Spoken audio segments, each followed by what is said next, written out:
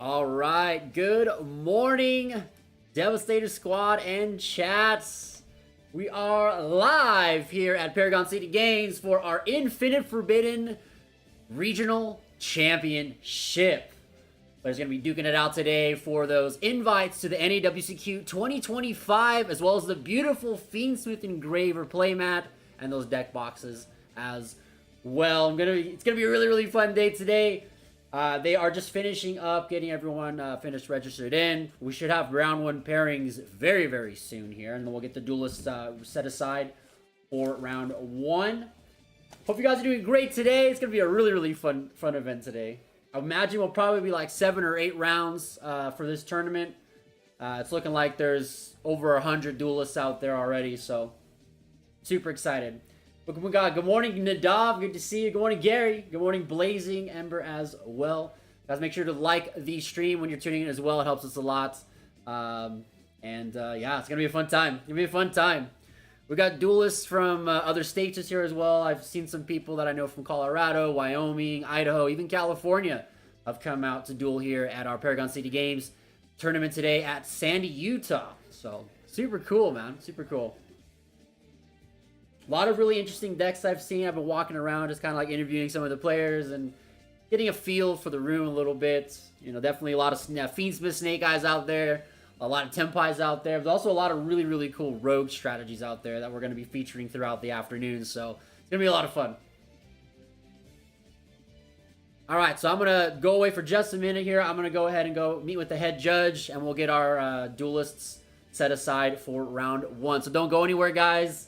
We're going to be also doing giveaways today after each round. So make sure to stick around throughout the stream this afternoon. We're going to be giving away booster packs from some of the latest Yu-Gi-Oh sets to random people in the chat. All you have to do is make sure you're subscribed to our channel, and that is all it needs to get your chance to enter in. So super excited for that, to give you guys some love today as well. But we'll be right back. I'm gonna go ahead and get our duelists ready for feature match number 1.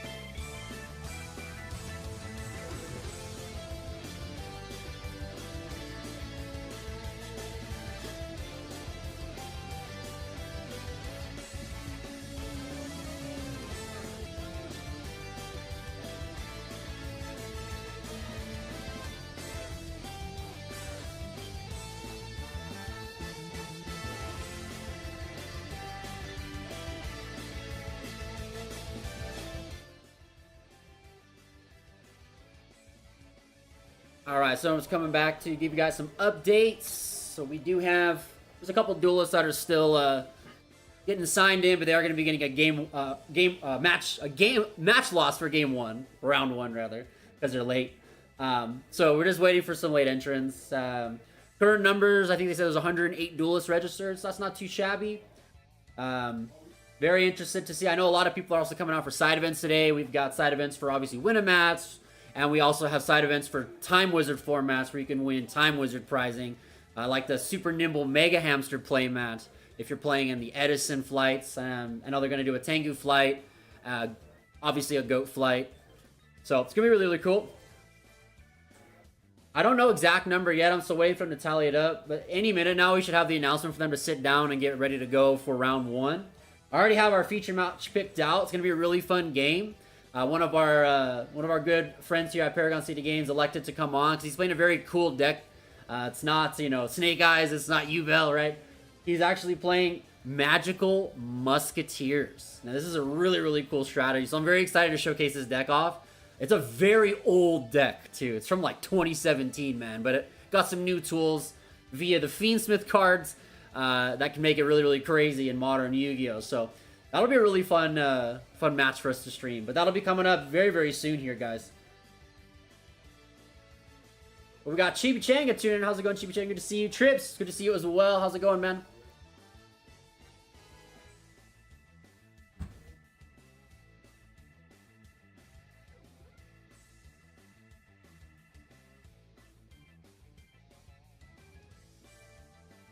I'm so excited though, man. We got a really great setup for this one today. Very big shout. I just want to give a huge shout out to Paragon City Games for obviously giving the chance to host this regional championship today, but also for giving us the opportunity to live commentate and cast it here for you guys to enjoy at home. And yeah, they went all out, man. We got free reign to set up like everything here. We got the green screen set up. We got really nice overhead views of the tables. Super, super excited. I've also got my own room. I'm in my own space away from the crowd, so you guys don't have to hear any of the duelists and the white noise back there. You just got me. Me and the beautiful tunes. Alright, so I'm going to go check in one more time with the head judge. So I'll be just a few minutes. I'll be right back. Don't go anywhere, guys.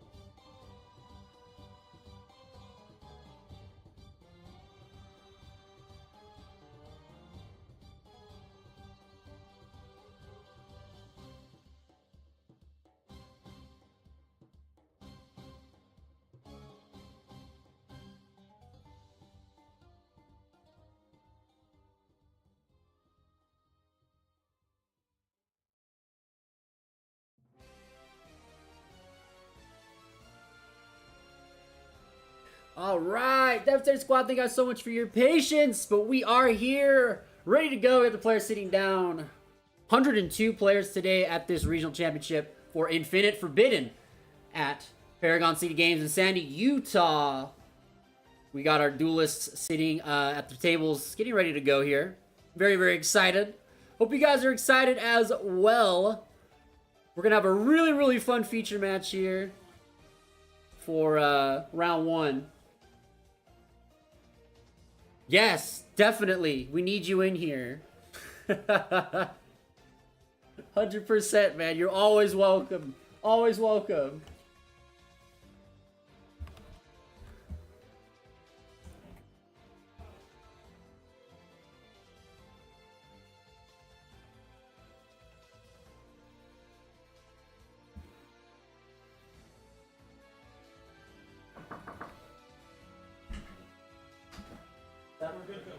All right.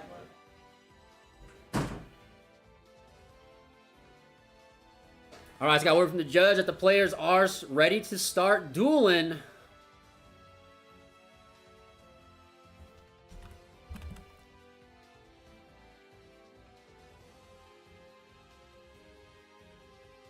right, let's head on over to that table one. Feature match for round one today. We've got David versus Michael. And this is going to be a fun one. This is Magical Musketeer Fiendsmith versus Blue Eyes White Dragon. Guys, this is going to be really, really cool.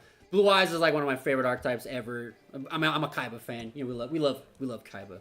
We love Kaiba. They started a little quicker than I anticipated, so I didn't get to finish typing their names up here. So just a second here. But Magical Musketeer is a really cool deck. It's from 2017. Pretty old, but it did get some support in 2019 in Battles of the Legend. It got a Link monster, and it does have the Fiendsmith cards. Cool thing about this deck is the Magical Musketeers obviously was one of the first decks that the Fiendsmith cards found a home in. So we're going right away into our Unchained package. You got an Unchained package as well with the Sharvara, the Trap card, Yama, Soul of Rage, and he has also Soul of Anguish in the deck as well. So we're going to bring back that Aerial Eater. And he's going to start linking away again. Probably going to go into our, Soul of Rage here, baby. Get the Unchained cards. So the cool thing about the Magical Musketeers, for those who don't know what Magical Musketeers do, every single one of their main deck monsters allow you to activate Magical Musketeer spell and traps from your hand during your opponent's turn. So this is like the pre-Runic cards, you know, where you can activate Runic spells from your hand during your opponent's turn if you have the Fountain out. We're going to destroy the Soul of Rage. We're going to trigger in somebody our Sharvara. Going to trigger the... Obviously, banishing the Yama there. So then special back the Aerial Eater once again. We're going to tribute off. Sharvara is going to get his effect to get the Trap card and set it to the board here. Most likely going to be the Chambers to get the, obviously get the dog back on your opponent's turn because it does allow you to link away your opponent's monster.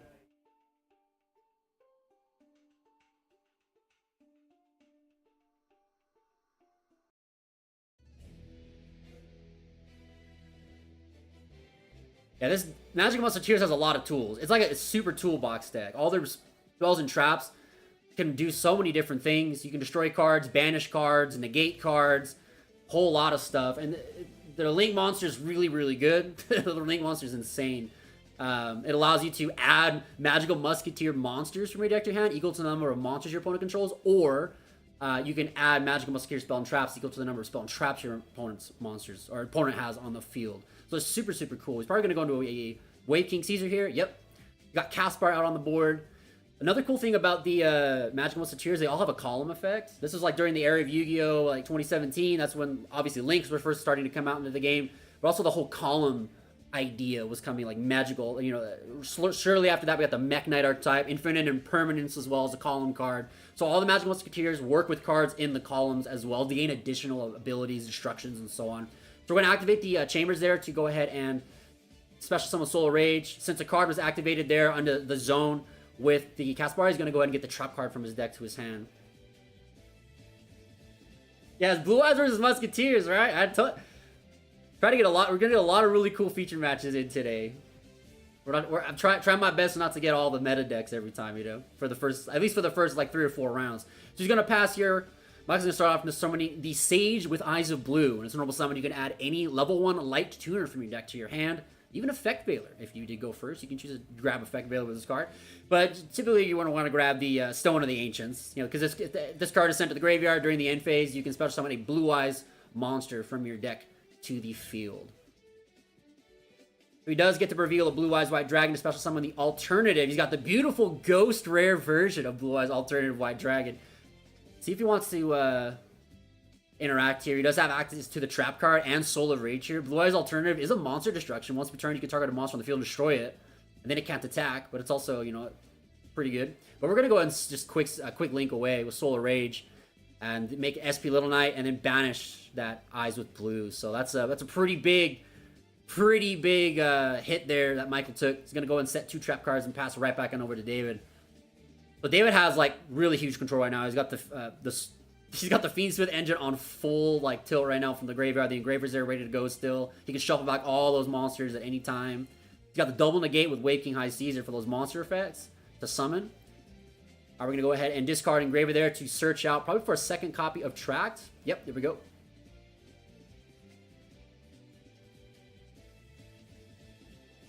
I don't have the deck list for this round 1. We just had to get the round started. But from round 2 and beyond, we will have all the deck lists for everybody. It was really quick to get everyone just sat down. We just got everything going quick. All right, so we're going to go ahead and activate Skill Drain. But David does have the Trap card here, which allows him to negate and destroy the Skill Drain. And like I said, because he controls Magical Musketeer cards, he can just activate the spells and traps from his hand. He doesn't have to set them. It's really cool. Galactic, thank you so much for joining the Rescue Squad. Appreciate that channel membership, man. That is so cool, dude. Thank you so much for that channel membership, man. That's amazing. All right, Magical Muskets are going off. This is a Swarm deck. For those who've never seen this card before, it is a Swarm strategy. It was pretty decent when it first came out, especially when it got its Link Monster in 2019. It was a pretty good deck, but it wasn't like crazy top tier, you know. But now it's still like a really solid deck. This deck does really well in the OCG. The Fiendsmith just makes this deck crazy good. One day we'll get the kaiba gear. So he's gonna go and activate True Light. He's gonna set the Ultimate Fusion from his deck to his field. I'm excited for Blue Eyes White Dragon, not gonna lie. With all the new cards coming out, I think the OCG gets them next month in their structure deck. Still no announcement on the TCG of when we're getting these cards, but I can't wait. Blue Eyes and I have a great history together from the beginning of Yu-Gi-Oh! Especially in 2016 when they were like super crazy. All right, we're gonna link off. Probably go for that Magical Musketeer Link monster. Oh, nope. Access code, even better. We're just gonna try and go for game here. Access code is gonna go ahead and gain 2,000 attack additional thanks to the SP Little Knights Link 2 rating. And we're gonna go ahead and banish our Soul of Rage to destroy the True Lights. Link away for another monster. David might just actually be able to go for game here. Co-linked Nightmare Phoenix to pop the set Ultimate Fusion. Cannot activate it. He's got no Blue Eyes in play, and that should just be game right there. Because that's 4,300, 1,900, and 25. That should be enough for game. Hungry Burgers shirt. There you go. Let's see. Alright, hold on. Judge needs me real fast.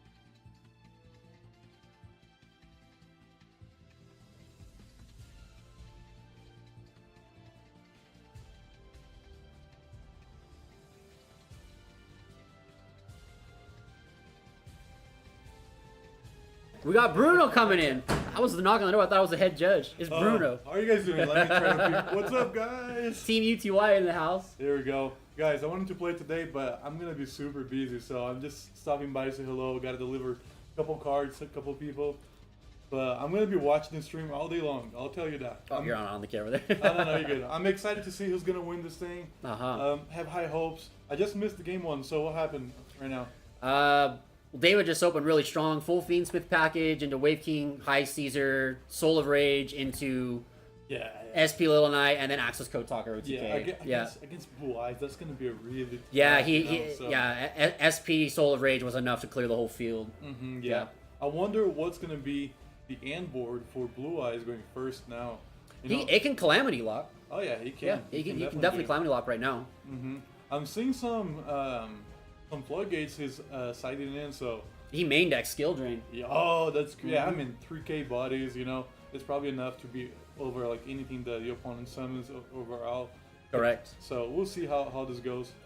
But, well, I'm not going to stay here for too long. Just stop by, say hello. Hope you guys have a good time in the stream. Keep watching this, guys. Subscribe and smash the like button for more awesome content, guys. Thanks, man. Peace, peace. Appreciate you, bro. Hey, love you, man. Yeah, you heard the man. Definitely subscribe if you're not subscribed to the channel. And definitely hit that like button, guys. Helps us out a lot. If you're here in the stream today, please hit that like button. We want to try and get this stream to at least 40 likes today. Peace, guys. And once again, big thank you to Galactic for joining the channel membership today. That's our 16th channel member, man. It's amazing. Hoping to hit 20 by the end of this month. That'd be super cool. Alright, so we're getting shuffled up for game number 2 here. And yeah, David took round game 1 there with some commanding fashion. With that, just the full fiendsmith engine into the unchained cards and magical muskets to swarm after that. Yeah, Blue Eyes Calamity locks. Absolutely, it does. It's going to be even easier to Calamity lock when the new cards come out. You'll be able to make 2 Spirit Dragons. So you'll be able to make Azure Eyes and Calamity to make Calamity and itself indestructible, untargetable, etc. So you just pretty much lose. If the Blue Eyes opens up, like with the new cards, the way that it wants to, yeah, it's pretty good. You open up with 2 spirits, and you just sky's the limit, man. But usually, you just go into Crimson, into Calamity, into Azure Eyes. It's pretty good. Because Azure Eyes just gives you game follow up, because you just special summon Blue Eyes White Dragons back and just go for game with the 3 monsters. I'm assuming that Michael's gonna want to go first on game number 2 here. I'm not entirely sure if he's siding into any board breakers or. Probably just going into some more Floodgate cards. He elected to keep Skill Drain in. He's got evenly matched as well, though. Interesting. If he chose to go first, that 2 evenlies in his hand, and an Ash Blossom. Holy moly! And it looks like a Castle of the Dragon Souls. That's not a very good hand, man. I think he just set some cards and pass, and hope that David's hand isn't cracked. He's got Thrust over there, which. Rust will be live after that Ash. He does have the counter trap card. He's got Engraver. So if he starts off here with the Engraver, track. There we go. Let's see if he chooses to. He's not negating. So this is another good thing about the Magical Musketeers. They are all light fiend monsters. All of them. This is why the Fiendsmith cards have a perfect synergy with this archetype.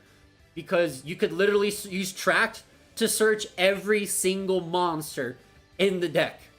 Or we got Skill Drain coming down for the cast bar, but he does have that Cosmic Cycle in a chain, so we're going to take 1,000 damage here, but it will banish that Skill Drain off the board. And he's going to go ahead and get the search off here. Too late to respond with the Ash Blossom. Does have the Engraver as well. He can just obviously discard it to get the second track. He already drew the second track. I don't know if he plays 3. I see Magical Musketeers, I have seen play 3 copies of this card before, because... like I said, it's a reinforcement of the army for literally every card in the strategy. Alright, gonna go ahead and activate Cast Bar. There's currently no cards in its column. Now, Ash was activated here, so he does have that Triple Tactics Thrust that he can go online right here. So we're gonna go into a Link 1 here. We're just gonna go into that Requiem. Oh, Magical Musketeer is even better. So he's gonna search for 2 cards because there are 2 spell and traps on his opponent's board. He's gonna use Ice Dragon's Prison, though, to negate the effect. And then he's going to probably choose to special summon the cast bar to his field, have a body, and then destroy that card. Nice. Alright, so he gets the 1 trap card, does clear the board off, but we do have to worry about Fiendsmith cards now in this next part. But I think the next balance will drop this next week. It should. It should drop. I'm going to think Monday. I'm going to guess Monday. We're going to drop it.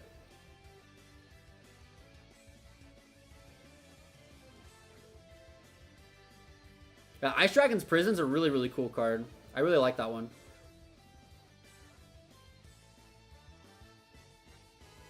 He's going to get to search for 1 monster here.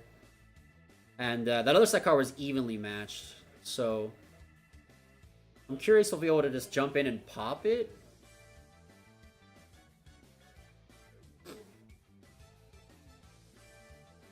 We'll see. Alright, so we're going to go and special out again.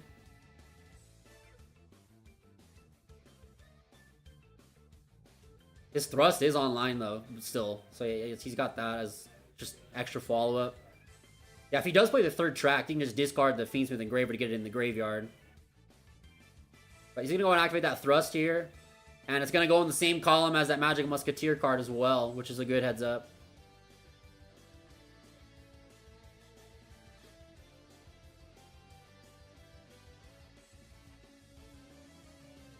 Nice. That looks like the Black Goat laughs, man. He does have to set it though, because there's no monster in play at all. You can only add it to your. You can only use thrust to add to your hand if your opponent has a monster. But David's looking like he's gonna go linking off again here. Get to probably to the Requiem to go into the next engraver. I'm assuming he has 3 copies of Engraver. I mean, 2 is enough. You don't need 3. For any Fiendsmith engine right now, you really only need 2. But 3 is, I guess, cool. It is a little bricky if you draw multiples of the card. Not gonna lie. Alright, so we're gonna go ahead and banish the track. So he's gonna get the Fusion Summon here. He's gonna make Desiree, which is really good. Oh, he's gonna make Lacrimose first. Alright. Yeah, if he can get into Desiree, that's pretty good. You can just negate the evenly matched. We'll see.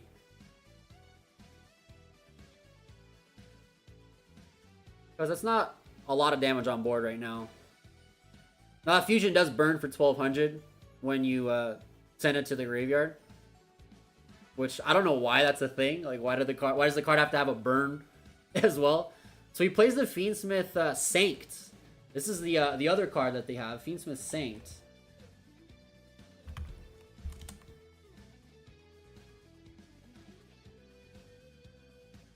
So this card, if you control no face-up monsters, or the only face-up monsters you control are light fiends, which in this deck is everything, you get to special summon a Fiendsmith token to your field. But you can't declare an attack for the rest of the turn, so it's good as a starter card. But if it's in the graveyard and a Fiendsmith will be destroyed by a card effect or battle, you can banish. You can just reset the card. So it gives you just like extra access to just start the Fiendsmith combos again and again and again. You don't have Engraver, but he's got Desiree out. So he's gonna go ahead and get the link. So that's 2 negates he can get on. He can negate 2 face-up cards. He's gonna go to battle phase. This should be enough for game. Let's see. So he's on 7k because he burned 1000 from skill drain. Now that's game. Yep, can't activate that evenly till the end of the battle phase. And it would just get negated anyways by Desiree. So very, very quick game 1 there. Winning it, going over to David, showing that Fiendsmith Magical Musketeer is such a sweet deck, dude. Very awesome. We still have some time left in the round, though, so let's head on over to our feature match table number 2. We got 2 tables set up for this tournament, baby. All right, so we've got, looks like a Dogmatica strategy versus Branded.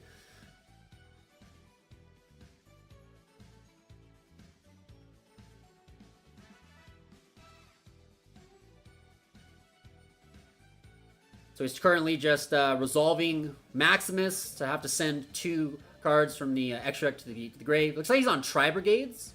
I see some Tri-Brigades over there in the graveyard. And then, that's good for Brandon. Maximus is great for Brandon. They love that. They play that card. You get to send Albion and Titanclad. That's super good. That's super good.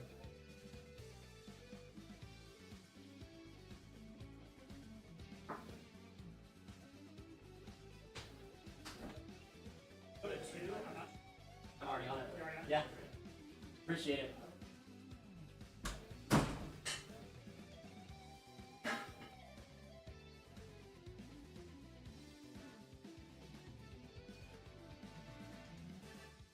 Alright, we can just turn all this off for this feature table for now. Oh no, I have their names.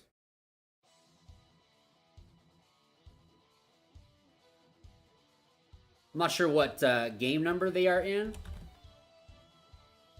But yeah, this is our second feature match that we can showcase. Yeah, I really like that we can do two matches at a time today. It's very, very nice.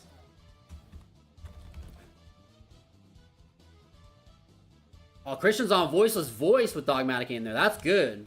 I like that. So it's Voiceless Voice, playing Nadir's Servant. That's good because that doesn't really like hinder your turn in any way, shape, or form. You don't really need to access any cards that you can't summon off the negative effect of Nadir's. Alright, so we're going to go ahead and normal summon low. Those are going to search out our beautiful Saphira. Saphira most likely going to be discarded there to send, to get access to the Prayers of the Voiceless Voice, the Ritual spell card. And then you can just banish Saphira from the graveyard, just use its effect to just get a free Ritual. It also gives it the entirety of the levels. So we're going to search out Skull Guardian. So he's got the full setup. He has the trap card. We can just pop a card. He's got the barrier to get the protection out. And once he drops a Skull Guardian here, he will have low plus Skull Guardian. Low, since it's sent to the graveyard for Ritual, it's just going to resummon itself. Unless you got a hand trap to stop. Doesn't look like he has any hand traps over there. Maybe Abyss Steel, but we're going to search out Old Man Ceravis. And we got the setup. We got Dogmatic Nexus to just take advantage of Garuras and Elder Entity Ints every single turn to draw some cards and pop some cards.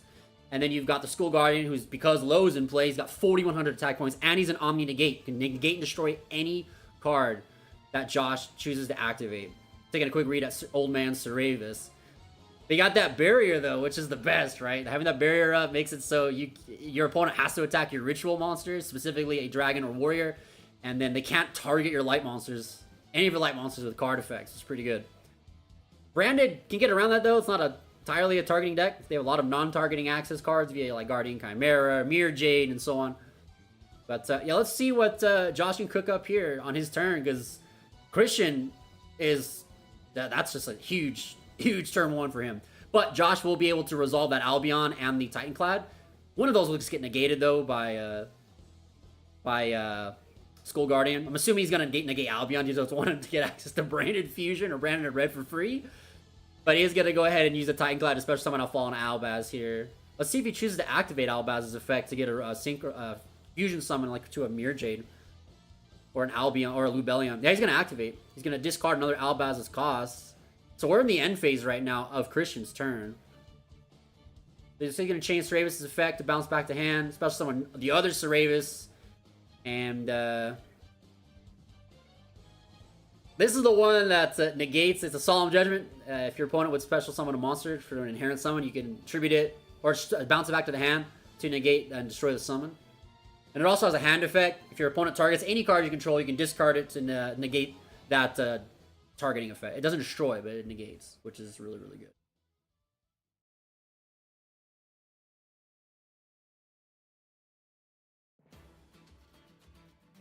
Yeah, I'm not sure if there's any hero players here today. I didn't see any of the people that I recognize that play heroes in this state present at this event.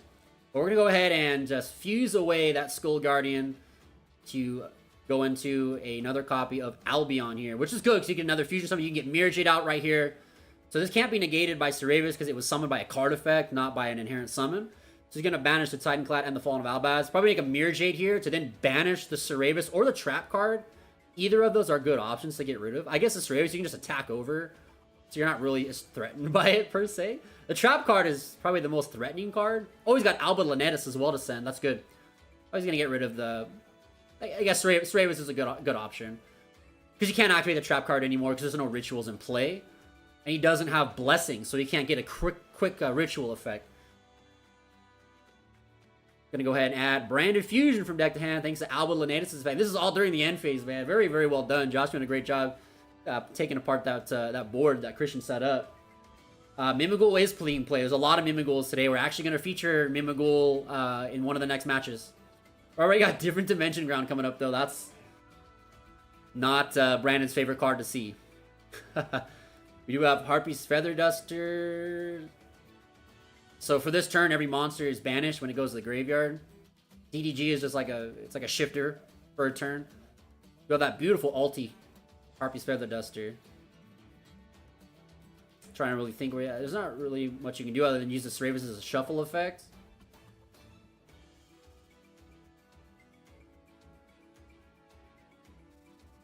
Alright. Nah, Different Dimension Ground's a 3, man. That card is totally legal. Still a pretty good card.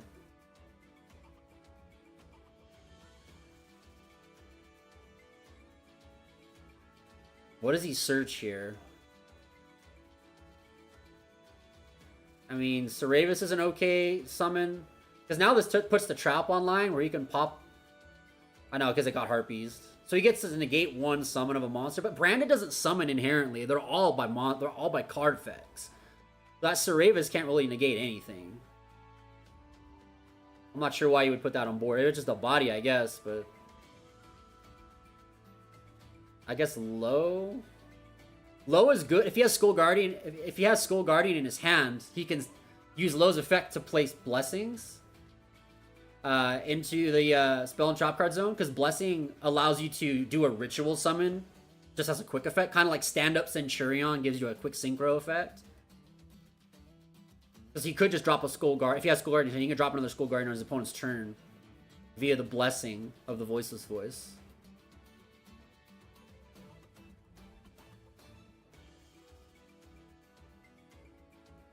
Alright, there it is. That's Blessing coming in.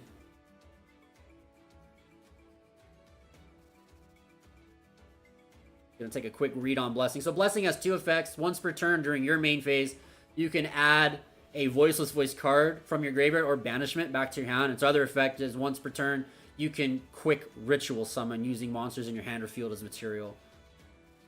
He's got the Gimmick Puppet in his hand. I don't think he needs to go for a Puppet Lock. He can probably just OTK. I did not see a Skull Guardian in Christian's hand. He's got Branded Fusion, Gimmick Puppet Nightmare. He's like an Aluber in his hand. He's going to activate Branded Fusion. There's no interruptions currently on Christian's side.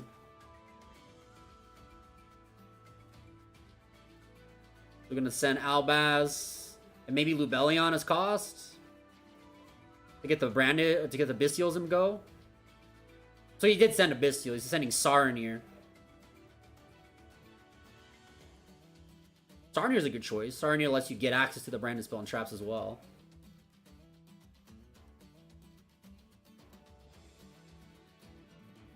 We're gonna read on good old Branded Fusion. Sorry for the glare on this table. I couldn't get the lighting perfect on the secondary matches table, so it's gonna be a little glare on player one side. But we have no glare on our normal feature match table, which is great. This is the one that matters the most for us, right? These are our secondary matches, which they're not secondary in terms of like importance, but these are the ones that might not get streamed, right? So it's cool that we do get to showcase this game. Josh is a really good Branded player. I've played against him a number of times down at Game Gear Spanish Fork down south. And he did have the misfortune of playing against me one day with Salamangrates, and he got hit pretty hard by that deck. He's gonna make a Borreload Fusion Savage Dragon or whatever it's called. Borreload Fuse something. The Fusion monster. When it's summoned, you can destroy a card. He's gonna go ahead and banish Lubellion here to banish the Dogmatic Maximus. Brian, what's up, dude? Good to see you, man. Oh, we got Blazing Cartesia in hand. Very good. So we're going to go ahead and special summon it because you do control the Fallen Albaz cards. We're normal summon a Luber here. I feel like you should have started with a Luber to just get access to Branded Lost, right? And that way, like, you can just be really cooking right now. You'd have access to Tribringer Courier, Kit, like, all these cards already before any of these other combos going off. And it also just makes all your fusions invincible on summon. Which, you know, to be honest, Christian doesn't have any interrupts whatsoever right now, so Josh doesn't really need to worry about any of that. He should be able to just go for game. Those lows are weak. They don't have a lot of defense. Yeah, so the light glare is only on this secondary match table. Our main feature match already ended. That's this table here. This one doesn't have any glare, which is great. We just couldn't get the lighting of the store appropriate for both tables to be perfect, so only one table is going to have... The main feature match will be the perfect lighting every game. And then our backup match, sadly, will have some glare. So I do apologize for that. There's nothing we could have done about that, sadly.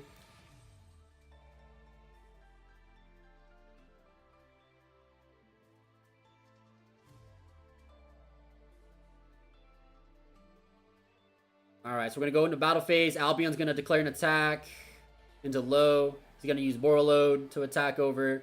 You can attack directly with a Luber, 3,000 with Mirror Jade, and you can attack with Cartesia. It's not enough for game. Unless he has Brandon in red access.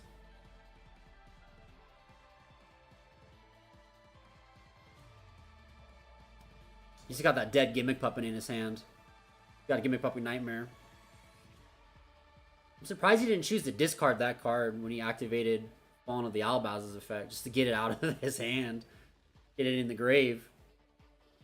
Because he might have been able to go for a puppet lock here. He doesn't have access to Quem right now, though.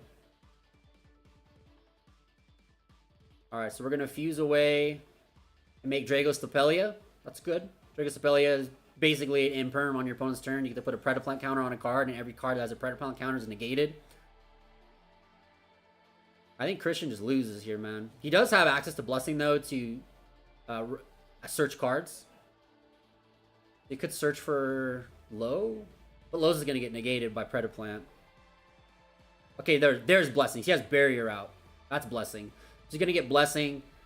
Blessing can add back the Saphira that's banished to his hand. And then he can discard the Saphira and then go into the Skull Guardian play again. But we do have Dragostapelia, which can negate, and we have Mirror Jade to get a banish. Mirror Jade is active on this turn. That is going to be a big issue. I'm not entirely sure how Christian gets out of this. But we'll see. See what he's got.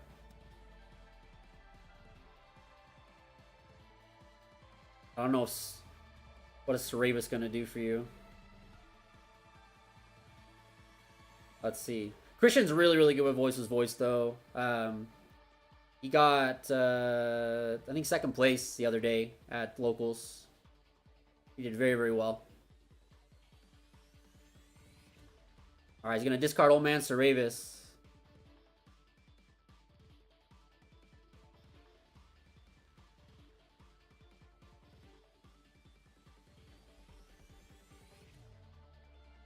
We're going to special summon that, and he's going to get the Prayers and then the Dear Servant shuffled back into the deck.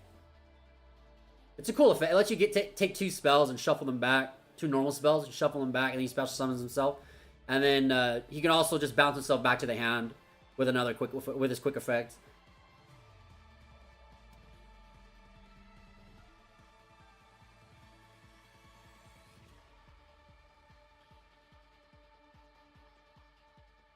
Yeah, I'm just really trying to think how he outs Mirror Jade here.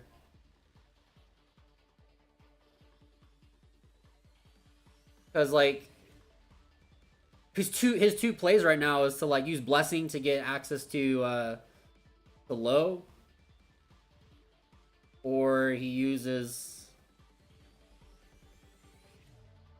Okay, so he's just going to go to Battle Phase to bait out the Mirror Jade here. That's actually not half bad. Baiting out that Mirror Jade here.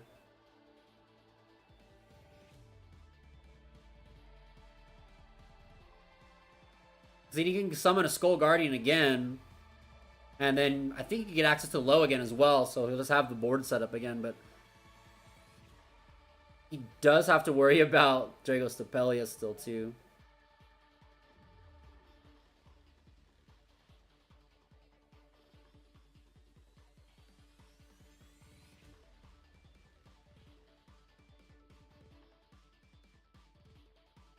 Also, did he chain the Cerebus to get the Skull Guardian out, and then Mirror Jade just banishes the Skull Guardian at resolution? Yeah, that's game.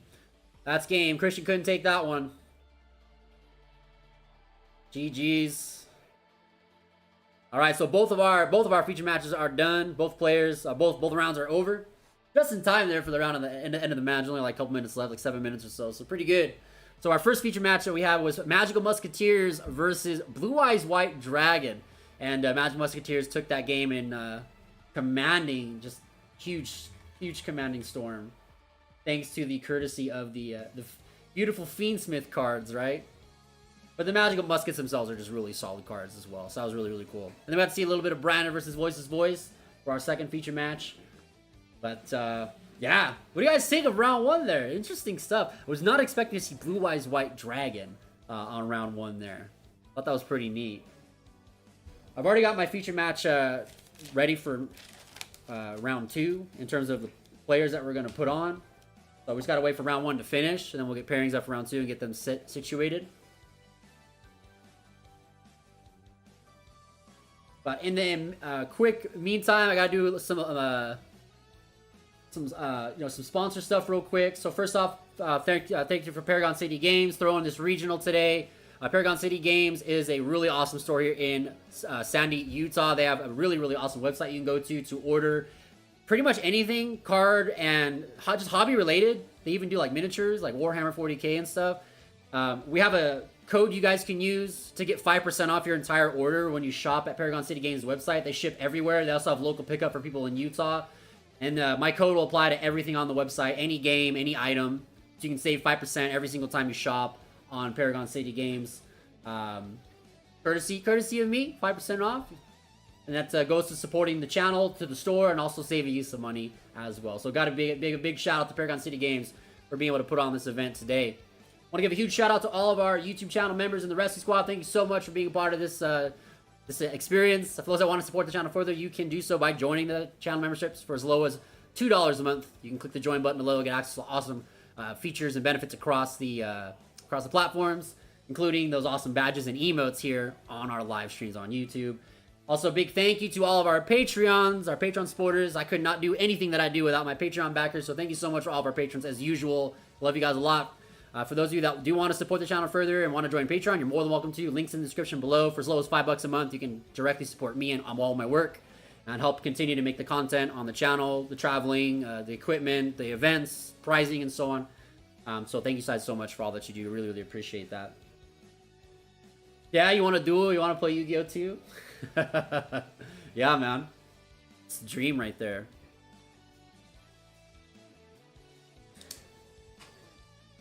Alright, 1 second.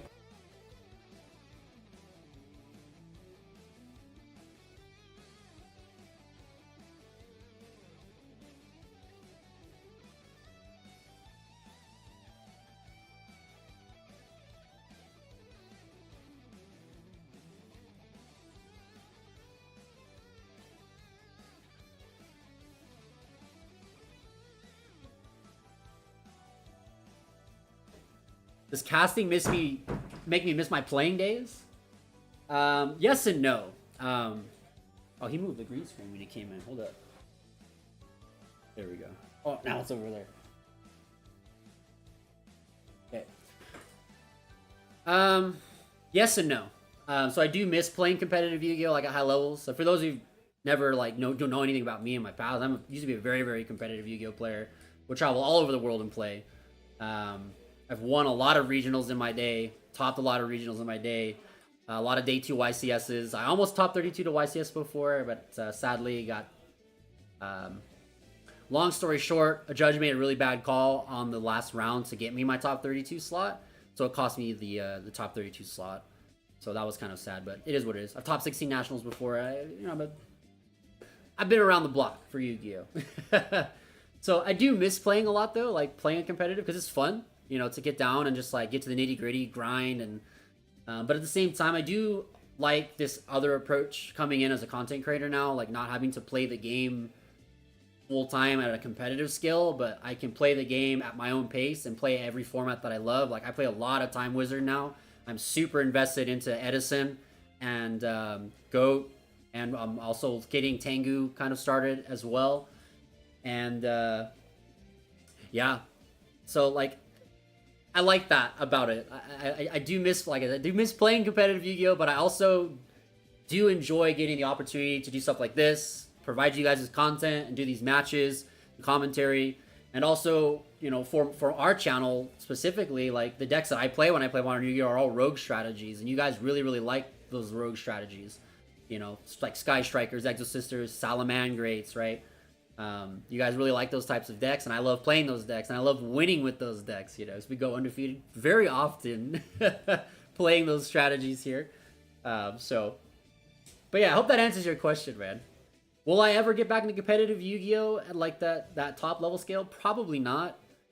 I wouldn't write that off for Time Wizard, though. I actually am very heavily considering going into Ultimate Time Wizard for like YCSs and Nationals for Edison specifically. I'm very, very heavily contemplating that. The Salad era end was tough. Yeah, that was fun. 2019, that was a good year for me. Very good year for me in Yu-Gi-Oh! That was a good time. Salamangrace is great. That's the deck I love the most in modern Yu-Gi-Oh! Hands down. That deck is so fun, man. Such a vibe. Alright, we'll have round 2 pretty shortly here for us, guys. And I'll give you a tease. We are going to be showing Mimighouls in one of the feature matches on round 2. I'm very excited to showcase this deck. Really cool guy as well. He's a really, really great guy. And super excited to showcase him and his strategy. And just him. He's a cool person in general. So I'm very excited to have him on the stream coming up. Yes, oh yeah, yep. I know you're excited. You were excited about potentially getting Mimighouls, but yeah, I've already got the first 4 rounds mapped out in terms of like players I want to put on and decks I want to put on. Then after that, it's going to kind of come down to the top tables after that. So top 2 tables will be up on the stream mostly. But for the first, yeah, 4 rounds of the tournament, it's going to be fair game for anything, right? Val, what's up, dude? How many duels today? There's 102 that came and registered in, so pretty decent size. I know not as many as last time. I think last time was 125, and then the regional before that was like 170. But you got to also, the format is very, very different from what it was in February, right? So there is that to consider. I know some players there's a decent number of players that only came here to play Time Wizard events today. We're going to be running flights for Edison, Winamat, Tengu Winamat, and Goat Control Winamat, as well as just normal Winamats for some of the cool mats. But the Time Wizard mat is sick, dude. It's that super nimble Mega Hamster play mat. That thing is super duper cool. But yeah, I honestly didn't expect this regional to cap out due to just the state of that of the format, right? A lot of people don't like the game at the moment, which I completely share your sentiment on. I think the format is pretty bad. It's probably one of the worst formats I've ever seen in Yu-Gi-Oh. And I'm like, not just comparing TCG, but also the OCG. Like OCG's format right now is asinine. Like it's terrible. It's probably one of the worst ever in the game's history. It's so bad right now. And I really hope they solve the problems. I hope the ban list coming out for us TCG players fixes stuff, dude. And also, hopefully the OCG can solve their game in the next couple months too when they get their winter ban list, because man, that game's crazy over there. But for those tuning in, welcome in, guys. We are in our interim break right now between round 1 and 2. We'll have round 2 up pretty soon. And for those tuning in, make sure to like the stream, please. Hit that like button, guys. It helps us immensely. The more likes we get, the more it helps us on our channel, all that type of stuff. And yeah. Also, if you haven't subscribed to the channel, hit that subscribe button. Join this Devastator squad for more awesome Yu-Gi-Oh content. And yeah, welcome in, Duelist. T-Dog, good to see you as well. Good to see you, man. Happy to have you here. Happy to have you here.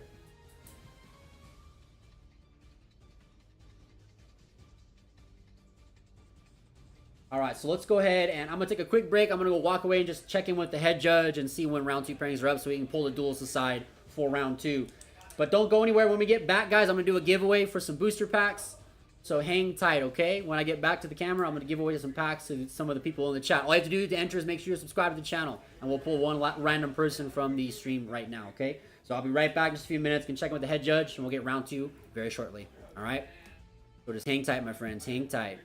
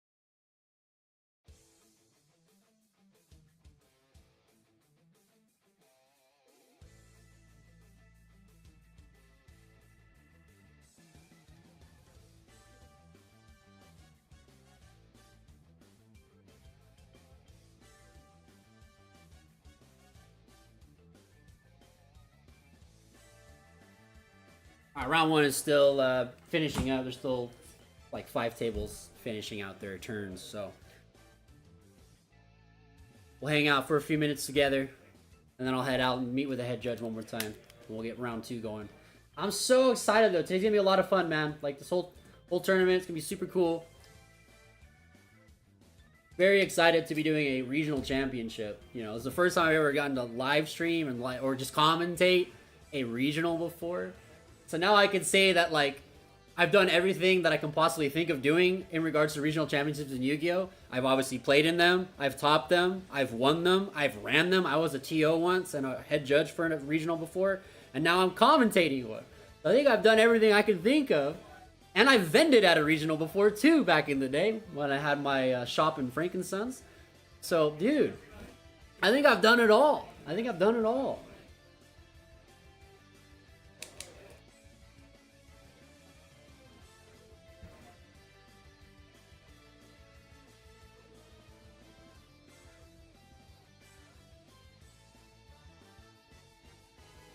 Are there any decks in particular you guys want to see on the live stream today that I can keep my eye out for? Because like I said, for the first like 4 rounds of the event, I do not want to only feature top decks. If they get put in, that's just kind of how it is. But I am choosing specific decks and players that I know are playing specific rogue decks that are really cool and interesting. Just to want to keep it fun. But if there's any like deck strategies that you're interested in seeing today, let me know in the chat. And whatever's the most popular, I can keep my eye out for that strategy and we can feature it for you guys today. Just let me know any decks that come up to your mind. Because we've got like a lot of diversity here today. That's one thing that's really cool about Utah. There's a lot of diversity in the format. It's not all people playing the same tier 1 deck or tier 0 deck. And obviously that's like a majority of it, but it's not everybody. You know, it's cool. It's cool to see some huge diversity here, man.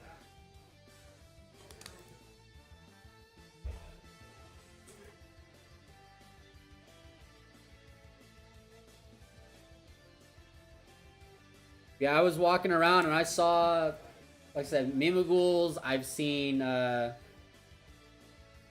various versions of Voiceless Voice. I've seen, it was a Gimmick Puppet. Some people on Gimmick Puppets here today. I don't know if anyone's playing Dark World. I could check, though. I can check with the judges if they saw any Dark World lists. That would be a fun one to showcase. The new Dark World cards are pretty cool.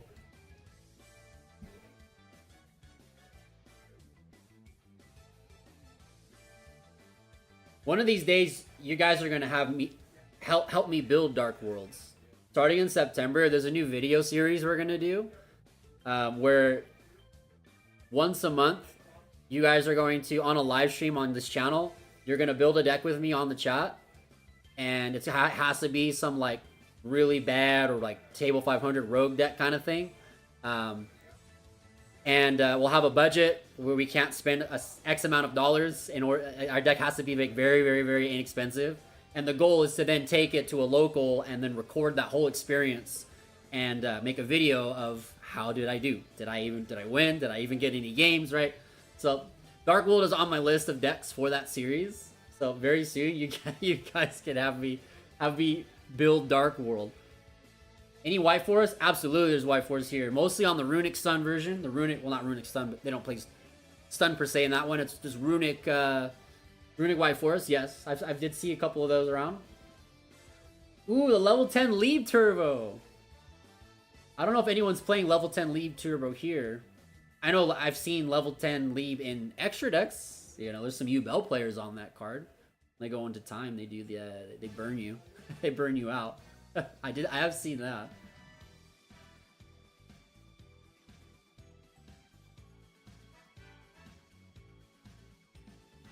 Wonder if anyone's on Salamangrates today. I would love to feature a Salamangrate deck.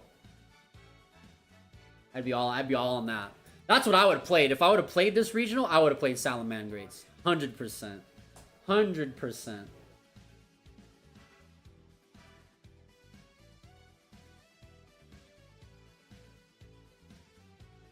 I knew you was gonna say. I was waiting for you to say. It's not table 500. It's table 1000 material, right? Table 999. It's out on the nosebleeds. That's funny, Bao. Should do it like a few days series, so days of learning the deck, and say in a week is where you go to the locals. I could maybe consider that. I can think about if I want to change it up. Yeah, starting September, guys, you guys are gonna get 3 videos again a week on the channel. Plus, you're gonna get live streams 3 days a week on the channel. Pretty much every day, Monday through Saturday, you're gonna get content from the YouTube. It's just this month and last month, I've just been super busy with just setting up stuff with Paragon and setting up my own online store set up. So I'm getting my cards, I'm selling my own cards again, which is awesome. And some family stuff. You know, for those that know, my grandfather passed away very recently, so I've been back and forth traveling to like deal with family things. So it's been a hectic last couple of months for me. But come September, I'm excited. We can be right back in the driver's seat and get back on our content journey. Very stoked for that. All right. Speaking of stoked for that, I'm stoked for round 2, guys. Let me go check in with the head judge and see if we can pull those duelists and get round 2 paired up. I'll be right back, guys. Don't go anywhere.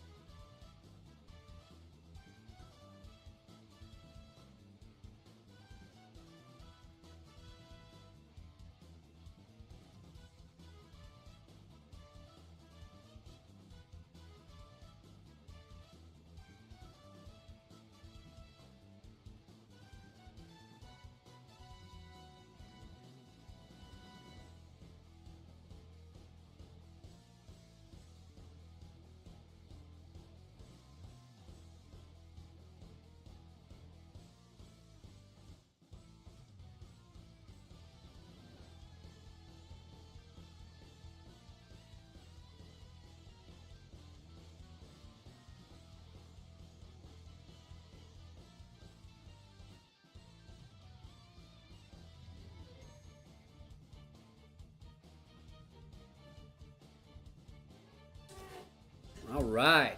So they are pairing round 2 as we speak.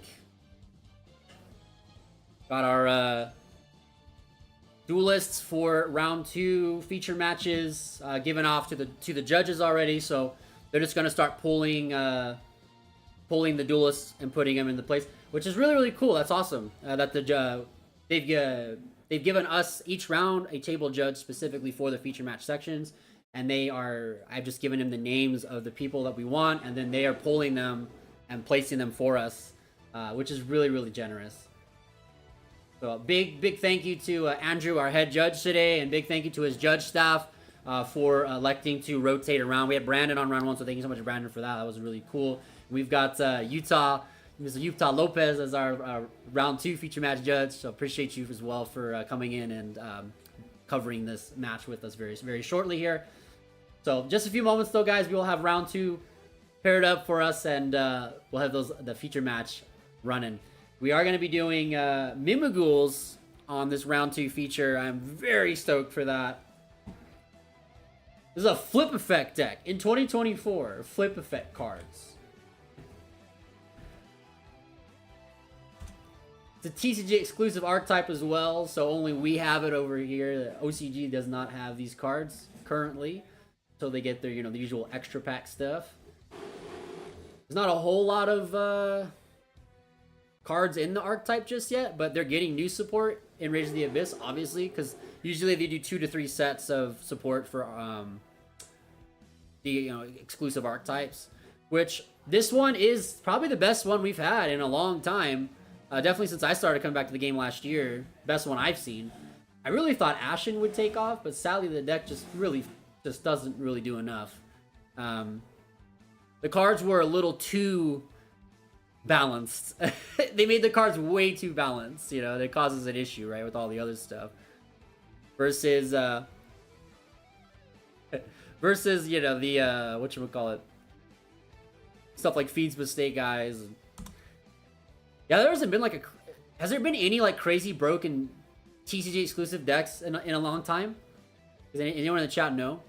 Because when I last played, the only TCG exclusive decks that were super good and were winning was Burning Abyss. Obviously, that's one of the best decks ever.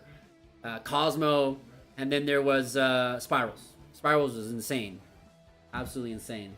Probably one of the best decks of all time. Link format Spirals. Probably one of the best decks ever made in the game's history. That deck was nasty.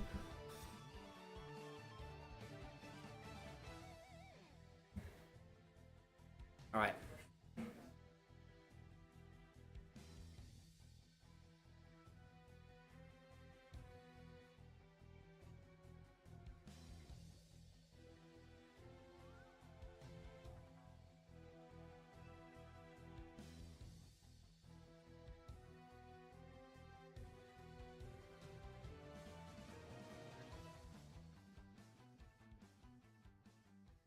All right.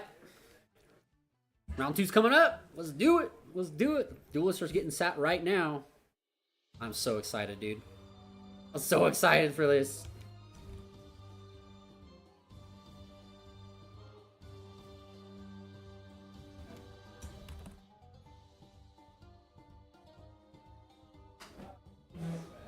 What's your record?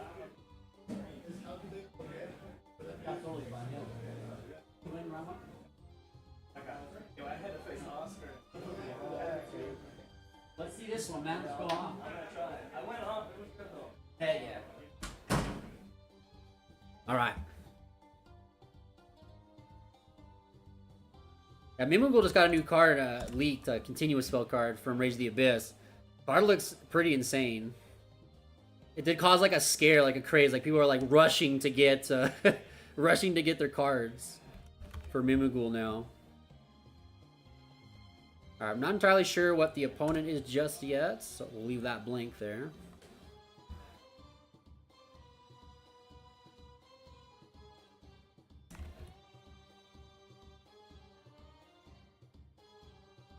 Alright, you guys ready for round 2?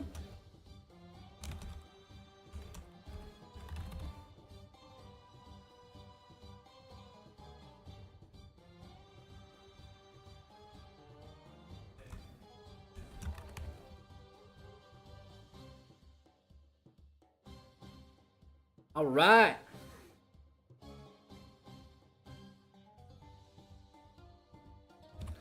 We get 45 minutes on the clock here.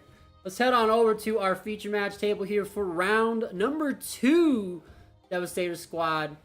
We got Guy. I couldn't help but chuckle when I was, talking about he's a really cool guy. He's an awesome guy. His name is literally Guy. So we got Guy up there on player 1 playing Mimighoul up against Omar. Not entirely sure what his deck is just yet, but I'm sure once they start seeing the cards, we'll figure it out. But really, really excited for this matchup. I really want to see the Mimighouls in action. This deck is so cool. Flip effects. It just shift control of all your cards to your opponent, and then you flip them up on your opponent's turn, and they destroy all your cards, or they'll make you draw a bunch of cards. And it's so discard cards from behind. It's so cool. It's such a cool design. I like this one. Konami hit it out of the park with the design on these cards. They're so cool.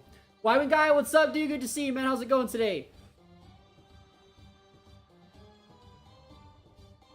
Just in time for the start of round number 2, my friend.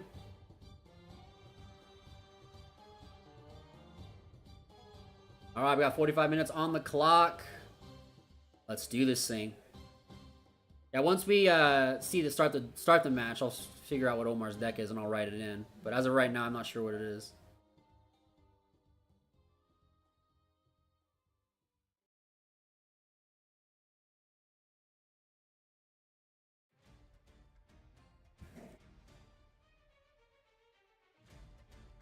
Nice, man.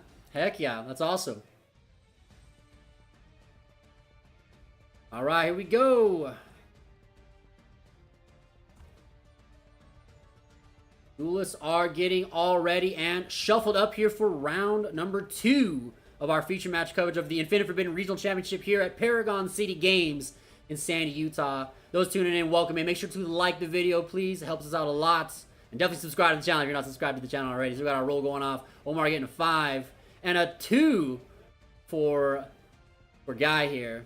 I'm assuming that Omar's wanting to go first, unless he's on Tenpai. We'll see, though, very, very shortly what his deck is. Here we go. Players are ready to rock and roll.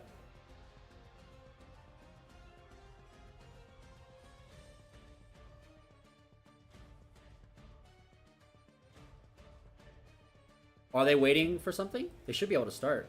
Here, I'll reset their time just in case.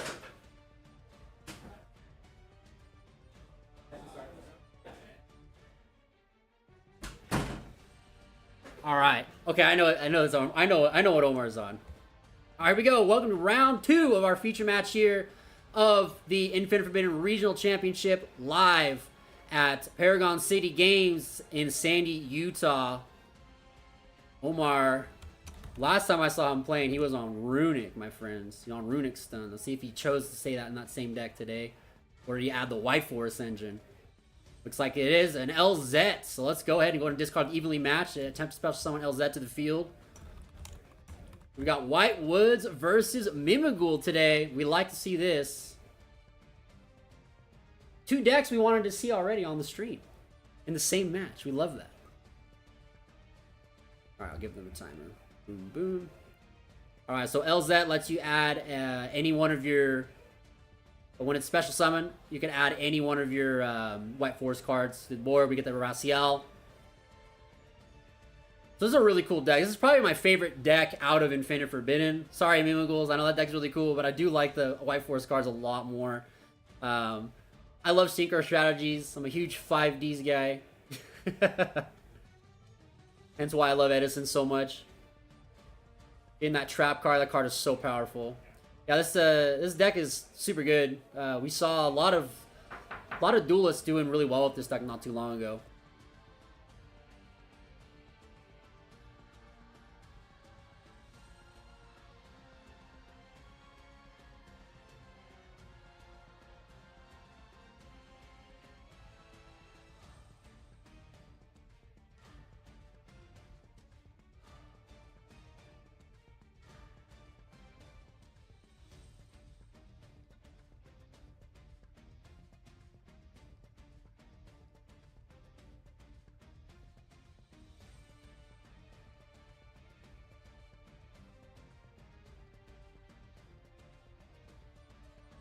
All right, just got word that they have to do a repairing, so we're gonna have to wait a few minutes here for them to repair round 2 for us, guys. So sorry, apologize for that.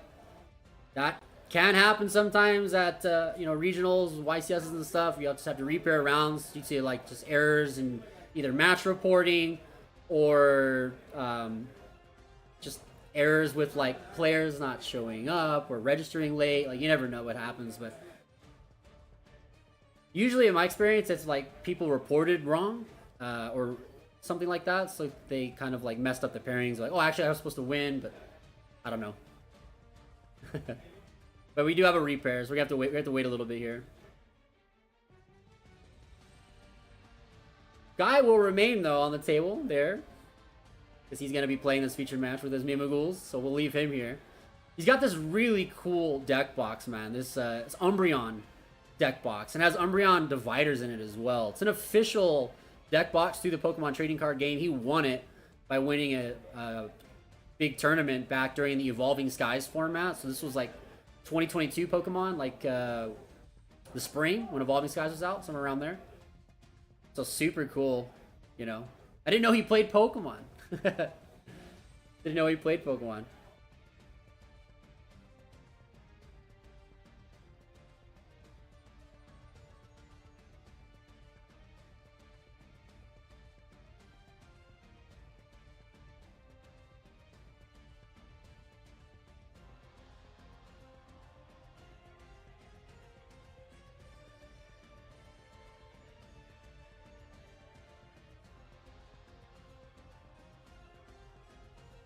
But while we're waiting for the repair, take a look over here.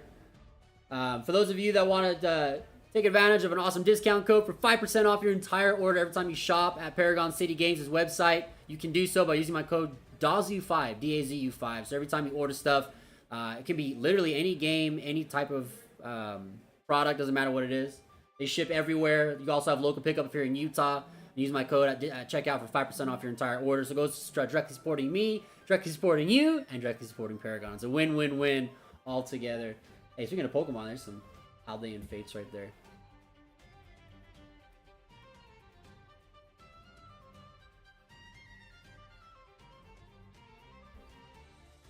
Alright, so we're just currently waiting for the repair for round number 2.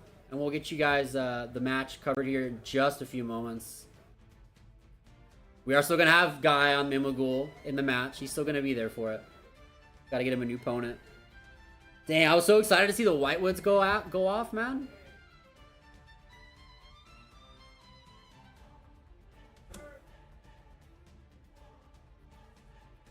But it is what it is.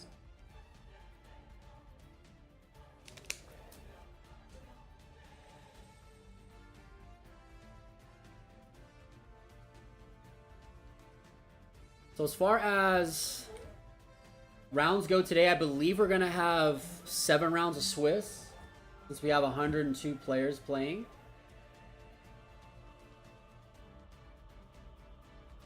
So it's going to be a nice long day today with 7 rounds of Swiss. It's currently 11:34 local time. So I imagine we'll probably be done here, I don't know, close to 7 or 8 p.m. Regionals always take a hot minute, man. I remember, you know, always playing back in California. You know, those events would go literally forever. Like, you would start, you'd get there at the venue at like 7 in the morning, and you wouldn't leave till like 2 or 3 a.m. the next day. Like, it was long events, 10, 11 rounds, like every time. Because there's always, well, back when I played competitively, there was always like 1,000+ players in Cali playing events. Still happens, I think, to this day, but not every time.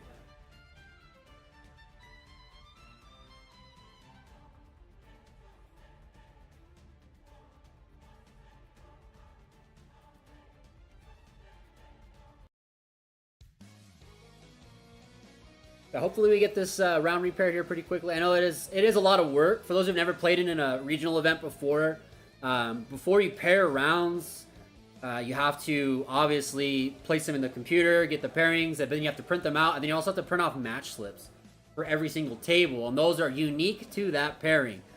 So not only do the judges have to repair the round entirely, but they have to reprint all of the match slips cut them out, and then get them distributed across to the tables, and then let the players get their pairings. So it is a little bit of time to get the repairing done. It's not like an instant, just click a button. It's not like locals, where you just be like, okay, we'll just repair real fast, you know. It does take a little bit more time to go between rounds at the regional level. But very soon, we should have those repairings. Will says, unpopular opinion, that's why I like the time rules to that moment. It's because I'm not trying to have every region go to 3 AM. So that is a plus side to the new time rules. I know a lot of players, we can actually just kind of discuss this for sure. You guys, anyone in the chat, you're welcome to join in on this conversation. We can discuss the time rules in Yu-Gi-Oh! The time rules in Yu-Gi-Oh! Have changed a lot over the course of the game's history. The most recent iteration of them is, you know, as soon as the round is called into time, meaning there's no time on the clock, current turn player, current phase, whoever has the highest life wins. That's it. There's no additional turns or anything like that. You could obviously have time extensions if the judge gives you some time extensions for some reason, but for the most part, yeah, that's it. Games are over, which a lot of players don't like because it makes some really stupid, annoying, unfavorable positions that you get put into. It also makes certain cards that would be deemed otherwise kind of useless or not that great very relevant in the game. Especially stuff that burns you or gains life, like Spooky Dogwood or the fiendsmith fusion monster, stuff like this. But it is a huge trade-off in that you don't have rounds taking an extra 20-30 minutes in addition to the 45-minute clock. Because back in the day, it used to be 40-minute times for Yu-Gi-Oh! Matches, and then you'd have each player would get 3 additional turns. And then they cut it down to 2 additional turns, and then they made it no additional turns, 45 minutes. That's it. Take it or leave it, right? So that's kind of been like the iteration of time rules for Yu-Gi-Oh! over the history of the game. Alright, so I got our players for round number 2. So in just a second, I'm gonna get their stuff typed up.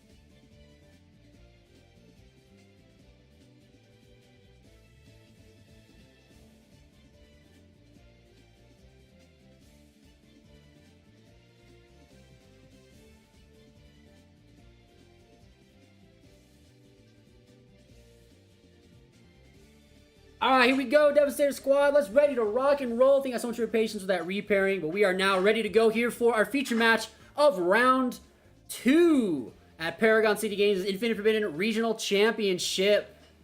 We've got Guy on Mimighoul versus Li Lin on Tenpai Dragon. So Guy's starting off on the die roll, setting 3 cards, and is activating Shifter. He does not know what he's up against. Shifter is a card that Tenpai can play and plays it pretty well, so it's not the worst case scenario for Lee. We're going to start off Lee's side with the Terraforming. Go and search out a copy of Sangan Summoning. I agree with you, Wales, on that one for sure. I 100% agree. Should you get Molcharm? I'd get Molcharmies now, just to have them. They have declined in their values, so. Alright, we're gonna activate Sangin Summonings. This does let you attempt to search your deck for any Tenpai card. He's gonna go and activate Mimighoul Room Newell. Let's let you special summon one Mimighoul monster from hand or deck to your field. Or in face down, send position to your opponent's field. Which is what you want to do. You want to put them on your opponent's field face down. Because when they get flipped up on their field, they get the debilitating effects. Then he can choose to book him with a monster as well with Mimighoul Room, but you don't have to. He's just currently just going to summon a monster to the other side of the board. So he's going to go ahead and bring out one of his guys, Mimighoul Master. So this is the Stratos for the deck. When this card's summoned, it can search any Mimighoul card. So he's going to special summon the Mimighoul Master. He looks like he tried to activate a Droll, but you can't activate Droll there because Mimighoul Room doesn't add it. He's special summoning to the hand, to the field first. Yeah, it's banished because of Shifter, yep. But you can also banish the Mimighoul Room from the graveyard to add any number of Mimighoul cards you control back to the hand. So you can take the ones from your opponent back and just reset them. But you can't do that now, obviously, because it's in the graveyard. It's not banned, it's in the not in the graveyard. Alright, so he's going to go ahead and activate Joel and Lockbird in response to the searching of Mimighoul Dragon. So Mimighoul Dragon's a flip effect. If it's during the main phase, destroys all face-up monsters you control except Mimighoul.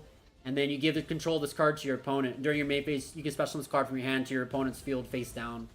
And if it's normal or special summon, you can add one Mimighoul spell trap from your deck to your hand. So you usually get Mimighoul Room with this card.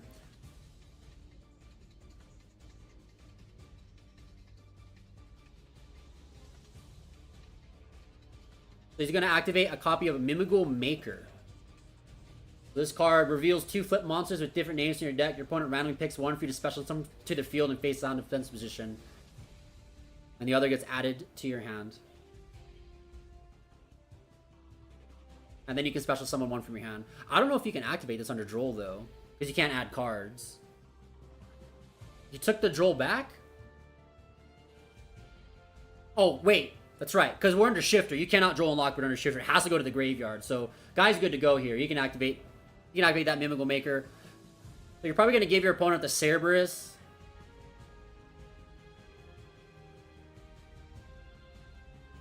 He's just explaining he's under Shifter, so he can't use the Droll. You can Ash under Shifter, though. That's totally fine. That will not resolve. He does have a Thrust in his hand. That's pretty good. You can just activate that. He's going to normal summon the Dragon. This allows him to search for any Mimighoul spell or trap. Usually, like, you want to get the field spell, Mimighoul Room. Or not Room, Dungeon. There he is. Copy Mimighoul Dungeon. So again, he's trying to Droll here, but you can't Droll under Shifter. So I'm going to really quick just let them know.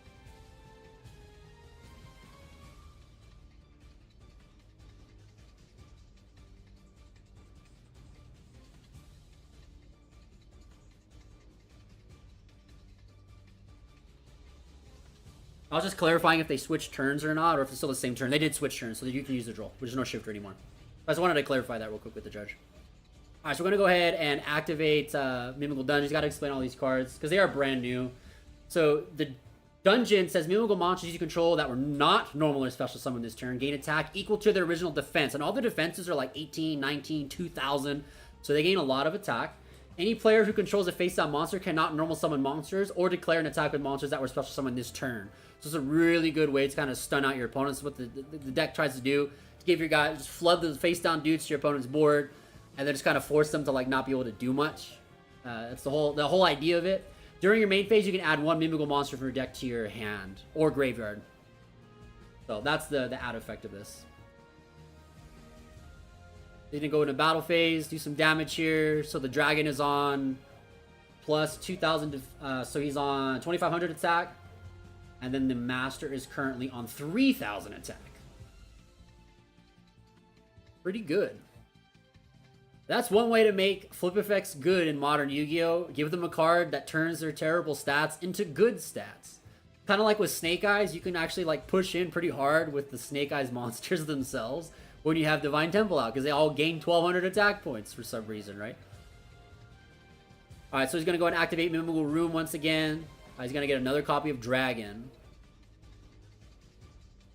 This is a difficult deck, though, to play against if you don't know what they do, because this is a, like, you have to really plan around, like, are they going to give me the monster? Are they going to take the monster? So he's going to set Dragon to the field during his opponent's turn with the room. He's going to go and activate Lightning. Ooh. He can activate Lightning Storm because he controls no face-up cards. Actually, no, he cannot. He has Second Summoning. He cannot activate that. Hold on one second. They caught it. they caught it. They have Second Summoning in play. You cannot activate Lightning Storm there. Alright, so that Dragon, though, is really, really good. When it's flipped up, it destroys all face-up monsters that Lee would control. And then the monster goes right back over to Guy's side.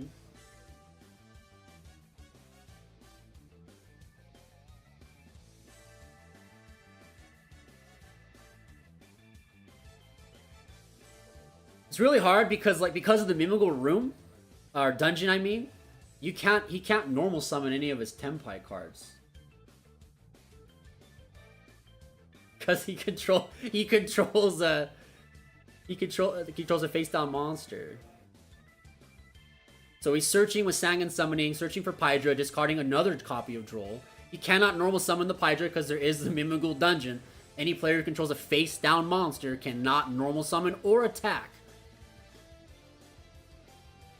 And that's the crazy part. This is just kind of like locks you out of the game. It just kind of slows you down, stuns you out. And then once he gets the Cerberus up there and the Archfiend up there, he's like destroying all of the monsters. He's then able to draw a bunch of cards, discard cards from Lee's hand. They'll all go back to his side, and then he can just link them off for Axis Code OTK, right? Like, it's pretty good. Pretty cool. I really, really like this deck, man. Mimighouls are so sweet. Glad we get to feature this deck today.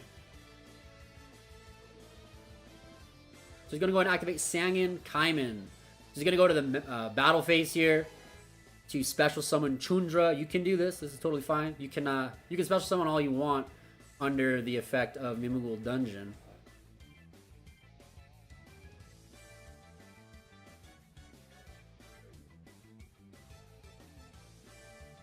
But he can't attack with the Chundra because, like, even the monsters that were supposed to summon this turn can't attack.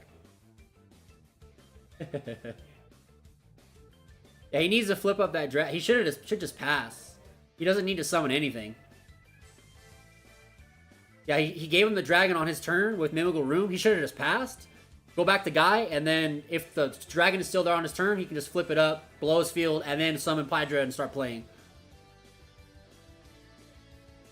Alright, he's gonna go and activate Dungeon once again to search for a copy of Archfiends.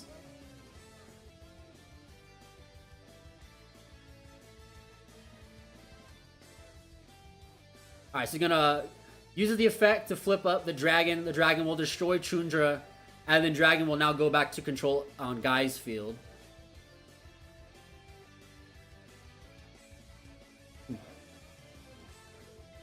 And then he'll attack for game because those are all over 2,000 attack. And he already took a lot of damage on the previous turn. It's probably Lee's first time ever playing against the Mimighoul deck.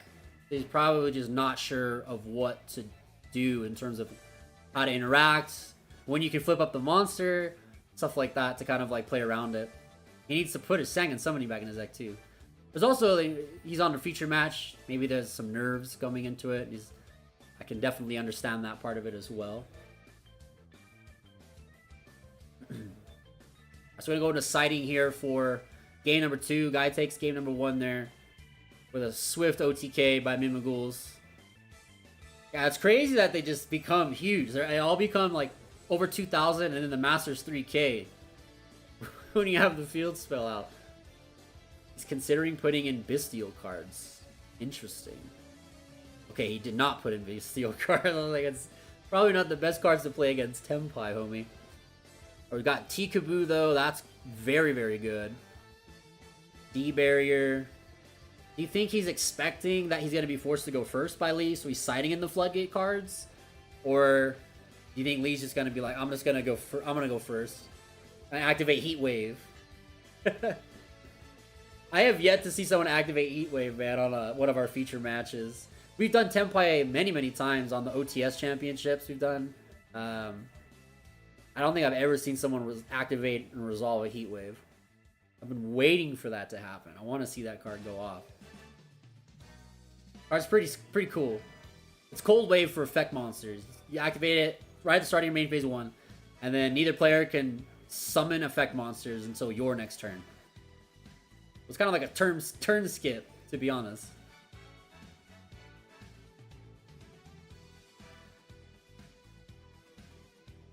We'll have game number 2 very, very shortly here. Just finishing up sideboarding here on Lee's side. Those that are tuning in, though, appreciate you being here today. Thank you guys for coming out and enjoying this live stream coverage of our feature matches of the Infinite Forbidden Regional Championships at Paragon City Games. Make sure to subscribe to the channel if you're not subscribed. Definitely helps us a lot. And also make sure to like the video. Whether you're here in the live stream or watching the video afterwards, please make sure to like the video. It helps us a lot as well. Looks like he's considering... It looked like Nibiru. I don't know if that was like he was taking that out or... I don't think you want to use Nibiru against Mimighouls. I don't think there's a world where they ever can summon 5 or more monsters in a turn. It's usually there's like 1, maybe 2, and then you pass. You give your opponent monsters. I guess maybe there's a world where you could go off and give your opponent multiple cards and trigger the Nibiru, but I don't know. It's kind of bad. It would get rid of the flip effects, though. That just sounds too copium, though, man. I wouldn't play Nibiru into this. No thanks.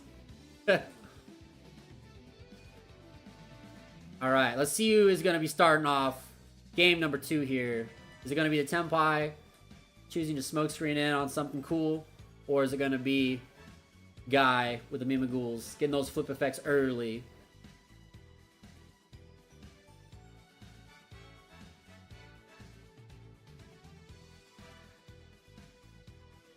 Set up the dual cast. The dual cast to... It wouldn't work. What was that? That was dropping frames. I was testing it. Right.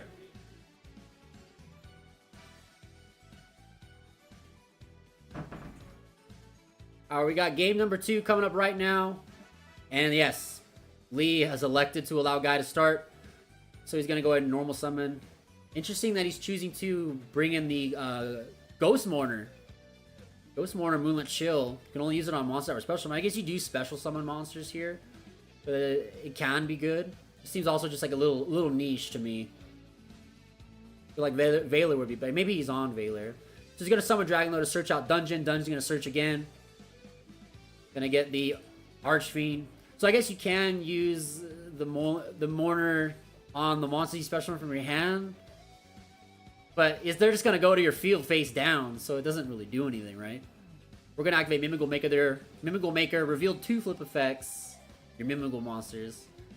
And then you, opponent will put 1 on their field and you get the other to your hand. Can you imagine, dude? If this deck had like all of those like crazy old school Yu-Gi-Oh flip effect cards legal, like would they even matter? Like Cyber Jar, Fiber Jar, like would those cards even be relevant? A Fiber Jar would be hilarious, actually. Did you imagine like giving your opponent a Cyber Jar? I feel that'd be so bad though, because you would both draw 5 cards. Your opponent can maybe plus like crazy. Cyber Jars is not made for modern Yu-Gi-Oh. All right, here we go. So we're gonna get our Archfiend off. Takes control of the Pydra, banishes the other 2 cards. Cerberus was flipped up, so he gets to do just that. Take the monster, banish 2 cards.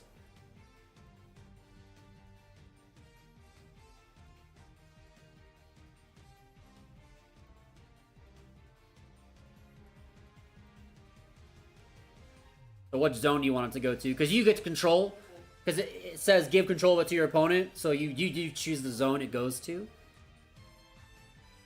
Zephyroth, good to see you. Welcome in. Mimighoul is such a cool deck. It just needs like 2 more playable Mimighoul monsters, and I think it'd be a legit contender. I agree.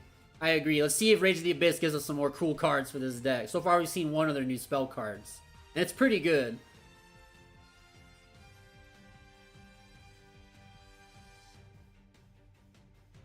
Cosmic Cyclone is very good here to banish that Mimighoul dungeon. That allows you to play Yu-Gi-Oh! You don't care about the flip effect card. So like the dungeon turns your normal summons off. He's gonna go on thrust here.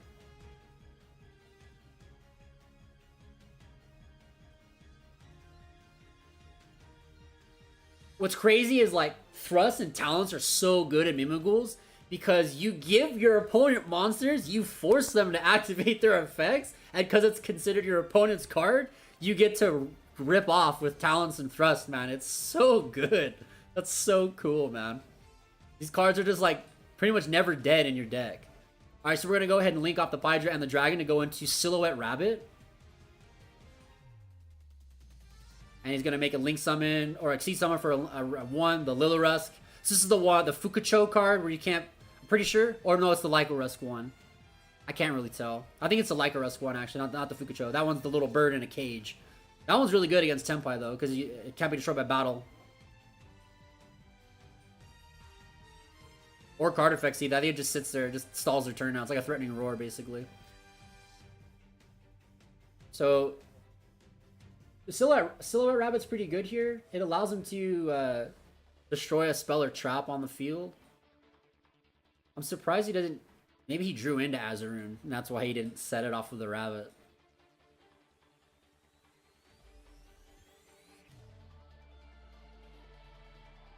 Because that rabbit will give you access to a token monster, or at least a trap card that special summons itself, which i.e. a token monster.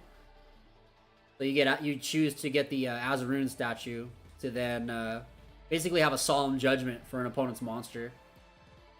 Alright, so you gotta go Cyclone here, paying 1,000, but we'll get rid of that Mimighoul dungeon, which is very, very huge, because that's very crippling for his cards.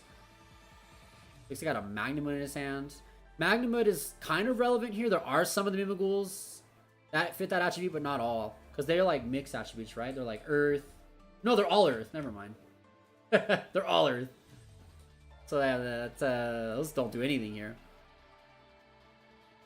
It'll be the extra deck cards where Bestials do anything. Alright, so we're going to Terraforming into Sang and Summoning here. So we can just go ahead and flip up that monster to start his turn and then go into combo with his cards. Good, he's going to go and flip it up. So it goes to attack mode. So this is going to be the Mimighoul Archfiend. So when this one's flipped up, your opponent draws a card. So Guy will draw a card. And then Lee will have to discard a card from his hand to the graveyard. And then he'll give the card back over to Guy.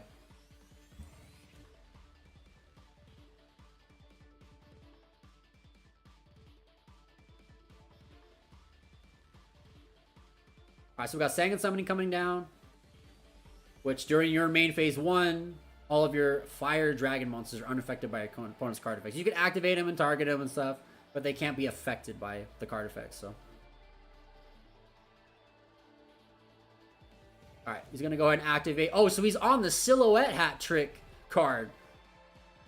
I forget what this one does. This is a new token monster from Infinite Forbidden. Let me take a look at it.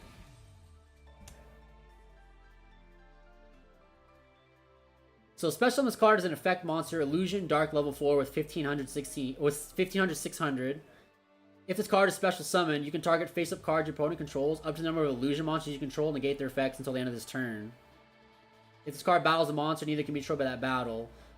So you're not going to get the effect, but he does get the effect of the Silhouette Rabbit. So when a token monster is summoned, you can destroy a spell or trap. So you destroy the Sang and Summoning. So he's going to banish the Baldrake, special summon Magnamud here, it looks like.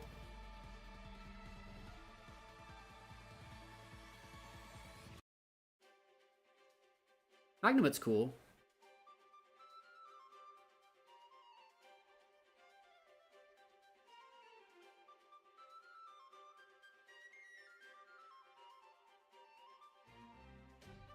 Alright, so he's going to use the Lycorusk to bounce a card by detaching material. I forget the name of that one. It's the one that was in the Synchro Storm set. It was the booster pack that had like Excel Synchro Dragon and oh no, not Excel Synchro, the other the Crystal Wing, the new Crystal Wing card. And Barone, I think originally was in that set. I'm not entirely sure. That set came out before I got back into the game.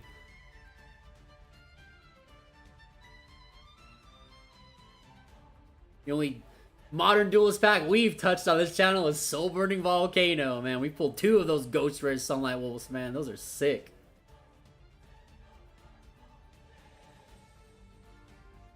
So, without the field spell, like, yeah, he can summon his Pydra, but then he just gets impermed. He can't summon the Magnum again. It's a once per turn summon effect. He's got a Call by here, which doesn't really do anything. I'm not sure why you would keep Call by in this. I mean, I guess you can touch cards in the graveyard. You can recycle monster in the graveyard, but I don't know. It seems kind of... He's just got Ghost Mourner.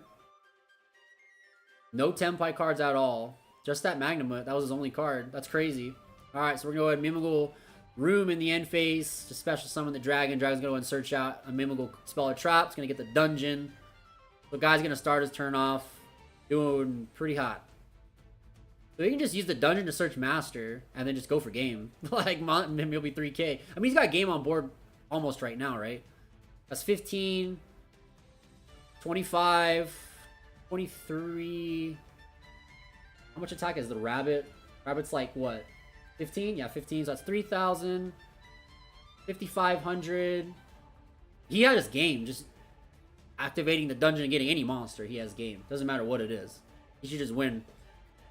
Because that set card's called by. I guess he... Because he can't even summon the Magnum. There's no targets. There's no light or dark in either player's graveyard right now. There's only Earth monsters. That we summon Master.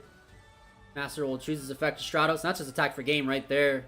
Sadly, no Tenpai cards for Lee there. So, match is going to go to Guy. 2-0 against Tenpai with Mimighouls. Just really popping off there with that with those cards, man. Kind of unlucky for Lee. Just in game 1, just didn't remember to just flip up the monster and then start playing. And then in game 2, he just drew none of his Tenpai cards, man. All he had was that one Sang and Summoning, and but also just kind of lesson on sighting. Called by the Grave and Bestials are not cards you want to use against Mimighouls. They don't do anything. You're like never gonna resolve those. Same with Nibiru's. You're probably never gonna resolve that card either. So it's just a lot of dead cards in Lee's deck on this game. So kind of unfortunate. Let's head over to feature match table number 2. Now I do apologize. This table does have a slight glare on it on player 1's side, but those players are still in the middle of their match.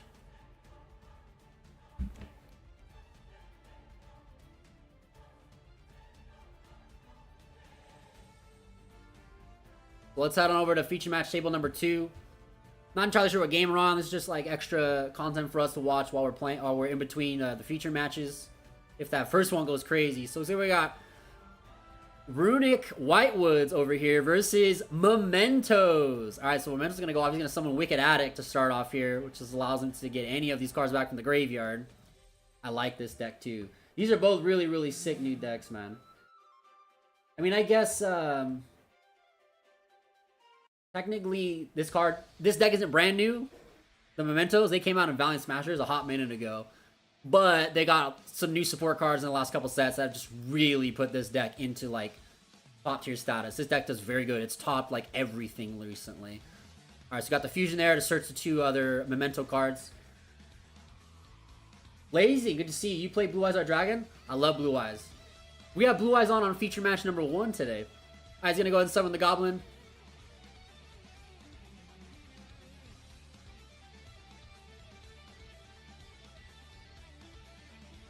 This is not a deck that I've gotten to play myself before, like with it. But I've seen all the cards and read the cards, and I really think it's just super cool.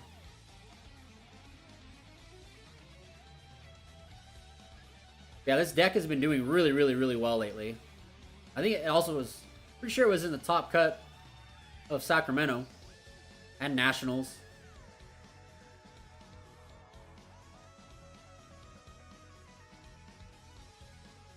So the thing here with the White Forest cards right now, like he's under the position where he can just like go into the Wolf to like Book of Moon your field.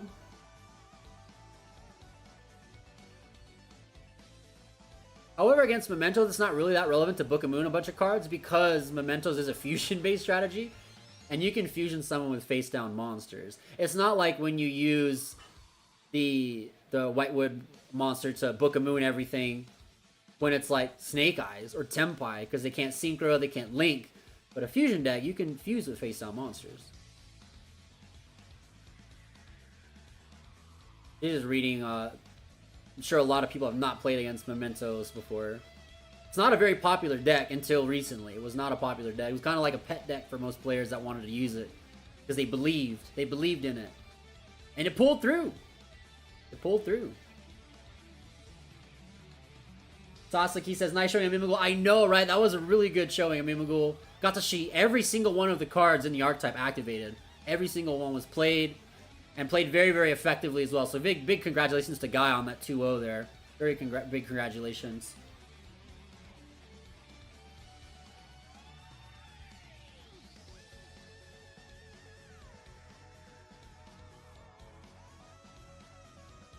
That card in the middle is a field center, by the way, with the dice on it. That's not an actual card in play.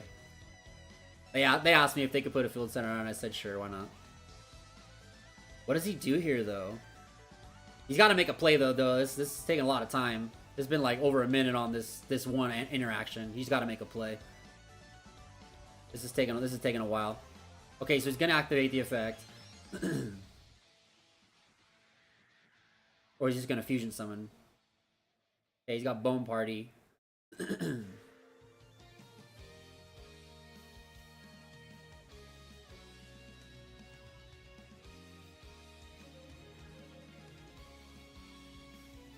Yeah, one of these days I want to try Mimighoul myself, like take it to a tournament and play it. I think that'd be really, really fun.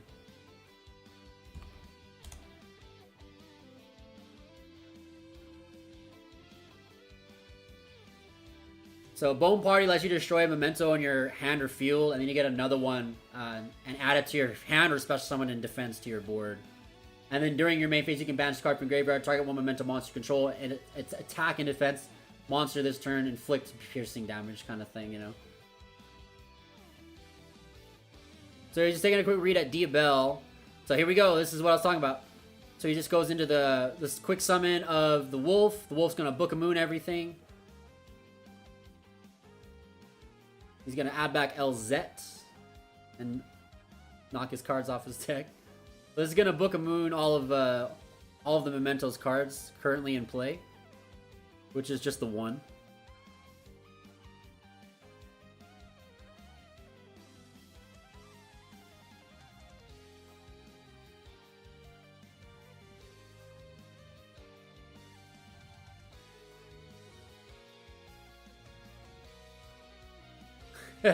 Take a look over the camera. Alright, here comes our recycle card.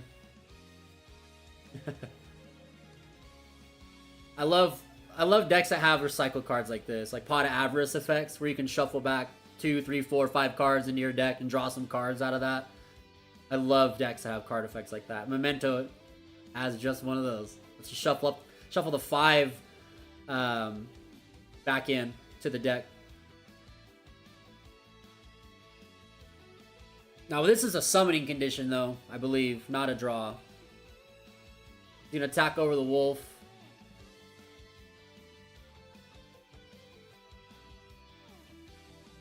And he does have piercing damage because of the Bone Party.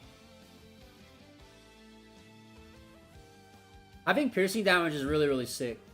Because a lot of their boss monsters are huge.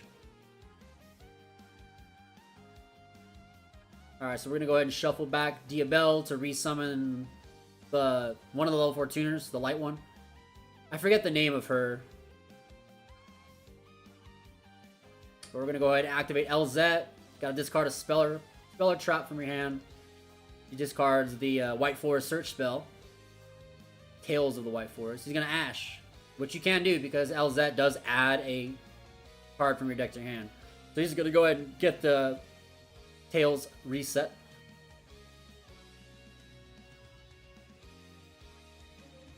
And he's got Freezing Curses to negate the effect of his opponent's monster.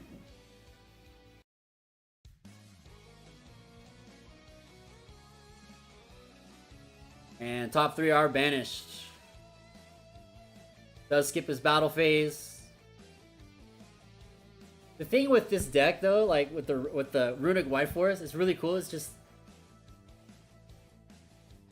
skipping the battle phases doesn't matter until you're just like ready to go, you know? It's just it's a cool strategy where like you could get up to the point where you can either deck your opponent out or you will just amass so much card advantage that you'll just be like, okay, I will push for game because my monster's on the board and my Chaos Angels and stuff solves the same problems that Runic cards do. Alright, so we got Raziel, the Synchro.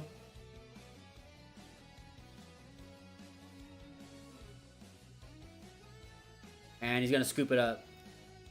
Alright, so I don't know what game that was or what part of that round that was, because again, this is just our extra feature match coverage for when the other round ends early, which it did.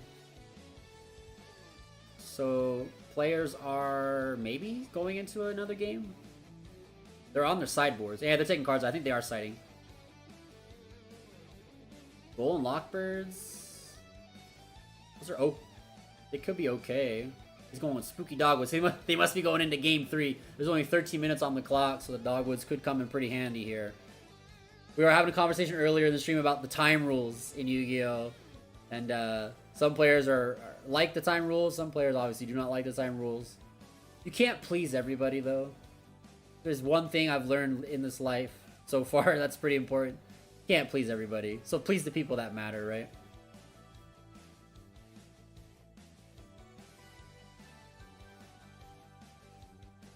Oh man, he's just going all in on the board breaker cards.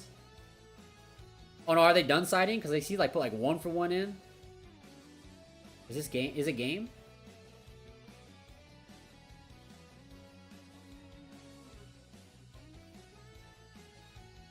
$16. He oversided. There we go.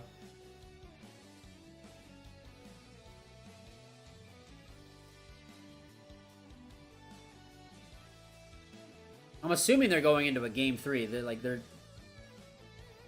I feel like if the match was done, they would have already just picked up their card. No, they're shuffling. Okay, they're going to another game. So I'm assuming it's game 3 because player B was choosing to put Dogwoods in. Welcome back, Bruno.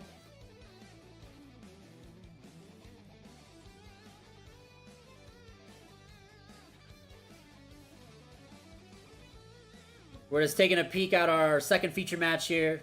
White Forest versus Mementos. We had our main feature ended already. It was Mimighoul versus Tenpai. Mimighoul won 2-0 over Tenpai. Just really shut him down. Everyone better subscribe and smash the like button. Yeah, do it. Subscribe. Definitely smash that like button for sure, guys. Helps us continue to you know, push out to people at what they say, the algorithm stuff.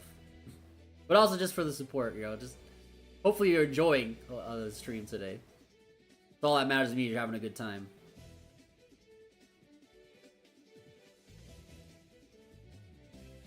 Alright, let's see if he decided to keep those Dogwoods in his deck. I'm not sure if he did or not. I saw him like eyeing up, putting him in, and then he took him out, put him in, take him out. So, let's see. Who's playing? So players is Luis and Jordan. I don't know who each one is, so that's why I didn't put their names up on the screen. Alright, so Memento is going to go first here. Good card to start with. Let's get you access to everything you want in the deck. Everything you want. Alright, here comes our Wicked Attic. Special summon. There we go. Nice. What's that hand looking like over there?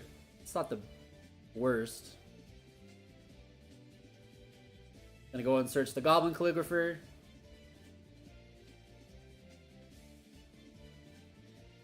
I can't remember what all the Memento cards' names are. I just call them by like what their actual like OG Yu-Gi-Oh card is.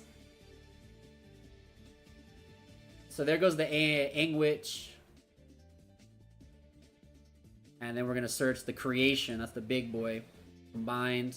And then the Trihorn Dragon. I forget the Trihorn Dragon's name. Let me look him up.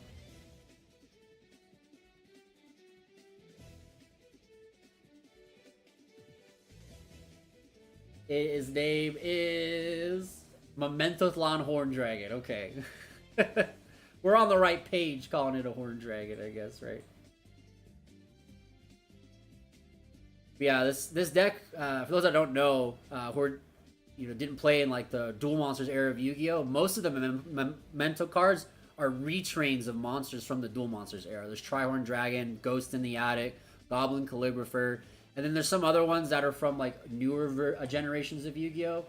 But there's also Mystic Sheep, level 3. There's the Key Mace, and then the other one is from modern Yu-Gi-Oh, I think. The Angwitch? I can't remember. No, the Angwitch is an old card too. And then they have the Dark Blade monster as well. They have the Dark Blade. So this is all like old school Yu-Gi-Oh cards retrained into effect monsters that work very well together. And they're all like undead, which is really sick too. Bring them back from the grave. Where they have always been, man. Like almost none of those cards are ever played in Yu-Gi-Oh. Maybe Trihorn Dragon was played in like Exodia back in the day. Because you can discard it. You can use it for when you're doing draw spells with like Sacred Sword of the 7 Stars, because it's a level 7. You can banish it to draw 2. There was like some Exodia FTK decks back in Dragon Ruler format. They played Trihorn Dragon and Blue Eyes with Trade-in, obviously. Super Rejuvenation. Card of Consonance with Flamvell Guard. The whole package, right? The Solitaire decks.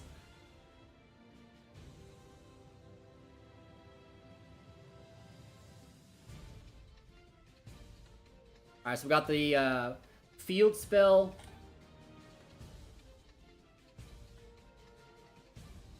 Alright, so we're going to trigger to special summon the Angwitch back. And then we're activating Bone Party. Discarding the Combined Creation to summon out. Probably the glare on this table is a little too crazy. Thankfully the other table has no glares, but there's 2 games in a row where the matches has ended so fast.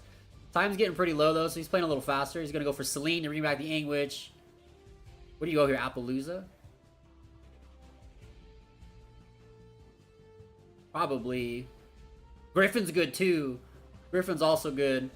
Discarding the Diabels to get Memento Fusion back. That's pretty good. I like that, actually.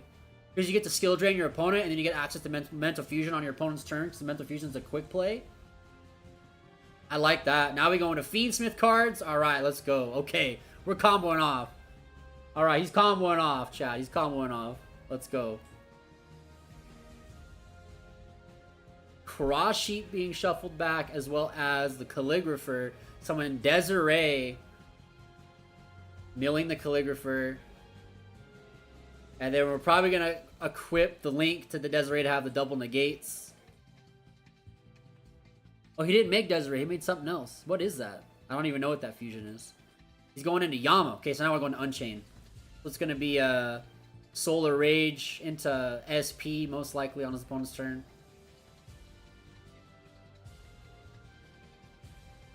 Can't activate Griffin. Let's pull him up. Nightmare Griffin.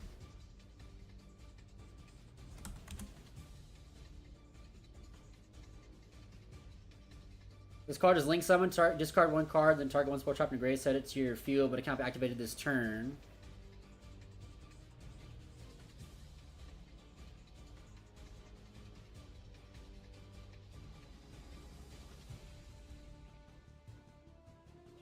Yeah, you're right. He's not co-linked, so he negates himself. He negates all special summon monsters' effects.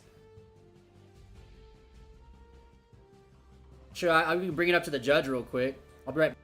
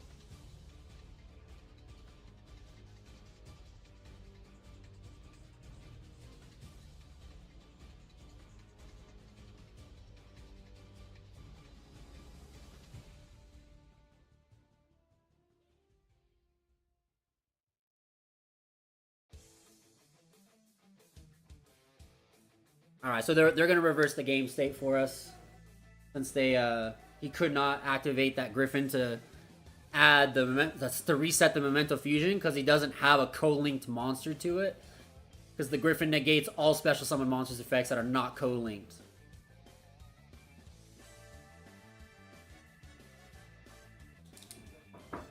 Oh.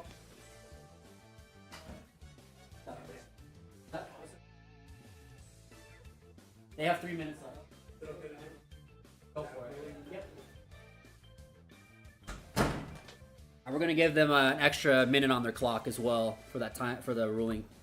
So. Yep, they have to be. He has to be co-linked with another link monster.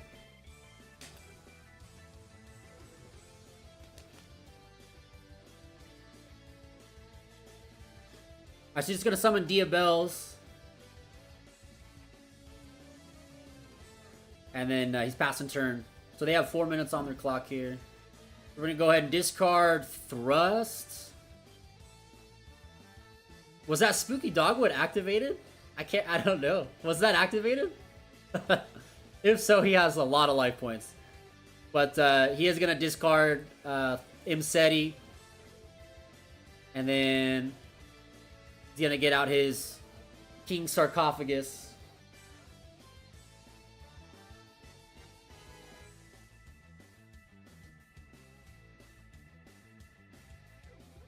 Got Dogwoods in his hand.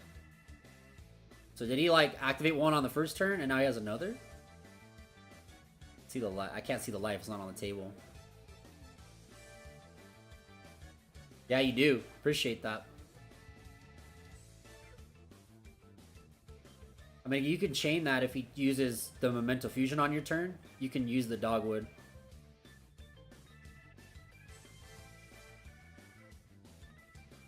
So he's gonna go ahead and search out the Calligrapher. Or no, that's the sheep. That's the sheep.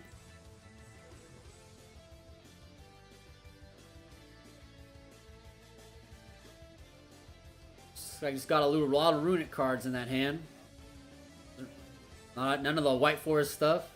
Got the King Sark as well. Interesting, he's not going into any of the King Sark cards. He's gonna get the card popped by Diabells. Lets you destroy any card. So he destroys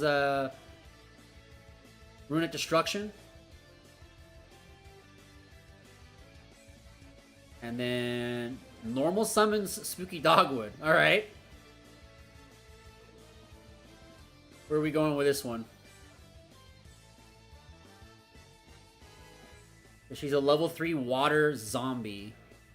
What is happening in this game? Gonna set 3 and pass. And he's gonna go ahead and activate the sheep to summon itself, and then he gets to fuse off. Boom. Pretty good. So he did activate that Spooky Dogwood. He's on 19,000 life points right now. So that's how I got in the graveyard on turn 1. So I didn't see that. We're too busy talking about Memento monsters. So yeah. He's on 19,000 right now. 1 minute left on the clock. I don't think he can lose. Here we go. This is where the time rules comes into play, and you say, man, is the time rules good or bad? Because he's gonna win. He's gonna win off of life points. There's no way you can do 19,000 damage, let alone even 10,000 damage in one turn. You have to do like 15k to actually win. Welcome back, Chibi. How was the birthday party? Pot of Desires was set. Yeah, I think this is just game. You got 30 seconds on the clock. This is just game.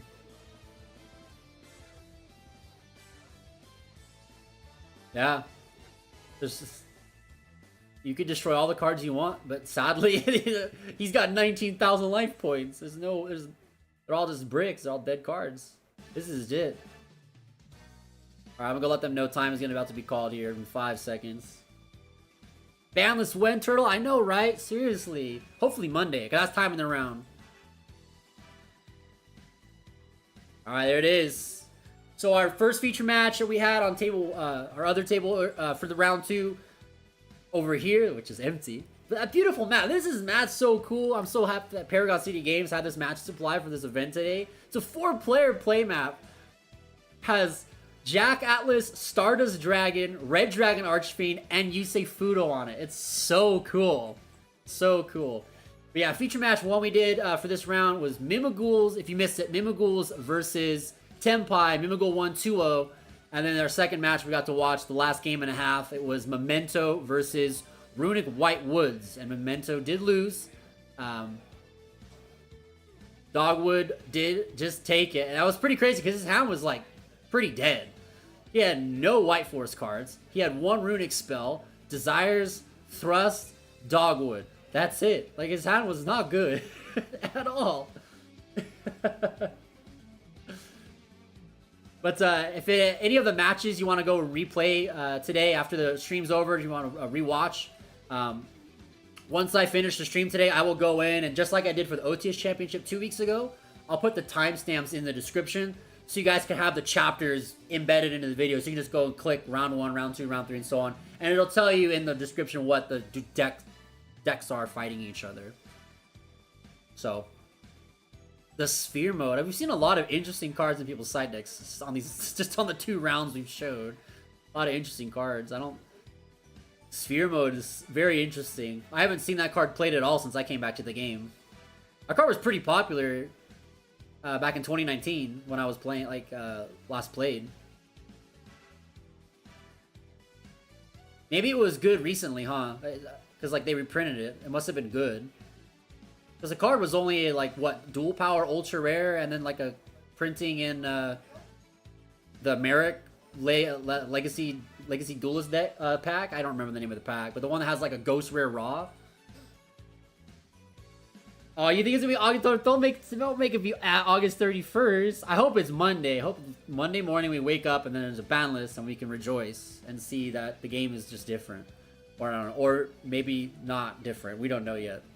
I don't know. I really hope that Konami really puts the brakes on this format though, and just kind of solves the problems, and just gives us a ban list that can help make the game healthy. Because the OCG's recent ban list did not solve problems at all in their game. It just made problems worse for them. A lot of food and alcohol, very fun, awesome. That's awesome. Alright, so now we're just chilling we'll have round 3 momentarily. We gotta wait for the pairings and stuff, but that was probably the last round. Just gotta get it reported in. But for round 3, I've got a couple duelists that were on to be on the stream already today, so I'm gonna take a look and see where they're at. And we'll put them on.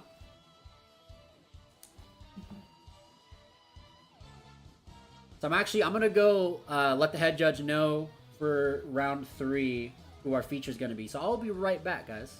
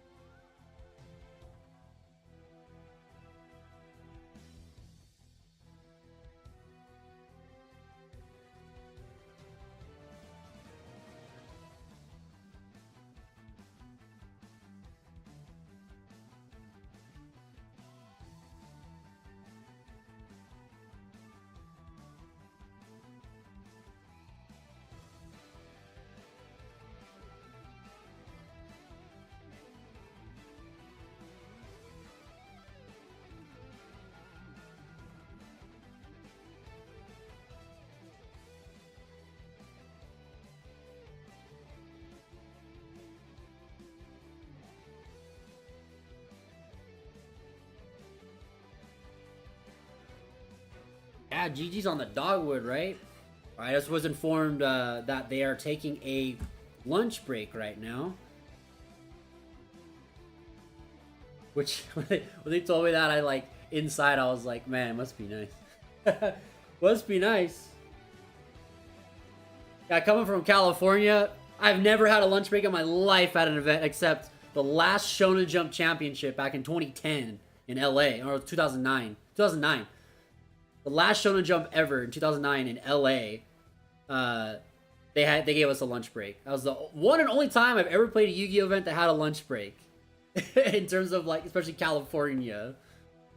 Because you go, you know, with 10, 11 rounds of Swiss, there's no time for a lunch break. You're going to be on a 13, 14-hour day, so there's no time.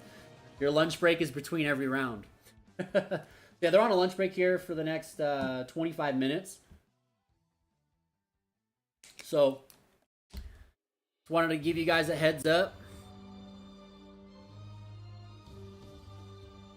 Which I think I'm going to go grab some food myself. They are catering the event today with food for all the players, which is really, really nice. So I'm going to go grab some food real quick and I'll come back and just chat with you guys while we wait for the third round to pair. They told me the third round should start around 12:52 local time, so that is in 15 minutes. Okay, so I'll be right back, okay? Hang tight.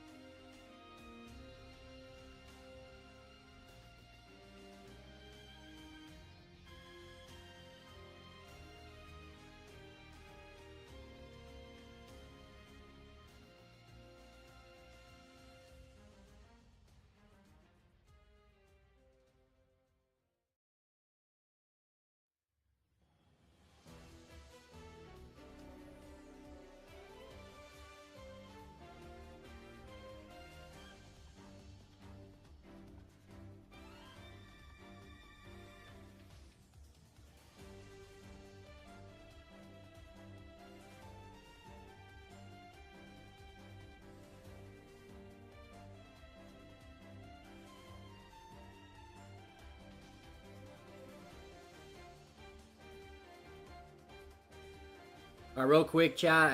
I need to take this stream offline for a few minutes, just so I could get a dual stream going. They want this on Twitch as well, so I'm just gonna get that going because it wasn't working when I tried it earlier. So I'm gonna try again, so we can, since we have some downtime. So the stream will go down for a few minutes, but just hang tight. It'll come back up very soon. And the next round will start in like 10 minutes or so anyway. So I'll see you guys very, very shortly, okay? I'll be right back.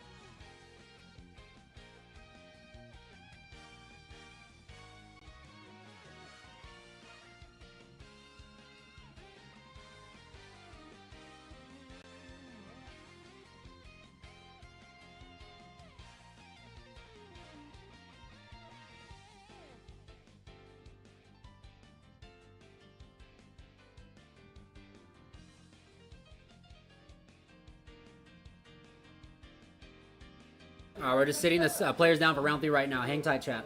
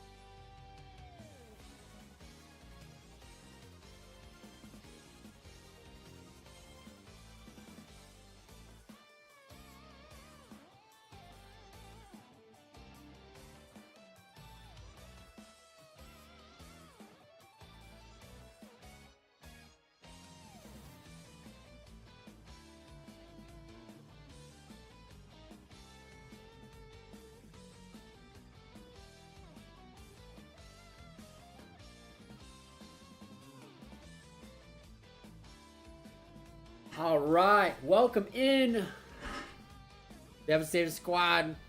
They're sitting down, all getting all shoveled up for round number 3.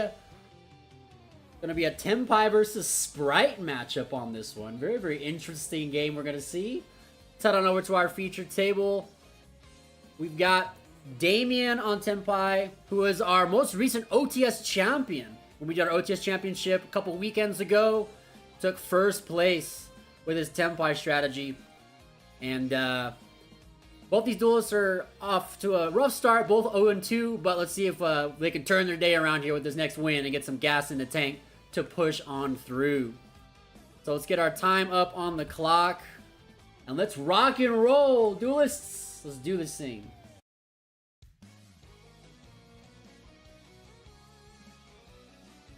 Alright, so round 3 is on us. Maybe he's on a different deck today, because... Oh, I think he's on a different deck because he already got his invite. Yeah, he's on Snake Eyes today. Alright, so let's switch this up real quick. He's on Snake Eyes. My bad. I figured if he's not on the if he's not going to play the Tenpai, he's probably going to play whatever else, just because he already has his invite for the NAWCQ 2025 because he just won the OTS championship. So I think he can just have a time just playing something different today. So he's playing the Snake Eye strategy. So I'm going to go normal summon Ash, get Poplar, going to Anima here.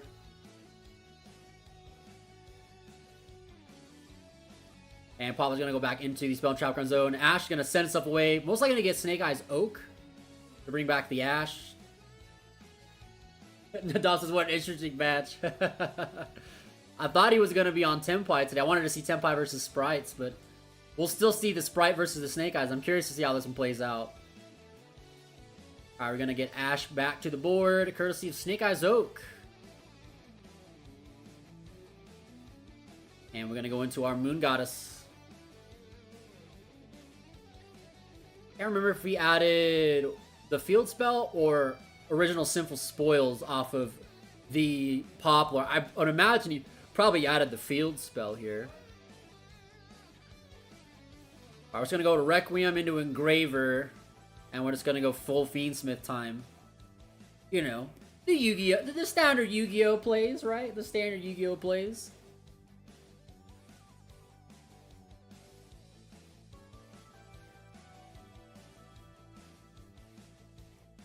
Alright, I'm going to bring that Engraver back to the equip spot. Send it away with Oak to get access to Flamberge Dragon, most likely.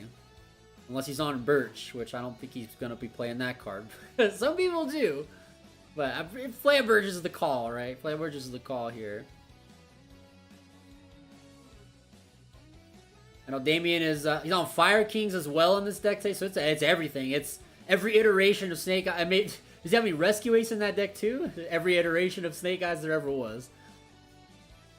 No, I don't think he's on Rescue Ace, but he's on Fire King. I remember he did tell me, though...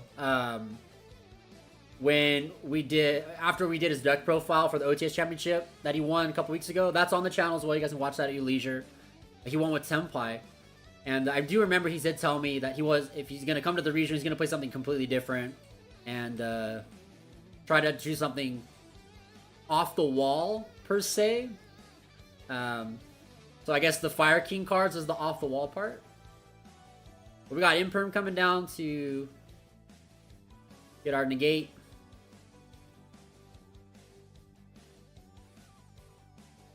That Fire King Island, Bonfire. I mean, he's got like good cards in his hand, but what do you do with those right now?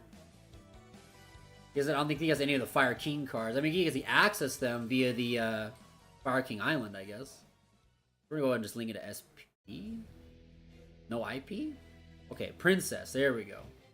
Princess is coming down for us. Got a Phantasme, Bonfire. Bonfire doesn't really do anything right now. I'm not sure what version of Spright that Eric is on. He just, he told me level 2 good stuff. So I was like, okay, Spright, and he's like, that's part of it.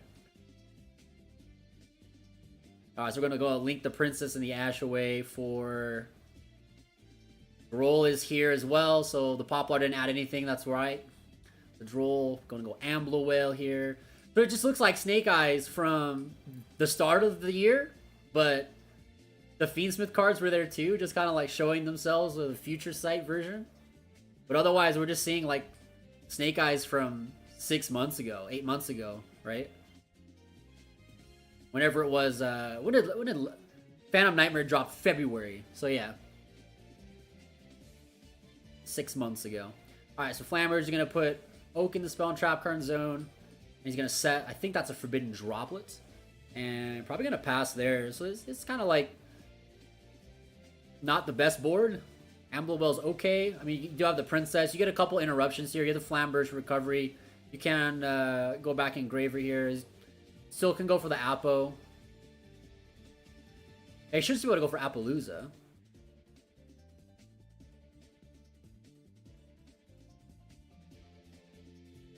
There's no point to go. I mean, you could go IP, I guess, too, or Silhouette Rabbit if you're on that. If he's on that card, he's just gonna go into SP Little Knight. Okay. Interesting.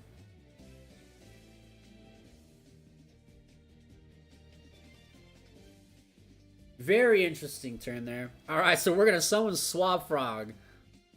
This is not Edison, I promise. There's no Substitutes coming in. But we are going to see SP Little Knight coming in to banish the Swab Frog when it's being summoned down. He's going to probably chain this enemy controller. That's pretty good. He can take control of the Flamberge. Yep, that's pretty good. Larry, what's up? One of our channel members and Tier 2 Patreons, man. Good to see you. How's it going, man? He's going to chain Flamberge to bring Oak out. That's pretty good. So you get the value there before the Flamberge leaves your field. And SP will resolve.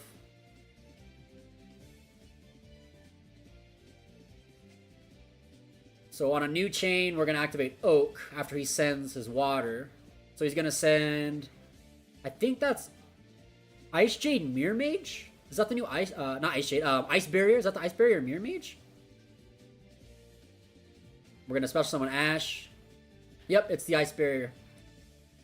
I like the new Ice Barrier cards a lot. I really like those new Ice Barrier cards. There's the continuous spell. This card's pretty good.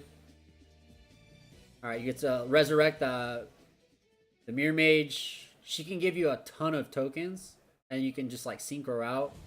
Or in this case, go into Spright Jet. Just make gigantic Spright and friends, right? You put your new printer together? 3D printer, right? The championship's been good so far, man. Had a couple interesting things going on. But so far, it's been really good. So we're going to go ahead and use Droplet, sending Oak to negate the Jet. Because the Jet's going to search. Jet and, for those who don't know the Spright cards, Jet and Blue, they search cards. And then the Carrot and the Red can negate a spell card or a monster effect. A spell or trap and a monster effect. By attributing another level 2, link 2, or rank 2 monster you control. Currently his field is like kind of okay. He can go to Gigantic Spright here to keep extending. I guess there's nothing for him to worry about on Damien's end. SP's already been activated. He's got no hand traps except Phantasme. And like, what links do you really even go for in Spright?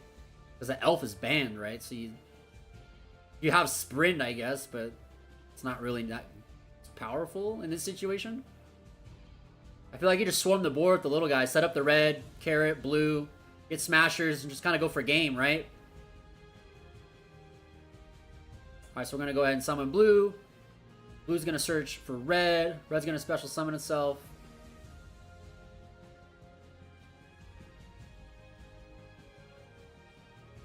So you could go IP into SP. Because you don't have to worry about the princess.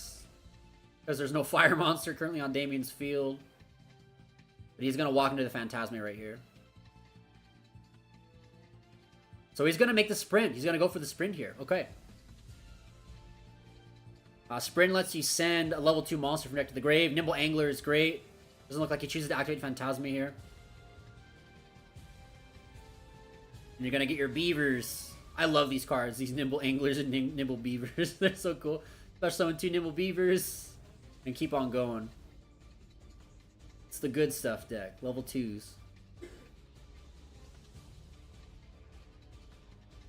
What do you make here? The kitty cat? What's her name? Masquerade cat? Something like that? That's what he made. Alright, what are you gonna take?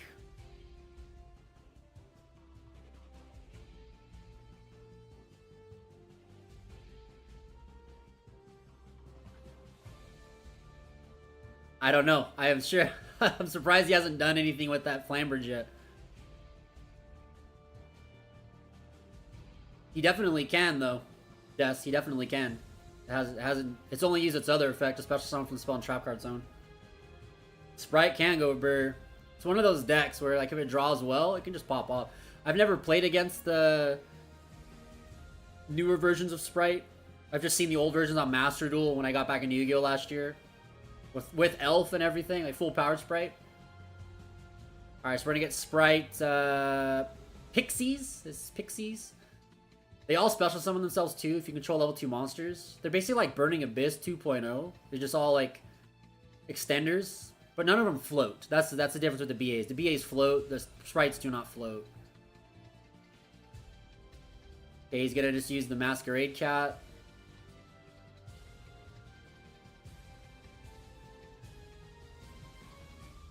He still can use the Flamberge Dragon's effect. He could go for game here. I mean, actually, I don't know if he has Spright. If he has Spright Smashers, he has game. Amblo Whale. He can use that effect because the Link monster was destroyed. I think he forgot about the Amblo Whale. So he's going to destroy the Flamberge with Amblo Whale's effect.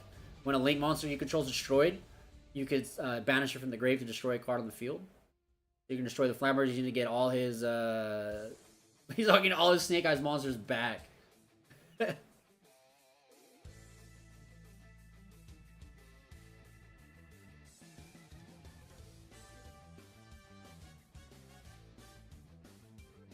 Interesting.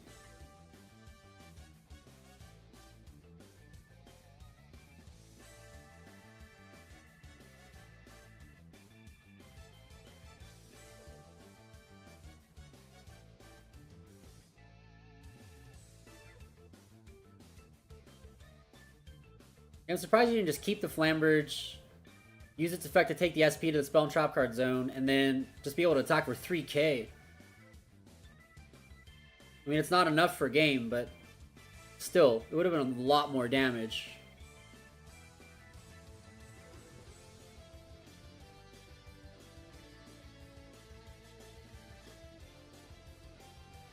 So I'm still surprised he didn't summon the Phantasm. He should just have a body, maybe like draw into some more cards, because his hand is not the best. I mean, he did draw Fire King. He just drew into Kieran for his top deck. So that could do something with the island, but maybe we start our turn with Engraver. I can't remember, does the cat have a quick effect on its opponent's turn? Did anyone remember? The cat has a quick effect. Mannequin Cat.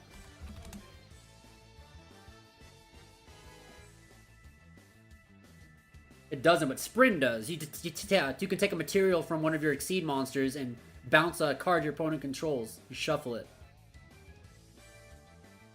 The Mannequin Cat's effect is just during your turn, not a quick effect. But you can use the Sprint. I've done this before in Salamandrates. I've left a Stalio on board and gone into a Sprint to have an additional interruption, because you can take the last material off of your Stalio and then bounce a card. And then you have the EMP Meow Mine to bounce another card.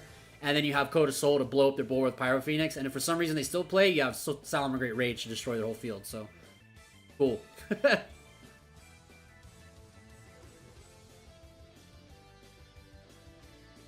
So, I mean, now that the Engraver's in his hand, he can just at least discard it to get tracked.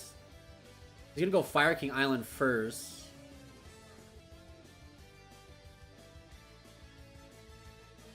What do you blow up here? Probably the Kieran, huh? Or do you want the Kieran? Do you like summon the Ash and then destroy it with Kieran to get the body? Like, what do you want? What do you think we should do here? Alright, so he's gonna see if he can bait out the red.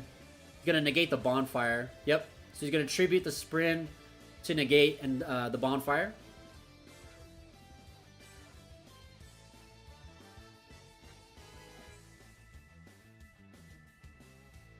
Taking a look at Pixies.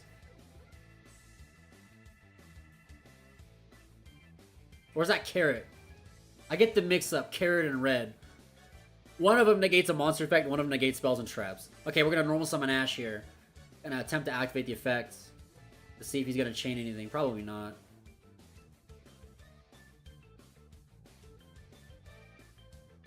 He's got Molt Charmy in the main deck here. Interesting addition. So we get Poplar. Poplar will summon itself. No Droll and Lockbird this time, so you can go into your Fire Key. You can go into the combo and get OSS if you want. I don't think you need it though. I think you take the field spell. I think you take Divine Temple here. I don't know if he's on Snake Eyes Diabellstar or not though.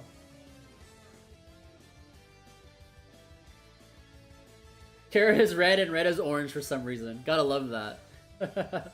Amusa's lame. I was hoping he was on a different deck today, but it turns out to be Snake Eyes. But it's alright.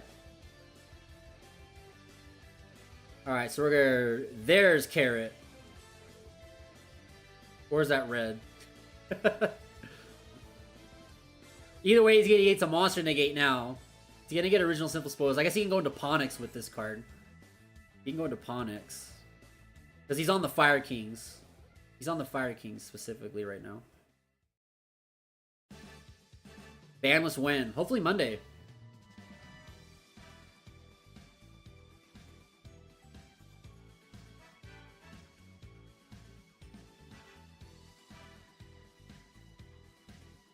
He's gonna go original Sinful for Poplar. Most likely to grab the Ponix here to get the Fire King cards going. And then probably destroy the Ponix for Kieran. That's my guess.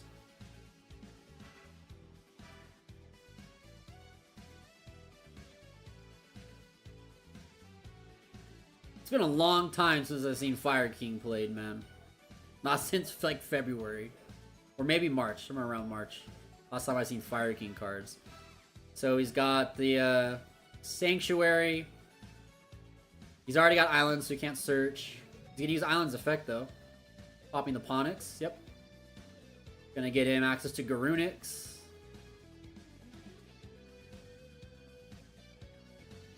There it is.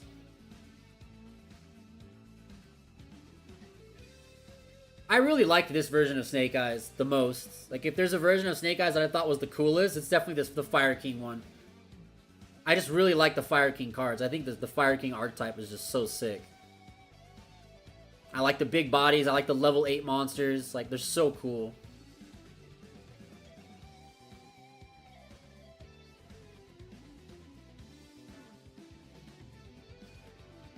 Alright, Nadav, you have a good one. Always a pleasure to see you, my friend.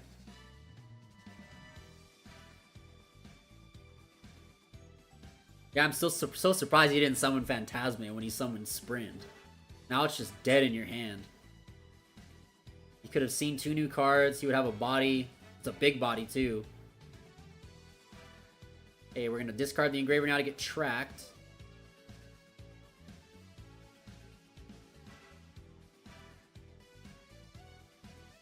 And then did we go grab Lurie here? Probably, huh? Yeah, we probably go grab Lurie here. Alright, so Tract is activated. There's the Fabled Lurie. So go and discard it at resolution, and it'll summon itself to the field. And I don't think Eric has any other interactions right now. Oh no, he still has the Monster Negate. He still has that Monster Negate, actually.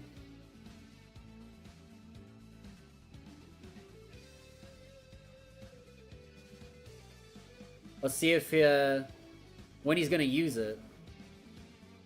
What would you negate? What would you really want to negate here? That's a tough thing with like this type of deck. You know, you have so much extension play. You have like you negate 1 card, right? And then okay, I got Fiendsmith cards. And then okay, I've got Fire King cards. You have so much other cards you can play with. That's the tough part about these decks that just like only get 1 or 2 negates, man. It's just not enough to stop something like this. You need so much more points of interaction, dude. I mean, this is why this deck is just so good. It could push through basically anything. And what makes it better is it plays floodgates too, right? You play skill drain. It's too good. I've seen in the OCG, all the fiendsmith decks are starting to play like there can be only one and summon limit in their main deck, because they have to deal with 3 Molcharmi Perulia, 3 Molcharmi Fuvavas, and 3 Maxis. So if they can't make any board whatsoever, they just summon like one, like an SP, and then set like summon limit, or there could be only one and pass, and it's enough for you to keep playing. You just go, okay, let's just play all the floodgates in our deck. I hope we don't turn into that style of a format if our Snake Eyes deck survives the ban list. I really don't hope I don't want to see everyone just on main deck floodgates, you know? Because it's a way to deal with Tenpai too. He's taking a look at Pixies again.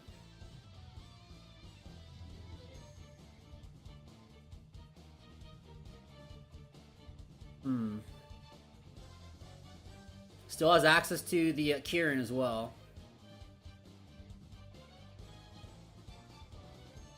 Raging Phoenix. You could World's Atlantis OTK here. Yeah, that's what he's thinking. But you don't have Raging Phoenix in the graveyard, so I don't know. Like, this is good, but it doesn't solve your problems. It doesn't win you the game right away. Because he doesn't have Raging Phoenix in the graveyard to trigger off of the pop with the princess.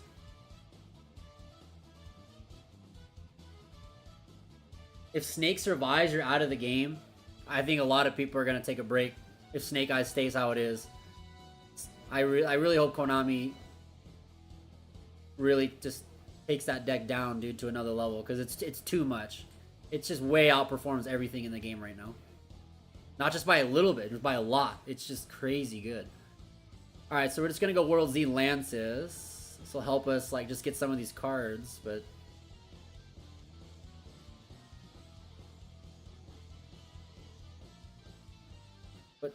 I don't know. Can you clear the whole board, though? Because he's still going to have cards to play with.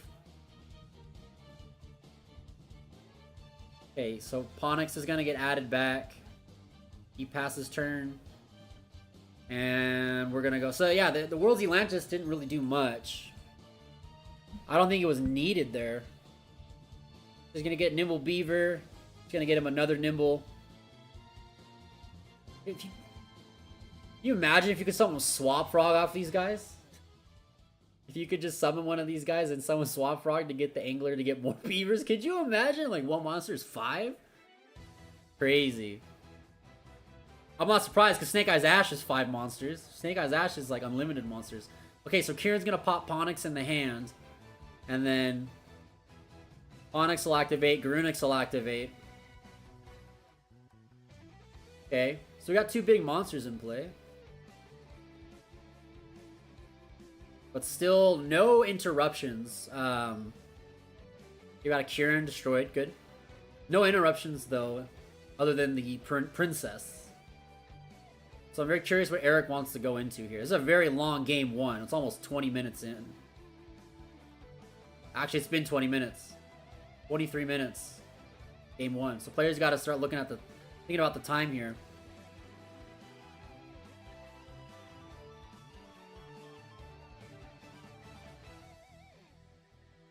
Alright, so we get to pop 1 card. Gonna flip summon the Pixies. And let's see what Eric goes into here. He's gonna make another rank 2. Don't tell me he's on Pearly cards too. I thought I saw Noir in the extra deck for a second. He's like put all the level 2 decks together. No way he's that ballsy putting Pearlies in this.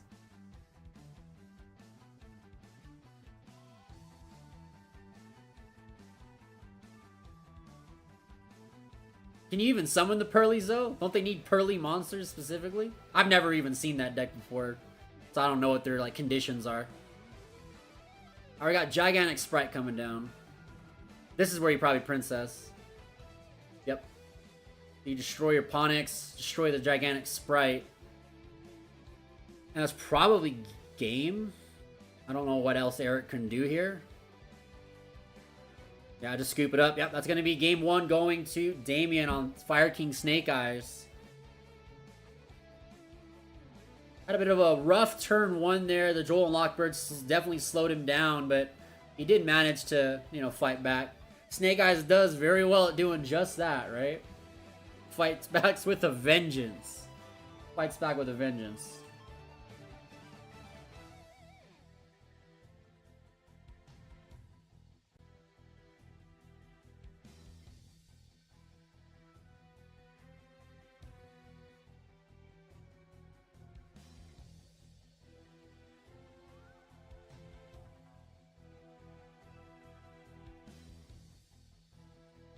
Alright, see what these guys are going to side in for game number 2 here.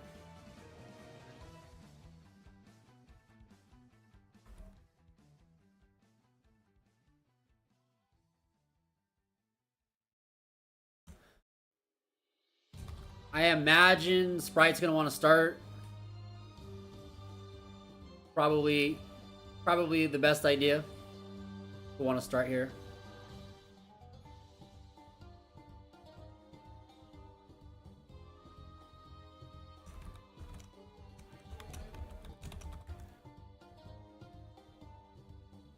Alright, they're just finishing up their siding here. Let's see if Damien can come in and get the reverse sweep here for the match. A lot of extra deck cards in that side deck there. 1, 2, 3. 3 extra deck monsters. Like a hat, the Silhouette Rabbit, a Zeus, and some other card I don't recognize. Alright, here we go.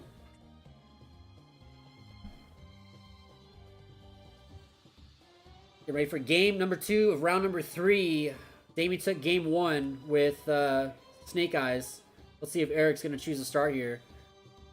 Wonder what's... I'm imagining he's probably going to side into... I don't know exactly what, like... Nibiru makes the most sense. I know he's on Nibiru on his side. You should definitely keep the Phantasma. He didn't actually use it this time.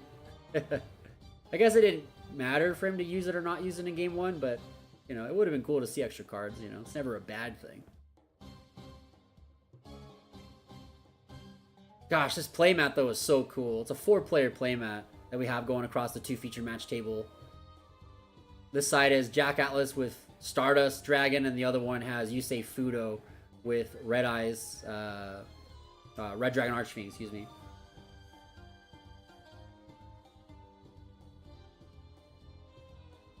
Alright, so we're going to start off Spright Starter. Lets you search for any Spright.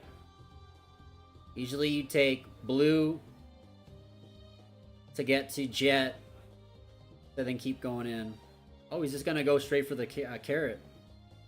Okay, he does burn damage when you activate this card.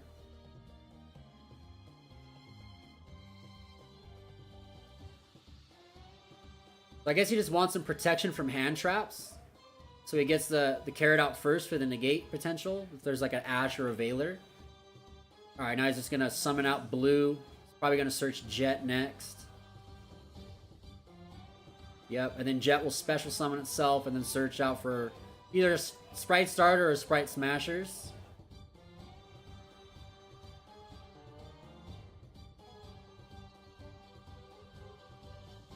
He plays the Trap card. I'll have to look this one up. I don't know what this one is.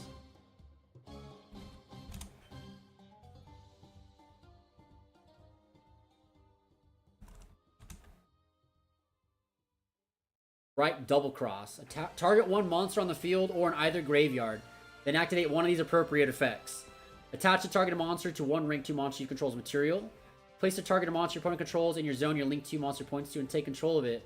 Special summon the targeted monster from either graveyard to your zone your link 2 monster points to. That's a pretty good card. Alright, we're going to special summon Swap Frog by discarding... I didn't see what it was. The Mirror Mage got in the way. But he's going to send Mirror Mage to search out the continuous spell. Ice Barrier Prison, and it's going to use that to special summon the Mirror Mage back, just get an extra monster. Now, if Damien has Nibiru, this is the time. But he would need another way to play around the Spright Carrot, though. That was a very good start there. Oh, now he's got 2 negates. That's trouble. Totally awesome.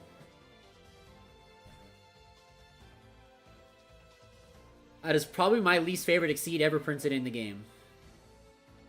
Totally awesome is a scary Yu-Gi-Oh card. Okay, he's just got, looks like he's got Droplet, Bonfire, Poplar, Dark Hole. I know a lot of people here have been on triple Dark Hole, triple Raigekis lately in their decks. A lot of players, not just in Snake Eyes, but like all these decks. A lot of players have been grabbing Dark Holes and Raigekis lately. Just have more board breaker cards. Okay, we're gonna go ahead and summon a Swap Frog. Totally Broken. I like that one, Gary. I like the name of that. That's good.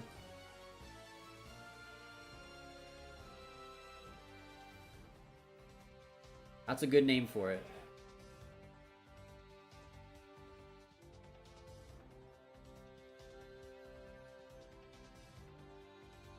Well, Swap Frog sends another Swap Frog. We're gonna go fiendsmith Track to start things off. Probably don't negate that with Toad. It's got 5 back rows, man. Very brave in a format with Harpy's Feather Duster, double Lightning Storms. Hopefully soon to be Heavy Storm as well. We're hoping Heavy Storm gets off the ban list coming up. Because it's legal in Master Duel and OCGs. I hope we get Heavy Storm back. So you can activate the Spright Trap card here if he wants. Maybe he has another starter to get into another monster. He needs. I don't know how he's going to protect himself. Let's see. Maybe he's on Floodgates too. I do not have access to the deck lists right now, so. But the Dark Hole goes through, clears the board. Now we got Bonfire. Probably to get Snake Eyes Ash here. Or do you?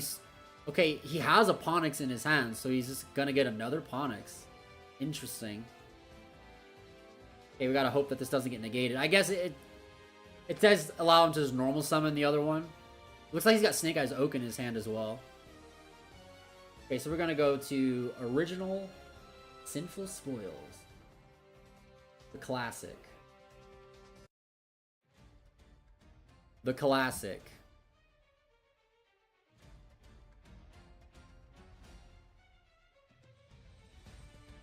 I'm still unsure about like whether that card should stay legal or not.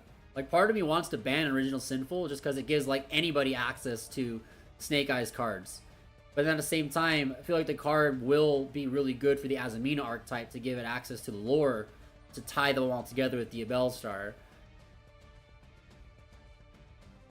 So, you gotta play Devil's Advocate here and go for the lore, I guess. Let it stay. I would ban Flambridge, though. If I had control of the ban list, I would cut Flambridge out of the game. That is a terribly designed card. That card is way too good. All of its effects are just massive value.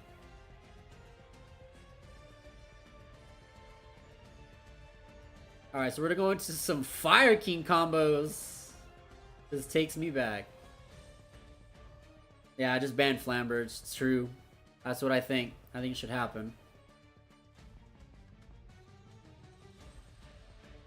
Alright, we got Cosmic Cyclone coming in. That's good. I feel like we should probably save that for the Fire King Island, though, to just clear his board. You could pretty much Dark Hole him back.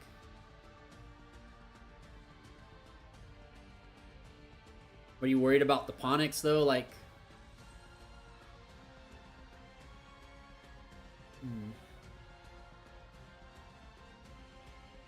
Choice Scarf just says, just cut the head off that boring deck. Almost all the cards do way too much, honestly.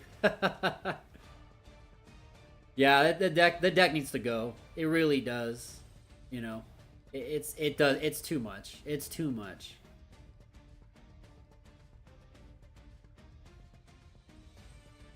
All right, here we go. Moon Goddess into Requiem, into Engraver, into Fiendsmith Engine. Got those spooky dogwoods in there as well. We are in game 2. 11 minutes on the clock, so maybe those dogwoods could have come up. If we go to a game 3, though, we could see another Dogwood deciding the game, just like round 2. We saw Dogwood. The player gained 19,000 life points off of the Dogwood. The guy just comboed through the whole thing, gave him 19,000 life. And it was just like 1 minute on the clock. It's like, oh man. Yeah, afterwards I talked to the duelist and I asked him, like, if you could go back in time, would you not have done that? And he says, like, 100%. I would have just passed turn, man, and done it next turn. Hindsight's 2020 though, right? But yeah, good thing you learn from your mistakes. That's the best part about learning.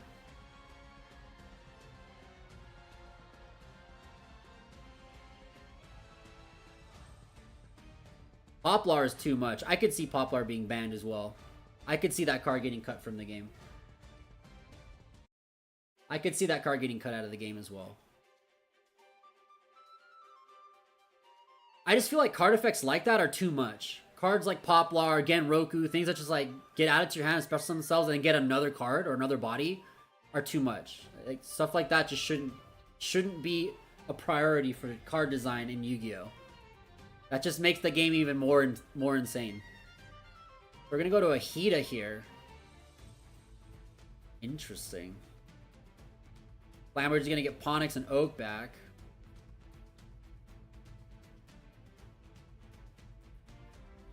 I think we go into Princess here, probably. I mean, he does have a fire in the graveyard he can steal. He's got the carrot.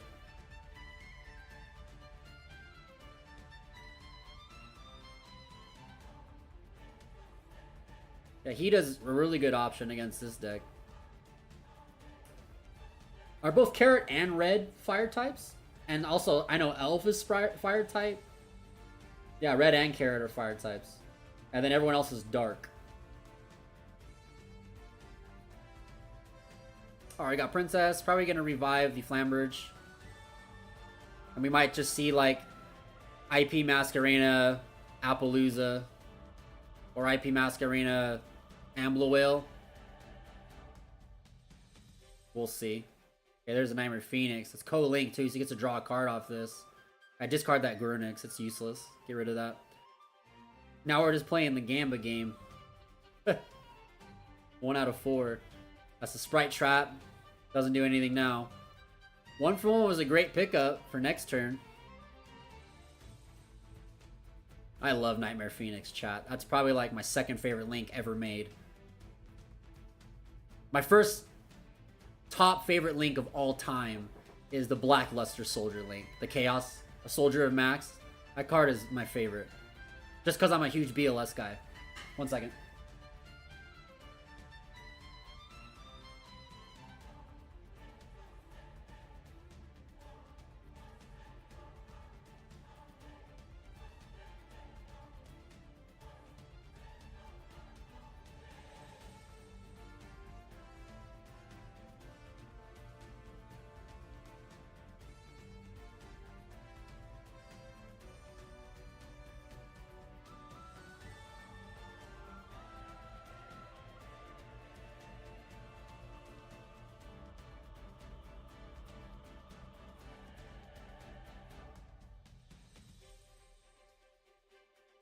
They were telling me the stream is down. But the stream is up. You guys are watching. I guess the stream is down elsewhere. So I need to get this link real fast.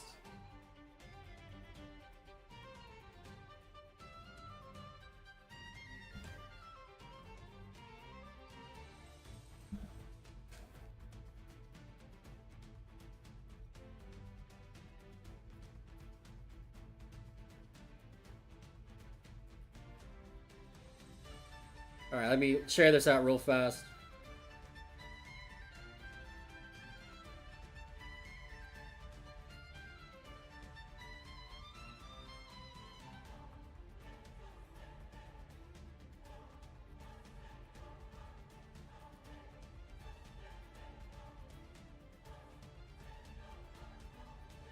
Okay. Alright, back to this. Okay, so we got World's Atlantis. This is gonna be game. Probably, huh? I think he might be going in for game here. Maybe just 1 for 1 here. Bring out Snake Eyes Ash, I guess.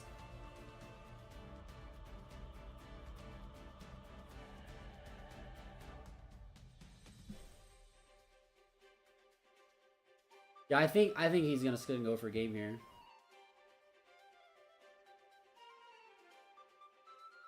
He's currently got 25, 19. No, he's not going for. He's passing. Wait. Oh, he's passing. Okay. Didn't want to go for game.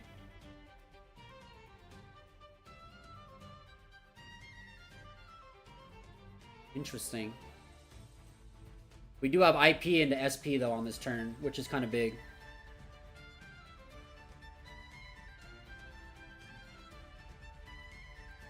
Let's see if Eric can play out of this, man. With just one card to his name, Spright Blue is the card you need. I mean, that does get you the whole Spright deck online, Jet into starters. But you're staring down Princess and SP Little Knight, Typhon. Okay, this is a good choice. But we still have Princess in the graveyard to deal with. So Typhon will turn off the Flamberge currently, and he does get a bounce. What do you shuffle back here? I guess if you choose the IP, he's just gonna chain it, right?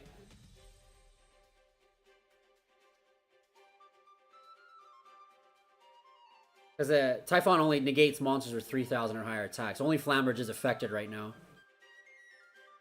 It's a good card, but he can just Princess here. Right? Just Princess and it's game? I guess he's gonna go SP? Oh no, he let the Typhon bounce back the IP. Okay. Interesting.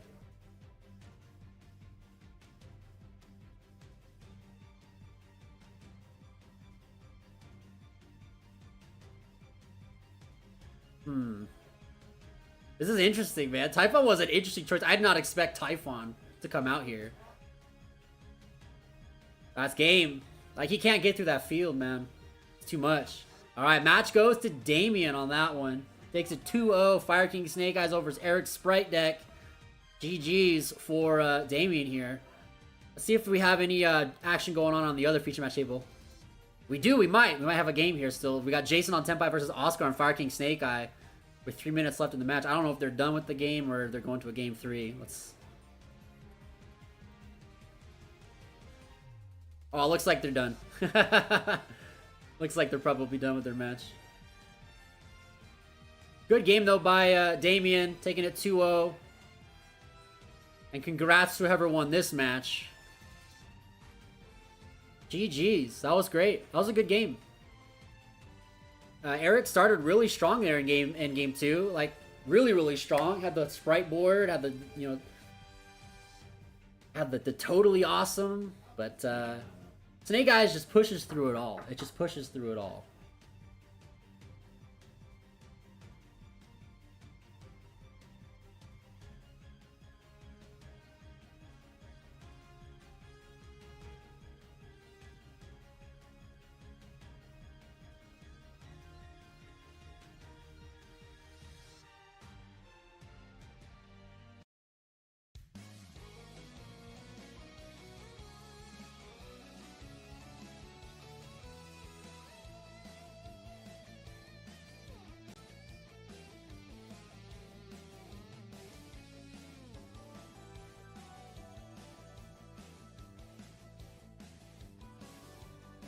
Hopefully, round 4 will come up. Should be pretty soon, because round 3 is literally about to go into time, so... We should have round 4 up very, very soon for you guys.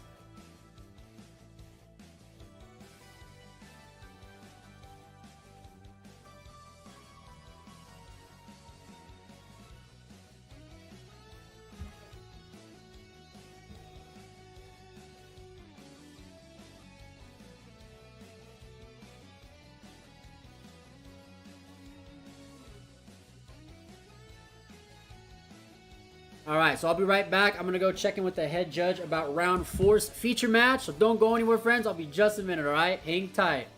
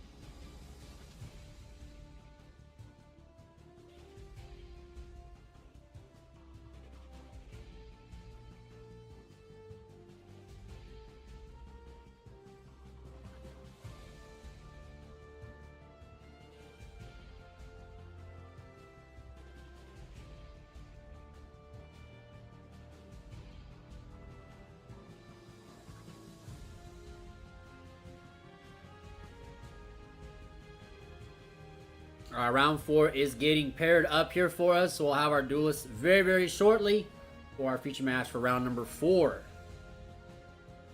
Troy says, I don't know how they designed the Snake Eyes archetype so poorly and then make a perfectly designed card like Typhon in the same set. Saki says, if at least they lock you to fire and power would be something. Yeah, I'm very surprised that that deck doesn't lock you into anything ever, other than Princess. You know, to just fire for a second. It always blows my mind how so many decks in Yu-Gi-Oh! Lock you into different things. You know, like Exo Sisters, I think is a great example. You know, like Martha, you can't even use Martha's effect if you summon any other monsters except Exo Sisters. You can't use Returnia if you have anything other than Exo Sisters face up on your field or no cards. Or no, you have to control minimum of 1 Exo Sister monster to activate Returnia as well. Yeah, so it's like huge restrictions like that on a deck that's like good but not broken. But then the broken deck has no restriction. It's just a little bit too much, right? I'm gonna go check on to see if we have our duelist for round 4 ready.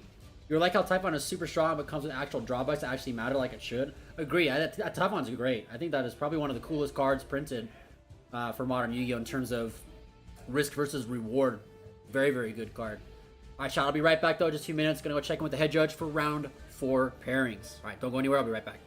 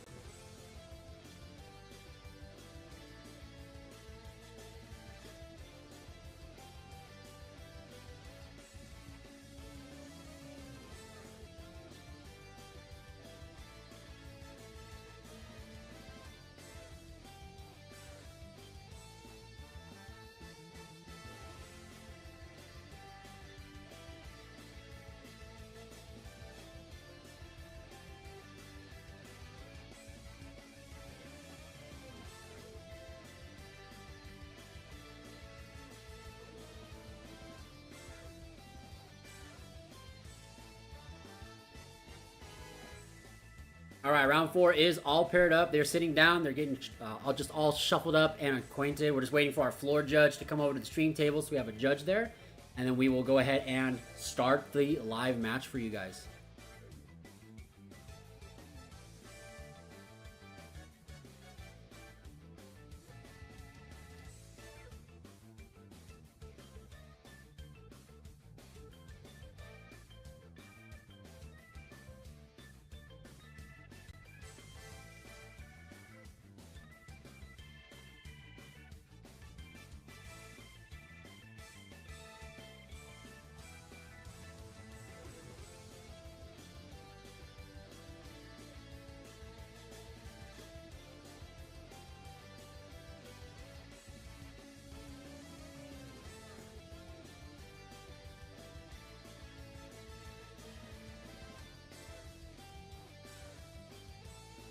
Alright, here we go, Devastator Squad. Let's head on over to our feature match table for round number 4 for our Infinite Forbidden Regional Championship live at Paragon City Games in Sandy, Utah. We've got a mirror match on this one. Bill and Ernesto on Tenpai, both undefeated.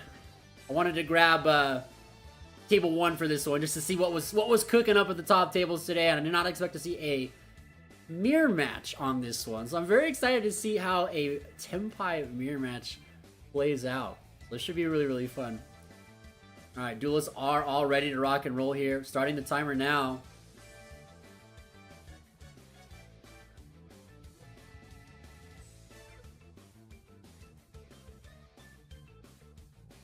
Or they're not starting yet.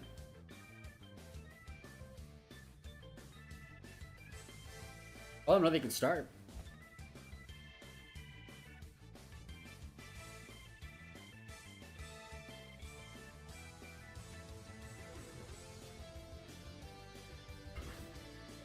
Alright, here we go. This is gonna be a forward like, oh no, I don't want to go first. You go first. I don't want to go first. You go first. Alright, here we go. Round number 4 though. Tenpai versus Tenpai. Bill and Ernesto. Both regulars here at Paragon City Games. Is that an extra card drawn? Alright, here we go. They draw into Molcharmy Perulia. That's pretty good. He's gonna probably activate it right away. Yep, Molcharmy is activated.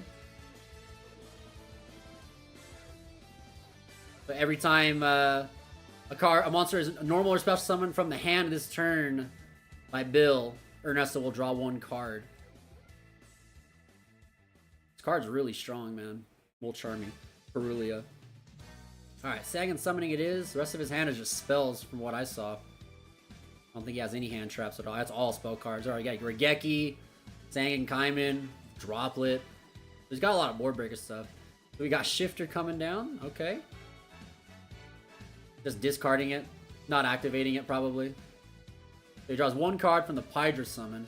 So what do you make here? Do you just pass on Pydra, or do you give him the extra card and go for Chundra into Heavenly Spheres? Because you're going to draw another card off of this summon of Chundra here. Probably just go for Heavenly Spheres, though, to be honest. Probably just go for Heavenly Spheres here.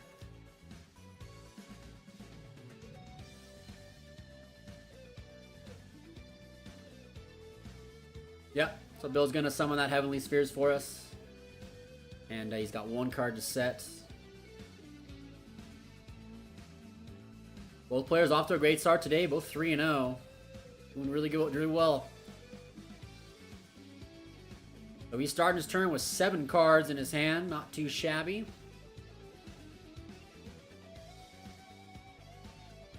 So he does have to shuffle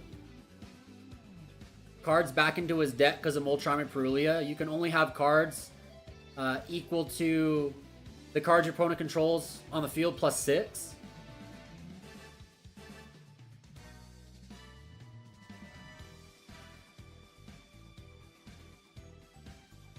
I think that's right, isn't it? The cards on your field? Let's check it out. Molcharmy. Let's see here. During the end phase, the number of cards in your hand is more than the number of cards your opponent controls plus 6. You must randomly shuffle cards from your hand into the deck.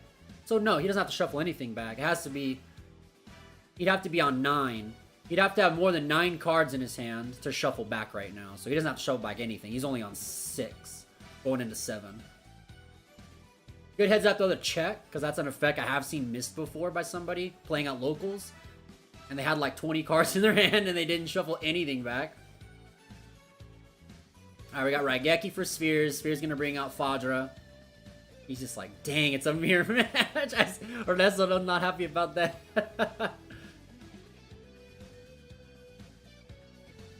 I mean, he knows it's a mirror match already because of the turn 1, but he doesn't like the potential of like being Black Rose and stuff on his turn, right? Or Moonlight Rose to like bounce your Synchros back. Okay, we're starting off with Pot of Prosperity on Ernesto's side. Yeah, being able to like quick synchro to a 7 on your opponent's turn is so good. It's even better when you're in their battle phase and you make Transcendent Dragon, right? And they just... We saw that happen quite a lot at the OTS Championship a couple weeks ago. Especially with Damien, like 2 straight rounds in a row, he just won every single game by forcing his opponent to just Transcendent OTK on their turn. So Pot's gonna get ashed. So we normal summon Pydra here, and then probably search the field spell because he already got Kaiman. And he has the field spell too. Okay, so what do you get? Do you get a second copy of the field spell just in case your opponent like is crazy and main deck Cosmic Cyclone? I don't know. I think I would take the second field spell just in case to not play it to the chance of like, yeah, what if he does have a Cosmic Cyclone or something? Plus, you want the protection on your main phase here, so if he does try to quick synchro into something, it's not going to affect your monsters. You have to wait for the battle phase, which is crucial, right? Black Rose in the battle phase is just as important as it is at any other time on the turn. Alright, so we're going to go for the classic. Sangan summoning into Genroku, the newest Tenpai out of Infinite Forbidden. It's the Poplar for the deck. He just special summons himself when he's added, and then he gets to get into more Tenpai cards. This is definitely the card that made this deck a lot better. It helps the bricking and inconsistency problems quite a lot. But now if you're Ernesto, what do you go into here? I think Bill's got either an Imperm or a Droplet set, plus access to a level 7 Synchro. So he's going to go for Kaibolt.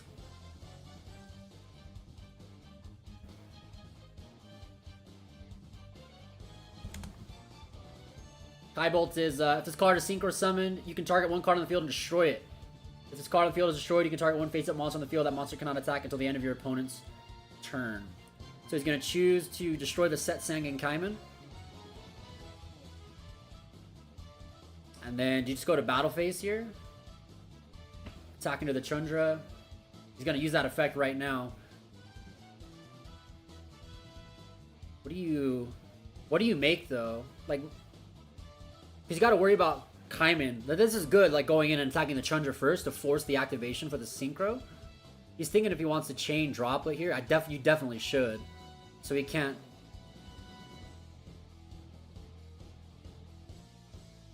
See, if you negate them both, you leave him with no cards, but you have nothing but Malong. You don't have your Sangan Kaiman. See, that's rough. I think he should have chained Sangan Kaiman to the activation and then chained Droplet to send both the cards, because now he can't negate both these effects. So maybe a bit of a misstep there, because he cannot now negate both of these quick effects to Synchro Summon. So yeah, Ernesto definitely should have activated the Kaiman in response to the Chundra, and then chain Droplet to send the field spell and the Kaiman to the graveyard to negate both those monsters' effects, so they could not quick synchro this turn. I need to be able to just OTK and go for game. But we're gonna go ahead and see Biden Dragon coming out, getting Pydra. Pydra's gonna get access to another Sangan Kaiman or Sangan summoning.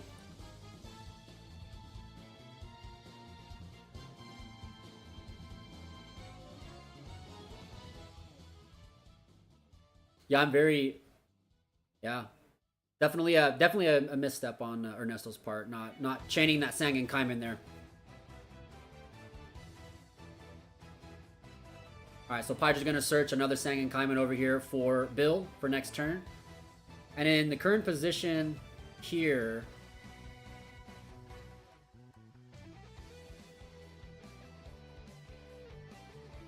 I think Bill's just... He's just okay. I mean, he does have Sangan Kaiman to deal with now over the Pydra. So that there is... I don't know, I think Ernesto's still in it. Yep, you can just Kaiman here. Yep, you can Kaiman here. Can you go for game?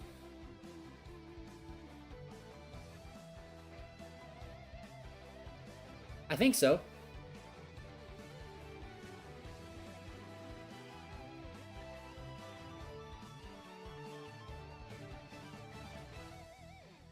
Alright, so Chundra is gonna attack the Pydra.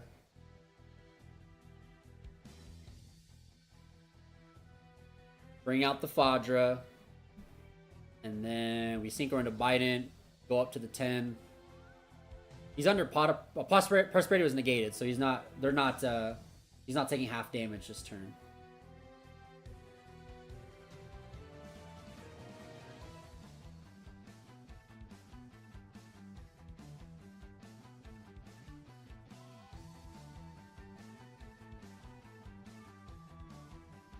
I think he still might just lose.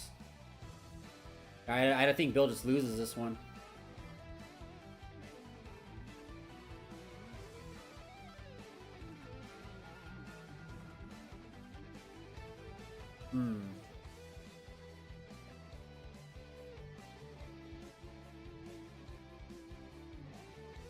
He can quick sync her out for this. He's gonna get another body. Let's see if Bill can play out of it. Ernesto's definitely in the commanding position right now. Let's see what Bill can play through. Alright, so we're gonna quick synchro for his own Biden Dragion. And he can use the effect to summon from the graveyard. Bring back the Chundra. He can synchro for another level 7. He can make Moonlight Rose here and bounce Bill's Transcendent or Biden back to the extra deck. Because it can Moonlight can take any level 5 or higher monster and shuffle it back. I think it's attack for game.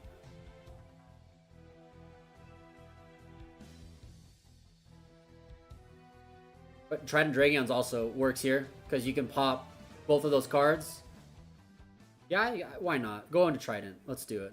Let's go into Trident Dragon. We're gonna pop the Chundra and the Kaiba, and then that'll be like 4,000 something. That'll be like about 4,000 damage over, and then attack for game with the double attack. 6k, 6k, or is he still under? Do you keep the halving under Prosperity even if it gets negated by Ash?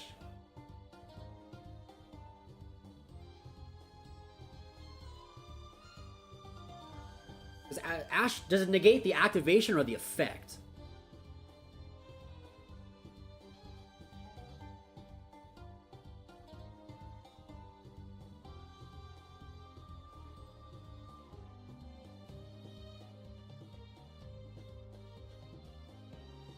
I guess the Ash doesn't stop the Prosperity's damage drop off, so Bill gets another turn here, and Ernesto's got nothing to his name. Yeah, I was thinking that the Prod of Prosperity's effect was negated, so you don't take half damage this turn, but I guess that's not the case. So then Bill probably just wins here. He can just OTK out of this. So you go, yeah, you just special summon Chundra, make Moonlight Rose, bounce that thing back to extra deck, go to battle phase, Kaiba, and go for game. Yeah, it has to be. Yeah, it's still half because he got another turn. He should just win here. Just Moonlight, bounce that thing back to the extra deck, and then just battle phase, go for game. I don't know why people don't summon Moonlight in this game. Am I incorrect in wanting to summon Moonlight Rose, dude? I guess you could try it and Dragion back. I don't know. Maybe trying to go into Transcendent to turn off the Bite It. Maybe, I don't know. Yeah, that's what he's. I think it's a yep. Okay, he's going to Transcendent to turn off all effects. That's what I figured. I assumed you take full damage if Ash negates the effect of the card. So everything about it.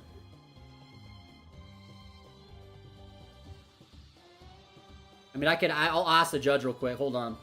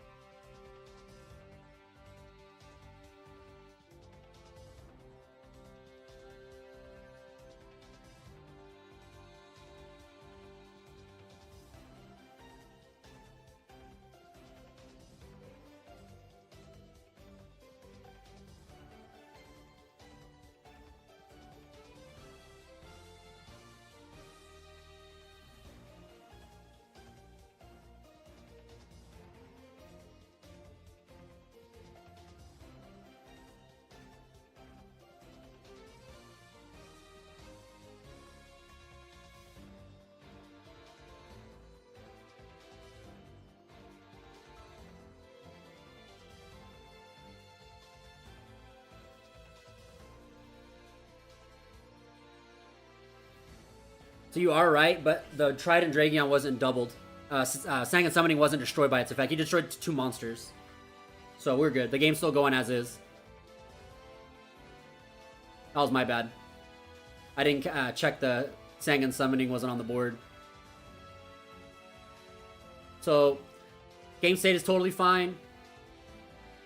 And Bill should just be able to go for game here. With his own Trident Dragon. Now this one's gonna double because he's destroying the field spell.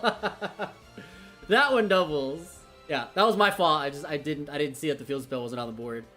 I just always assume every time, like 99% of the time you do it, you hit that card, right? But it was my bad not catching it.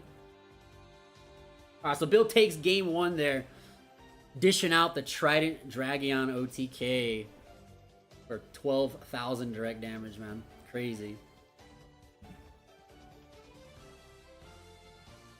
Alright, let's see what's gonna go on for game 2. Who do you think's gonna go first? Do you think he's gonna make Bill go first?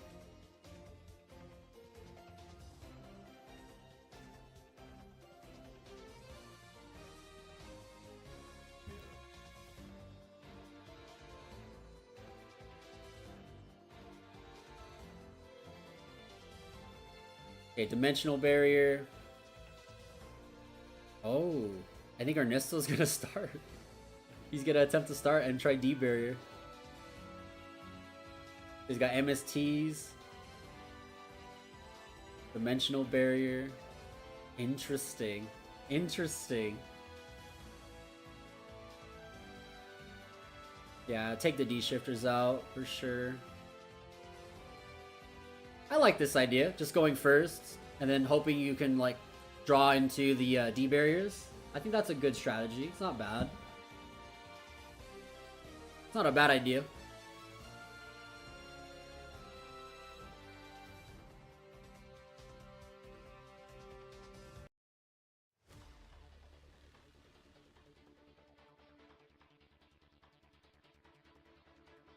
Do you still keep all those Raigekis and stuff in your deck if you're gonna go first? No, he's keeping one in. He's gonna take out the shifters, our Raigeki. And it looks like I was also gonna take out one of his Molcharmy Perulias.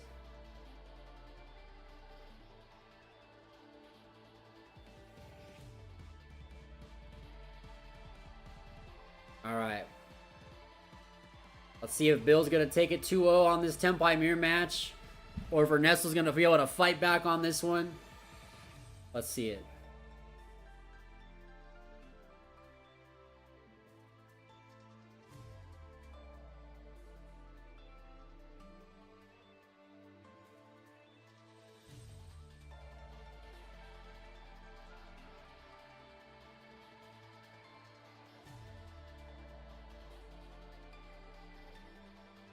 Alright, game 2 is underway.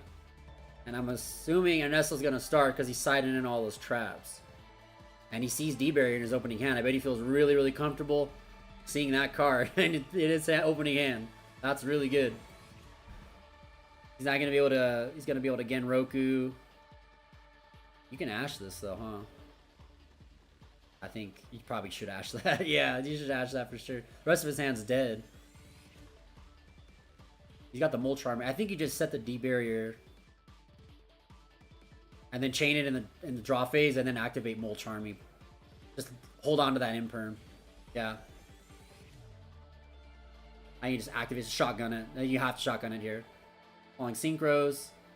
And then just chain the Molcharmy just to draw a card, maybe 2 cards. I would just activate it.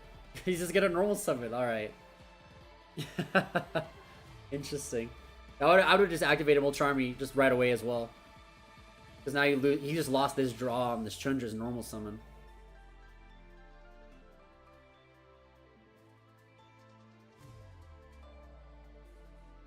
He's not gonna draw here on this one. He's just gonna go to battle phase, attack. Effective Chundra. Get Pydra. Pydra will add Kaiman.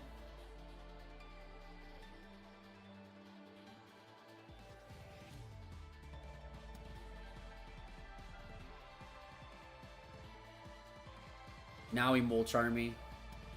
Okay. He's got DD Crow in his hand. That's really good. DD Crow is so strong against Tenpai. So strong. It's probably like one of the best hand traps you can use against this deck.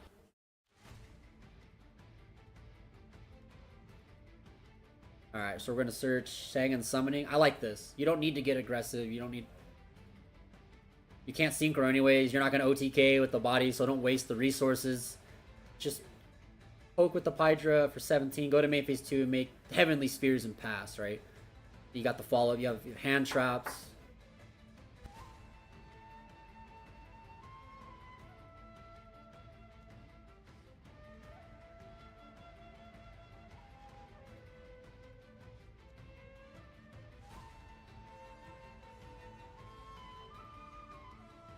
Alright, I'm back. Yeah, I like this. I guess you can go... Oh, you got Ash, so... Got triple tactics for the last card in hand, which is Imperm. Alright, so...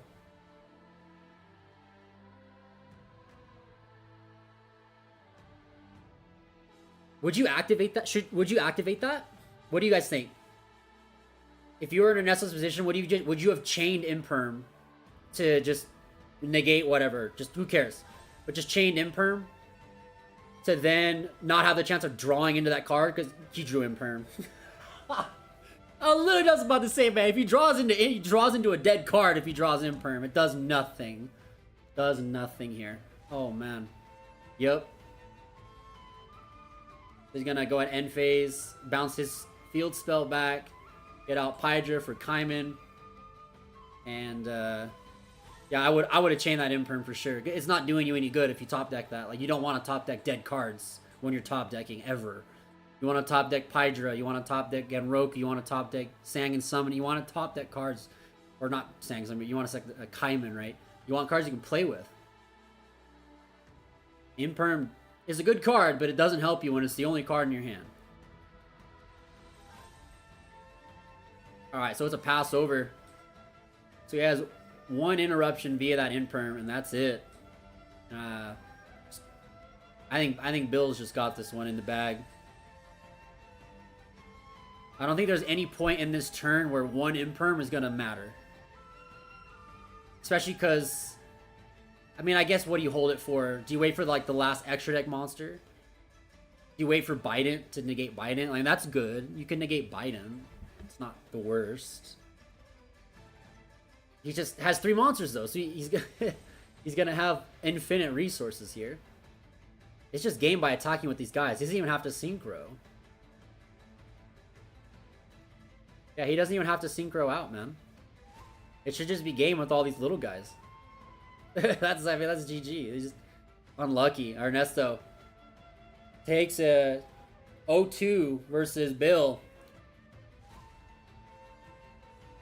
Good stuff. GG's to Bill taking that win 2-0 versus Ernesto. Both of them are really good players. Ernesto did make a couple mistakes though that were pretty crucial. Game 1, not chaining that Kaiman to then send the Kaiman and the field spell away to negate both his monsters with Droplet. That was a big misplay in game 1, I think. And then game 2, just he should have just dropped the Imperm in the graveyard. Should just negate and then hoped you draw something else, right? It's crazy that he actually drew Imperm. That's crazy. I said we're to feature match table number 2. They're in their final game right here. So we got Toy Soldier. Here, let's turn all this off. So I don't know who's actually playing on this table. It was supposed to be a different match, but they got it confused. So these are different players. All right, so we got Toy Whitewoods on player 1's side, and we'll see what player 2 is. This is game number 3 here.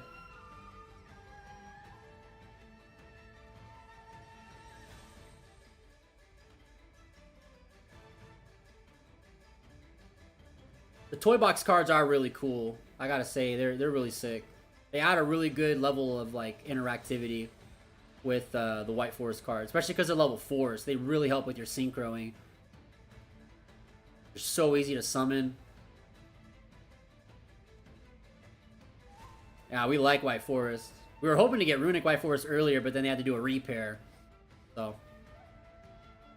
I see a little bit of White Forest in this last game. This is their game 3.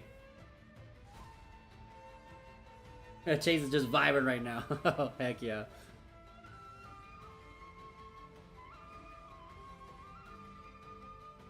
All right, we got stand-up Centurion going into Auxilla here.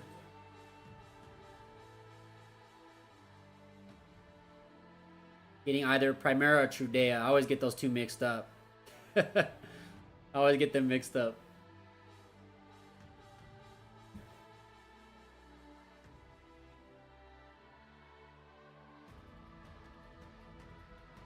Probably got Gargoyle too. Oh no, he didn't. So he's got both of them. Primera and Trudea.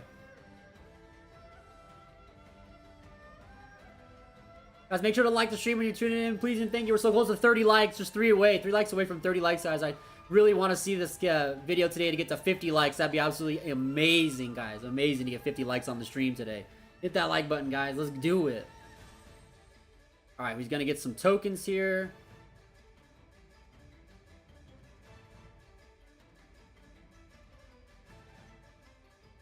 Yeah, Curtis, it's your deck.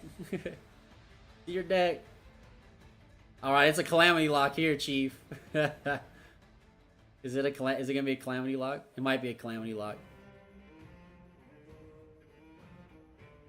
This might be a Calamity Lock. I mean, you don't do Calamity now, you do it on your opponent's turn, but like he can just go into it again with stand-up Centurion, right? One of Crimson. He still has a tuner in play. What's he making? What other monster do you summon with Crimson? Because like the two most common is Calamity or Dispot or... What is that one? I don't even know what synchro that is. What synchro is this one?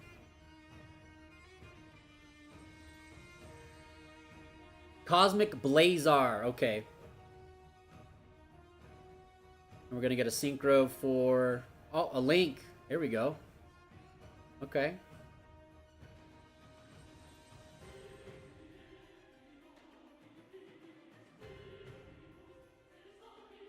So he's gonna go Silhouette Rabbit, get the Azaroon. This is a really good setup.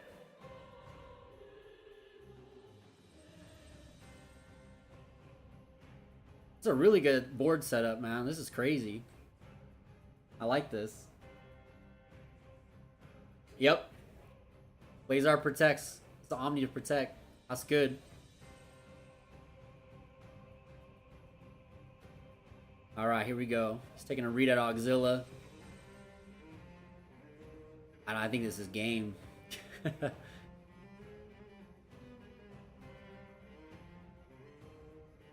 Because he's just going to be able to quick synchro on his opponent's turn. With the stand-up Centurion. The White Forest can also quick synchro with some of their card effects as well. They have a trap card that lets you do it. So he's got the tuner, that's what you need. And he just needs any like level 8. Iris Sword Soul. Oh my gosh, okay. Is he gonna making there it is, okay. That'll do it. That gets you the number. Crimson's a 10, right? He's a 10 synchro? Yeah, I think he's a level 10. Sword Soul, I think, is a level 6 monster. Yeah, this is a Calamity Lock for sure. For sure.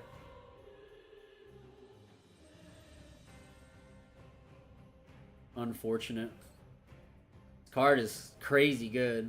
I know a lot of people think it's going to be banned on this next ban list.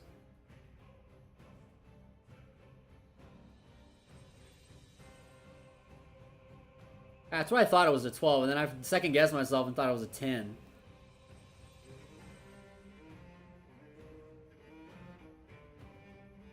Yeah, man. This game's over. It's over before it started with the Calamity, dude. Over before it started.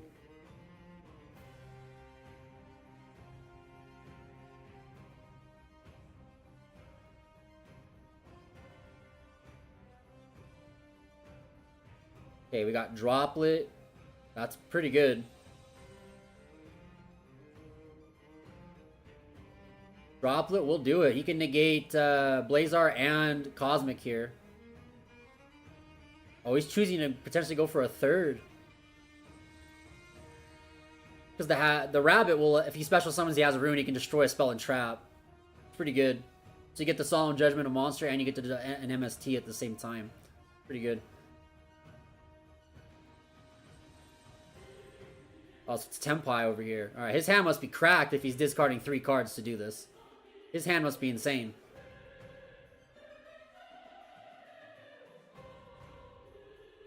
He's half his hand. He's got 2 cards left. Those last 2 cards must be insane. Because he's not getting Calamity Lock now. But he's got to deal with back rows too. Plus the Book of Moon effects if he can bring out the Whitewoods cards again. Holy smokes. Dark Hole will go hard here. Dark Hole goes hard here. Holy moly.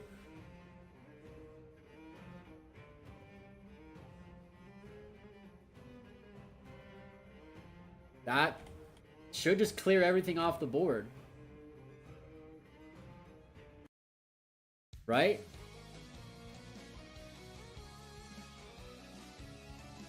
Sets 1 and passes. I wonder what that card was. He discarded a Pydra.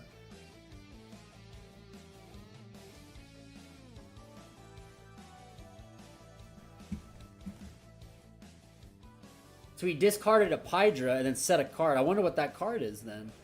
Because he's not going into his Tenpai.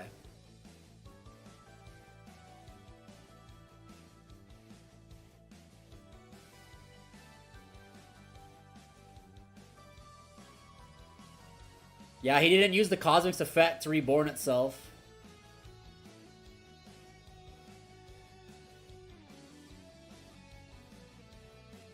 Yep.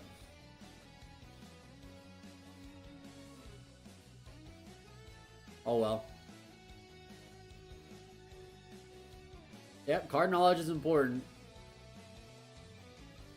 Maybe he knows and he just like forgot because he's just kind of like super focused in on like what he's gonna do next turn.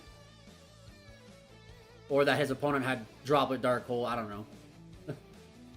He's got so much card advantage though, I don't think it matters. Like yeah, having a negate is cool, but he's got so much card advantage, I don't think it really matters.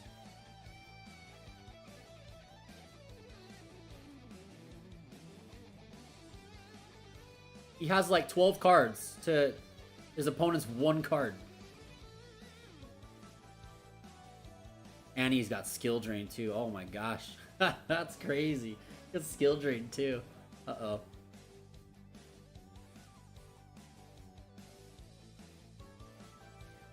Okay, we got Toy Soldier coming out of the toy box.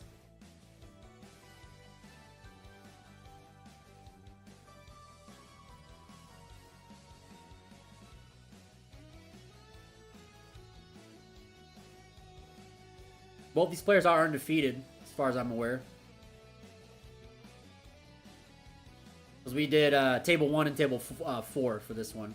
Alright, so we got Alistar coming down, or a Stellar, sending the Toy Soldier away, the special summon the tuner from the deck, and then Toy Soldier will trigger because it was sent from the Spell and Trap card zone. It'll just go ahead and resummon itself as a level 4 light monster.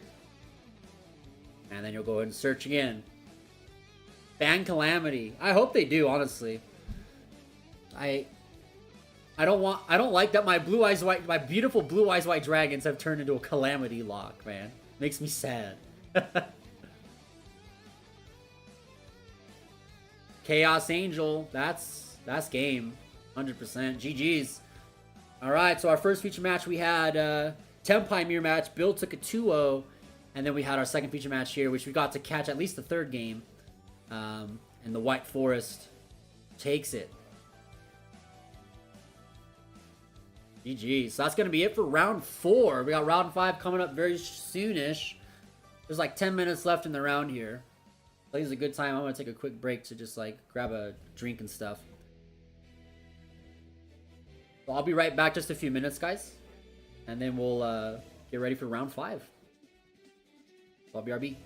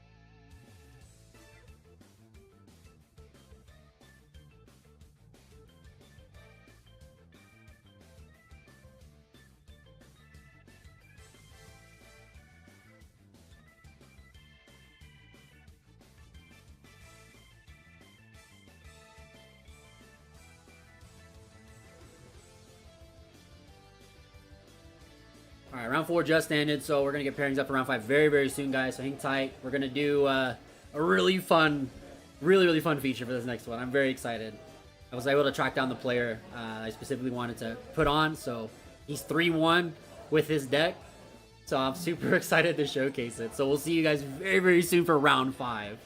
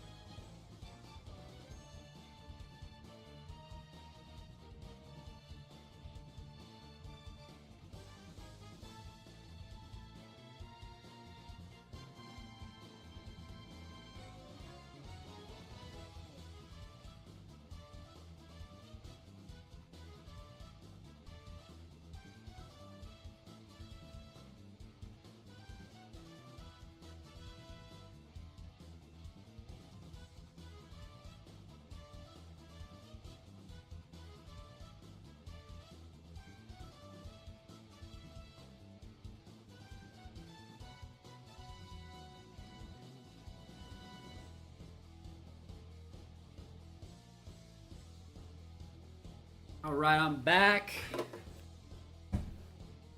We have round 5 pairing very, very soon here, chat.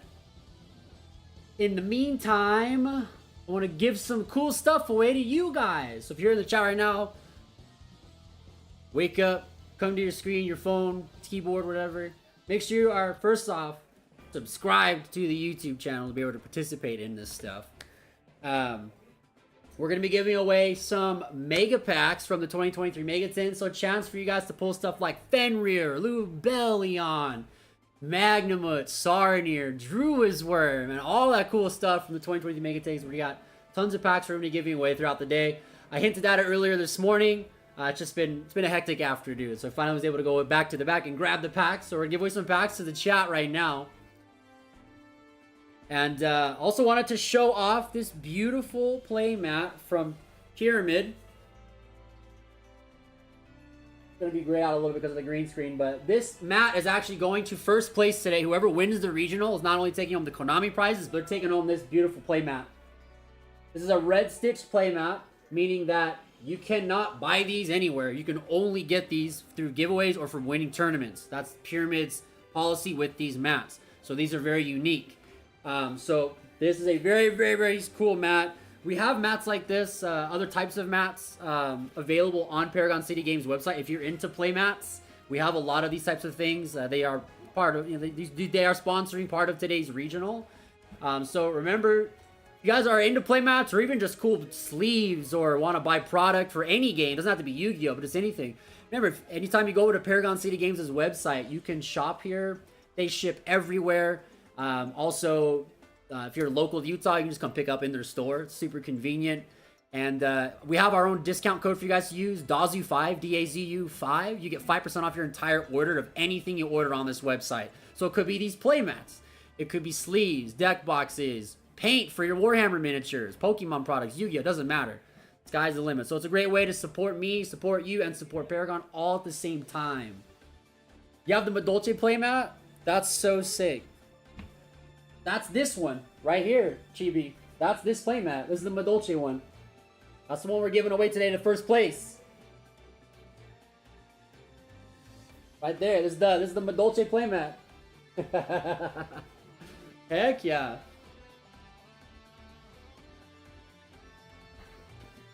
All right, so I've got some 2023 mega packs we're gonna give away right now. To everybody in the chat, you're able to participate. All you have to do for condition is make sure you are subscribed to the channel. That's it.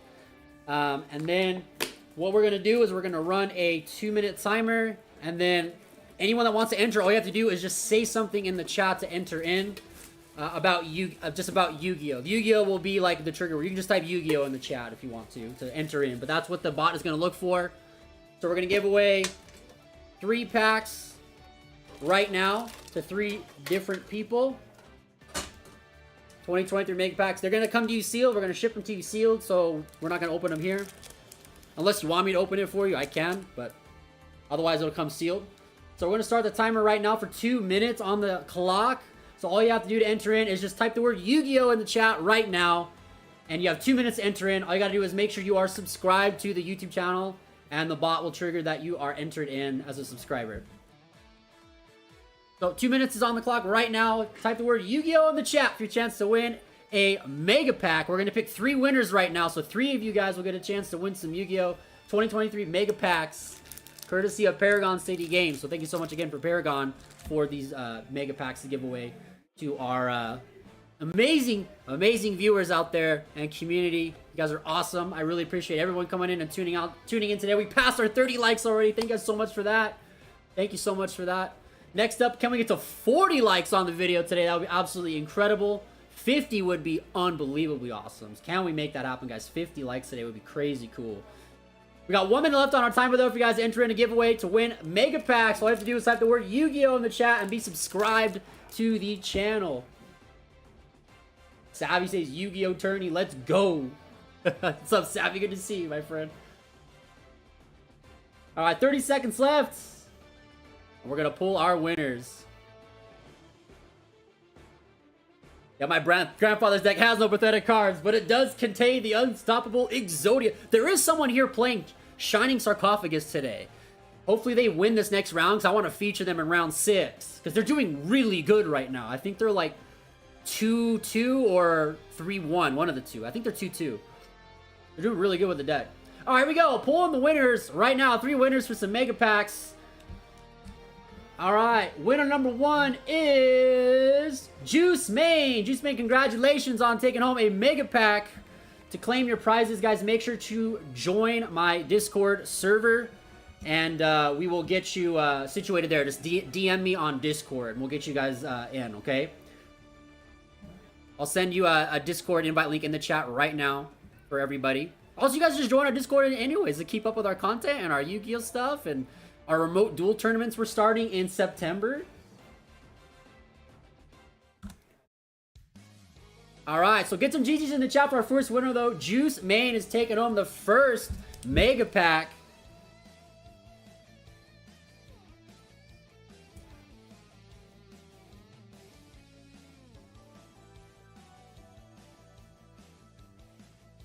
Alright, there is that's a Discord invite there to our Discord. So that's where you can come to claim your prize.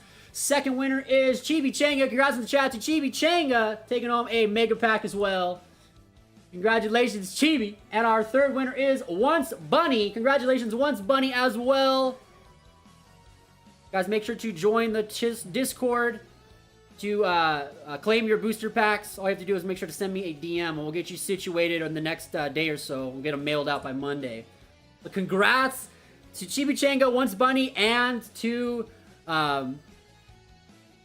Juice Main. All right, I'll be right back a sec. I'm going to see if round 5 is up for us.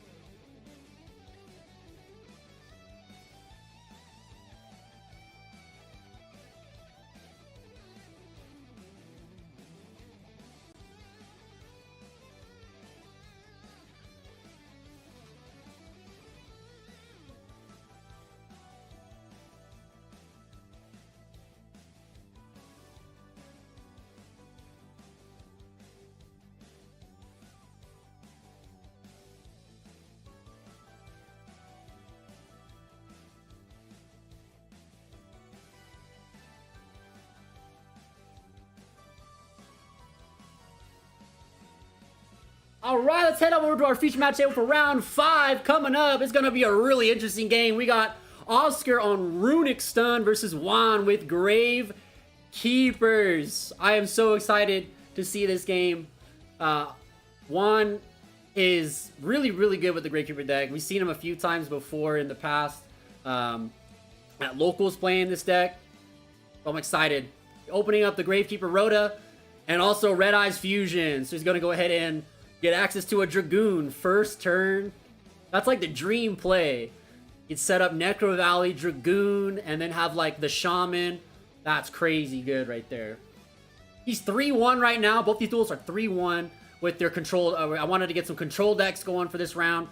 We got Juan up with the Dark. Oh man, so he's got Necro Valley and Pot of Prosperity coming in here. That's crazy cool. Crazy cool. And yeah, I can open your pack on stream after the next game. Okay, I'm gonna reset the timer. I'm so excited I forgot to set the time for these guys. So excited I forgot to set the time. Wait, it's been a day though, dude. This has been really fun to do. I appreciate everybody being here today. This has been such a fun tournament. Alright, banishing 3 for the Pot of Prosperity. Let's see if it resolves. It resolves. We're gonna reveal 3 different cards here. Obviously gonna take the Ash Blossom. You don't need the either of those other cards. Got those beautiful QCR Dark Magician and Red Eyes from the Mega Tins last year. Apparently we're getting a QCR Blue Eyes White Dragon in the new tins coming out in September.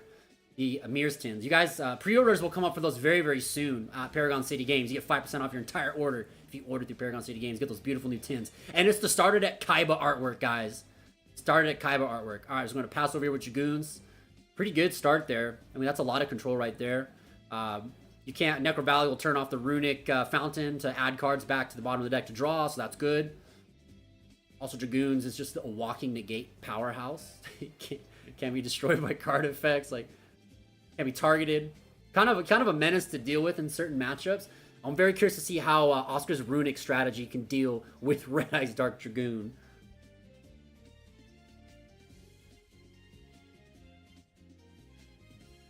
All right, so Oscar is starting up here with a flashing fire. We like to see that.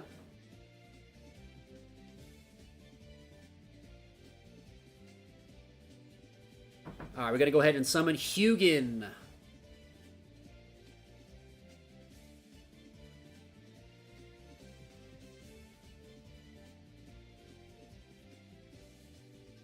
He's just asking about Hugin's protection effect. Hugin's a pretty good card. Obviously, he does have the fountain in his hand. He's thinking if he wants to destroy or negate Hugin, rather. The destruction's only on his turn. The destroy cards on the field, that's only on your turn, right? With the Dark Dragoon. Yeah, he needs Harpies, right? He does need Harpies. He's got to set 3 cards and pass with Hugin up. So let's see if there's a skill drain down there or a synchro zone. Either of those are an out to Dragoon. I mean, skill drain directly is an out to Dragoon. He's got Ash for the desires. He should have known that the Ash was there. I don't know why he activated the desires that banished 10 cards. He knew. Maybe he forgot about the Ash being added from Prosperity last turn. I'm just going to declare an attack with Dragoon. Or maybe he's activating the effect to destroy Hugin. So we can gain... Hugin's just going to probably activate its effect, right?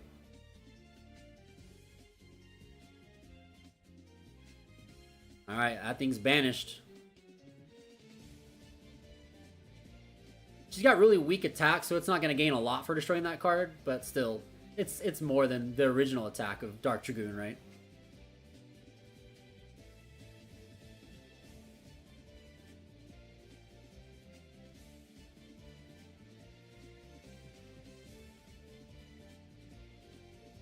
Alright. Yeah, if he's got Synchro Zone down there, that's also going to be a problem, because that's going to turn off the ability to attack with anything that's not a Synchro.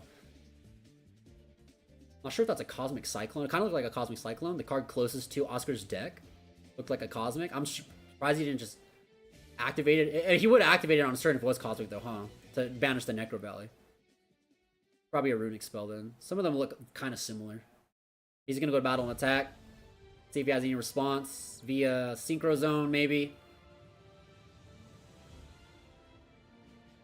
So this is either Flashing Fire or Freezing Curse. He's just going to go for the Fusion Summon anyways. He's just probably just going to negate the effect by discarding the Spy. Yep. So the attack will go through unless he has another Quick Blade activate on Battle Step. Because that was a tax declaration. Just keeping track of the skipped battle phases. Okay, we got another one. There's Freezing Curse. Summoning that. He's summoning that Blue Eyes. Let's go. He's gonna summon. What do you summon here? Jerry, Frecky. What do you? I mean, you could summon the big guy and banish Necro Valley, maybe. I don't know. I feel like if that was the play you were gonna go for, you probably would have activated Runic Fountain already. He's just gonna go for Frecky. Okay, summoning Frecky in attack mode.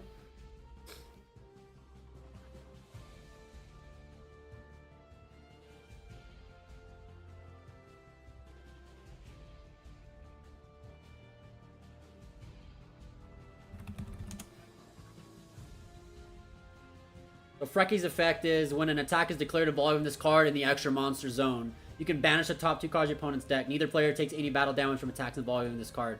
This card in the field is destroyed by battle or card effect. Target on a Runic quick play spell in the graveyard adds to your hand. So you can't do that part because of the Necro Valley, but he will be able to stop dying from the Dragoons.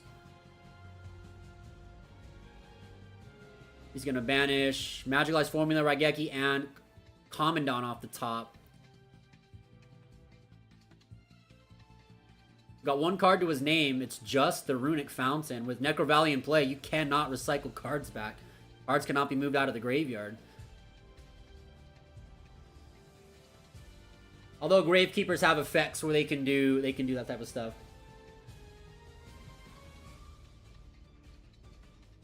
Juiceman says, I just joined your Patreon. I think I need to message you about the Mega Pack I won. Thank you so much for joining the Patreon, Juiceman. That's amazing. Thank you. And yes, message me on, you can message me on Patreon or Discord, either or. Either or works, my friend, and we can get you that mega pack mailed out. Thank you so much. Like Panda says, was that a replay of the attack and on their attack declaration? I think he just replayed the attack. Or just, I guess, redeclared. He just redeclared, I guess.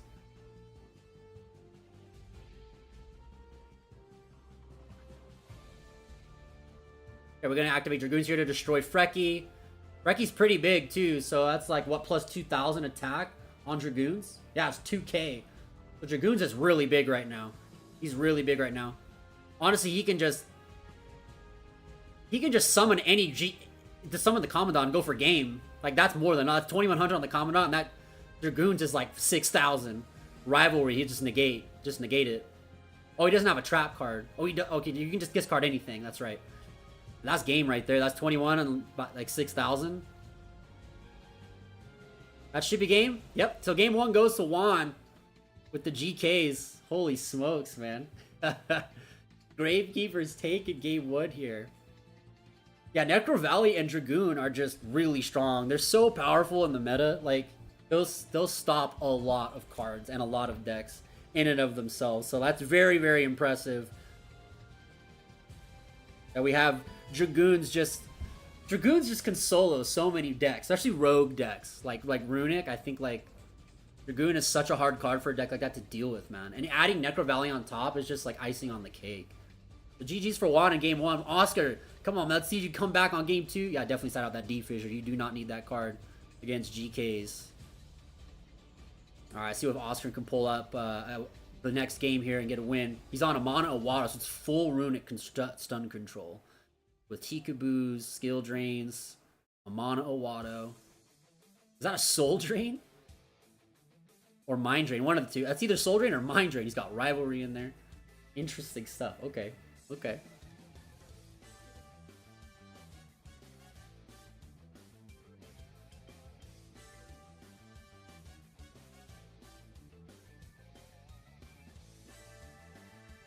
I guess the Floodgates would work pretty good here. There can be only one. Will be good. Rivalry. I feel like Rivalry is a mixed bag because the Gravekeepers are all a lot of different attributes. They're not all dark. Most of them are dark, but some of them I think are Earth type. Commandant I think is Earth type. And I think one of the new cards is Earth type. Definitely a lot of the old ones are dark though. Like, I think Guard was Earth as well. I don't think Juan plays Guard. I think he was Earth. But Spy is dark. Descendant is dark. Recruiter is dark. I think the Tour guy might be light. I can't remember the attribute on that one, but Rivalry could be okay. But they're all spellcasters too. There is that too. I wonder if he has Secret Village. I know some people that like to play any deck with spellcasters, they'll side into a Secret Village, like with set rotation or Metaverse into Secret Village. I feel those that do not know a Secret Village that spellcasters does. It's a field spell where if you do not control a spellcaster, you cannot activate spell cards. So,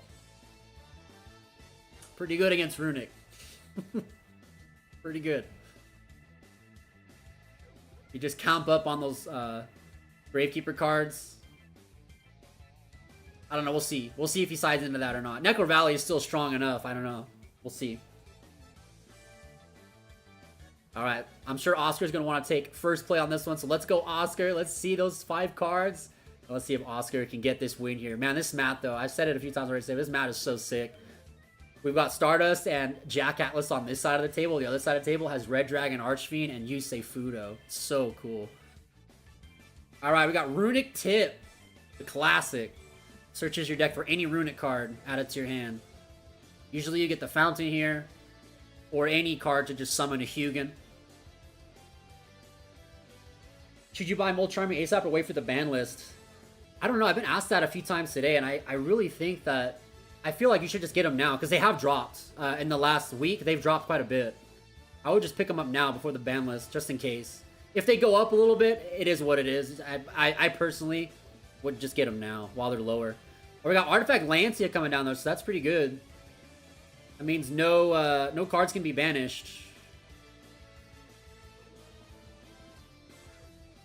That means he loses no cards to the Runic tip, because all the Runic cards have 2 effects.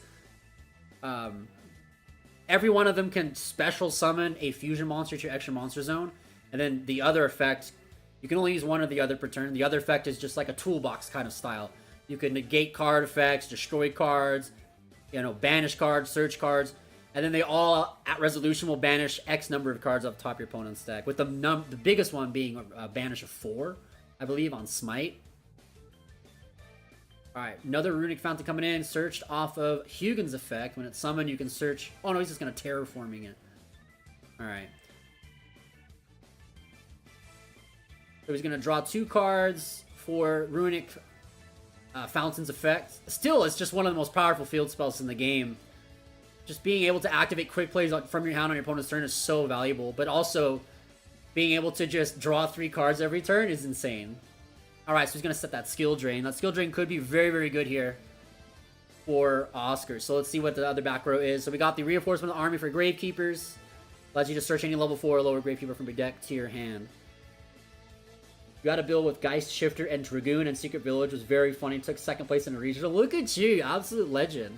Yeah, that's the way to do it. Alright, he's going to search Necro Valley with Commandant's effect by discarding it.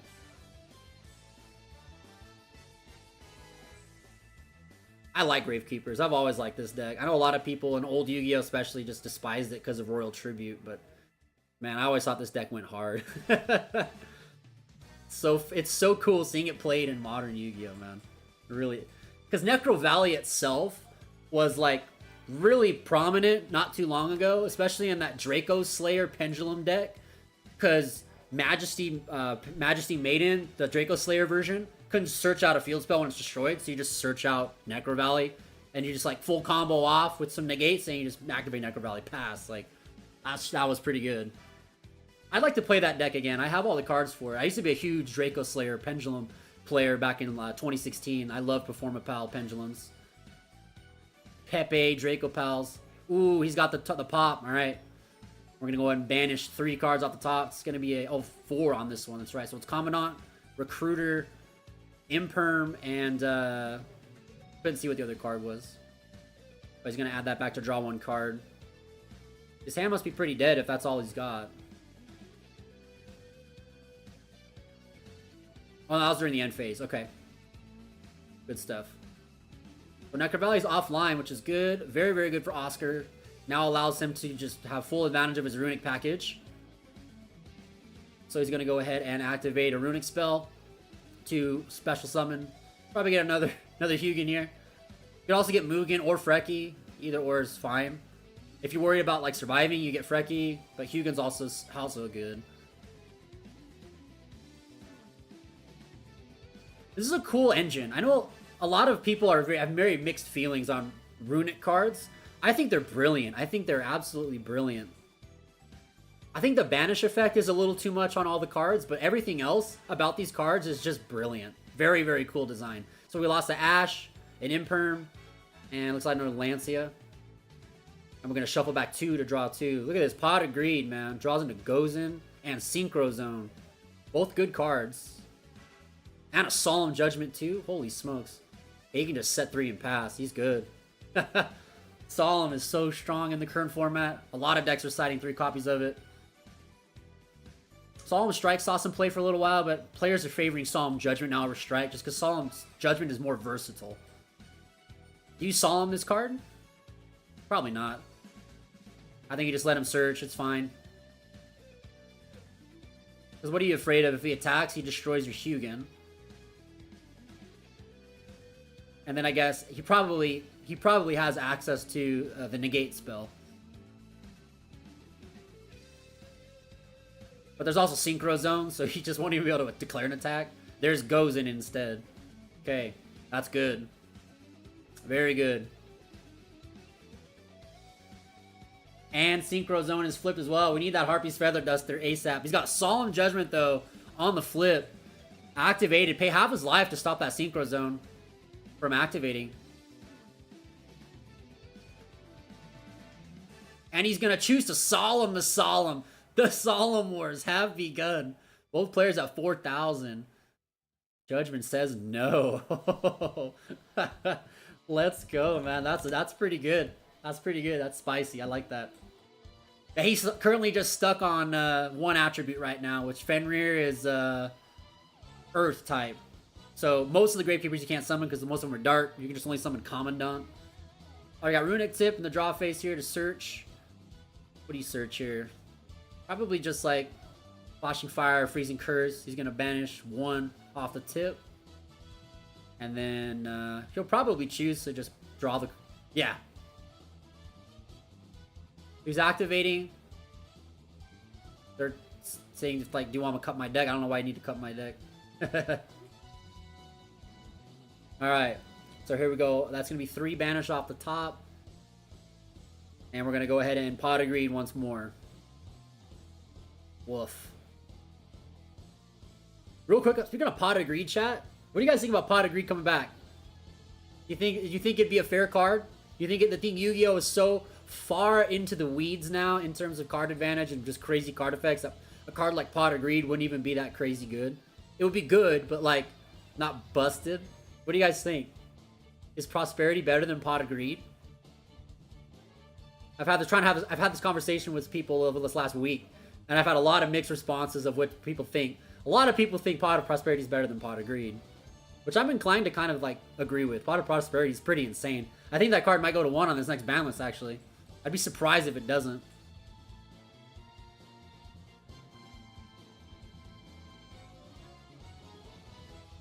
Just choosing if he wants to use the Freezing Curse. Yep. Negate the effect. Burn 3. And then he's going to be a draw 1. Yep. Okay. So, we're currently on the warpath of decking out. I think that's Oscar's strategy here in Game 2. He's going to stall with Gozen and Synchro Zone. And I think he's just going to just deck out Juan here for Game number 2. I mean, if Juan draws into a Harpy's Feather Duster, though, we're cooking. That's his 3rd Judgment, his 3rd Ash, and another Spy down. Gonna go Flashing Fire once again, burning 3 more. To draw 2 more cards, another Pot of Greed activated. Runic Fountain really showing its power here in this matchup, man. I think he has a tip in his hand too, so you can just keep recycling the same combo every turn. Oh, it's Card Trader, even better. Oh no, this is Card Scanner. This is the new one. Card Trader's old. That's the Strike and Neos card. Card Scanner, this is the new one from, I think Light of Destruction? Is where it came out? Or Legacy of Destruction, sorry. Alright, he's got Metaverse. So he's on that combo into the Secret Village. Alright, so he's gonna go ahead and pop. Ooh. Dang, there goes the Harpies. This game's over. That's 4 off the top. No back row remove. This is GG. I think he should scoop it up. Yeah, he's like, dang, there goes my Harpy's Feather Duster off the top. That's crazy. It was his next draw, next turn. He would have had Harpies. That's unfortunate. Alright, so game 2 going to Oscar. Fighting back.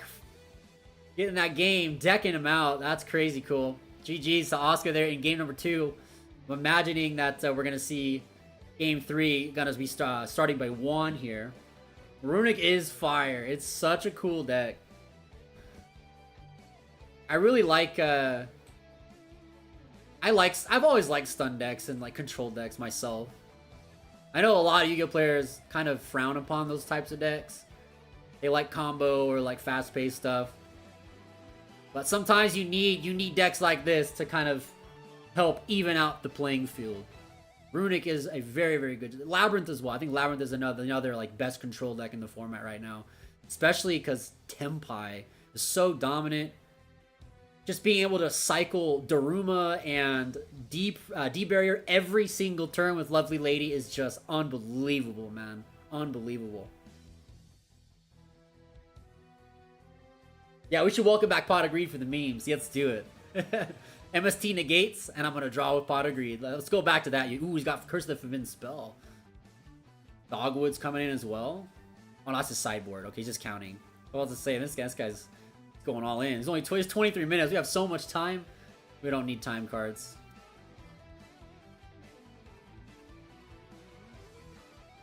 I think if you're Juan, you still keep your board breakers in. You still keep the Harpy's Feather Duster in. Because, like, at any point in the game, that card is relevant in this matchup. Doesn't matter if you have it in your opening hand or not. Like, the card is just good all the time. Plus, he plays Pot of Prosperity. So you can dig into it.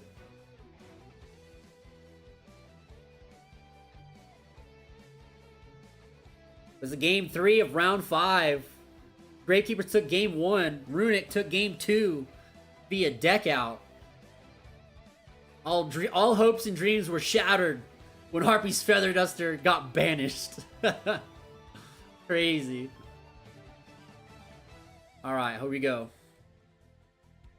Game is on. The pressure is on here as well for game number 3. Both these duelists are X1 right now. So they are in very good standings right now to top this event. It's a 7-round Swiss today. 102 players battling it out for top 8 for regionals invites for 2025 WCQ, as well as playmats, the fiendsmith engraver version, deck boxes, and also first place today is taking home the Madolche Pyramid red red border playmat as grand prize, which is insane.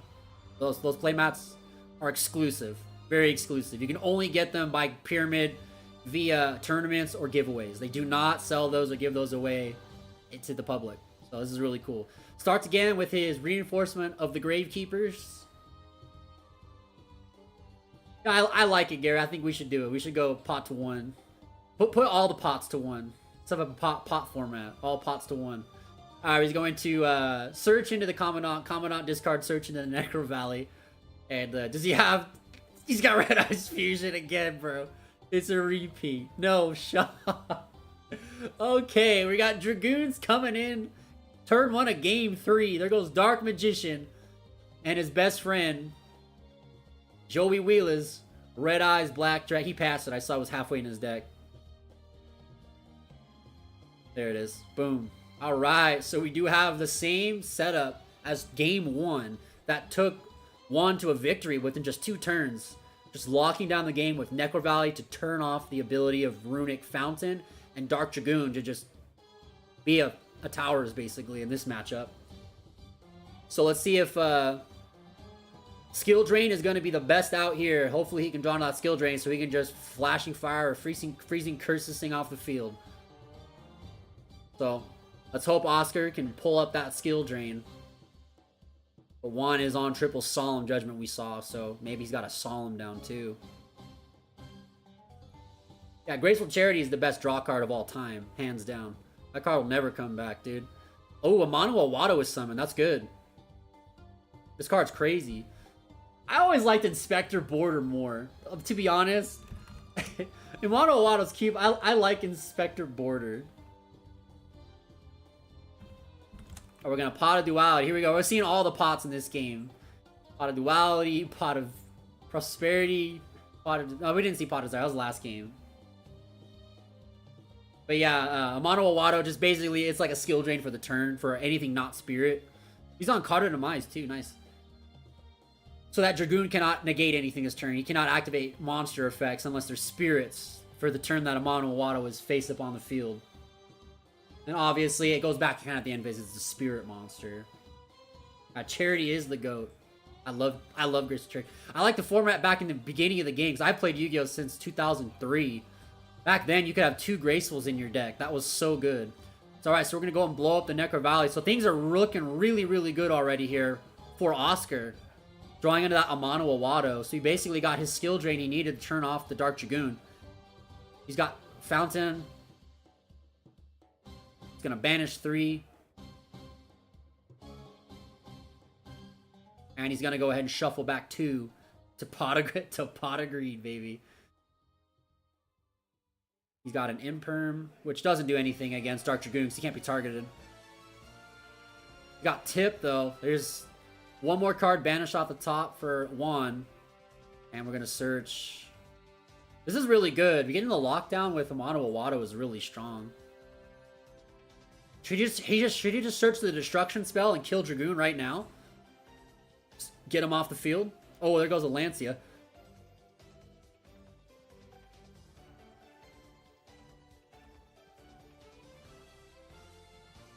Yeah, should you just There's Desires. All right, here we go. Oh, we did use Desires in game 1, and it got ashed. So we've seen 3 different pots in this one game. We're just missing Extravagance and Pot of Greed.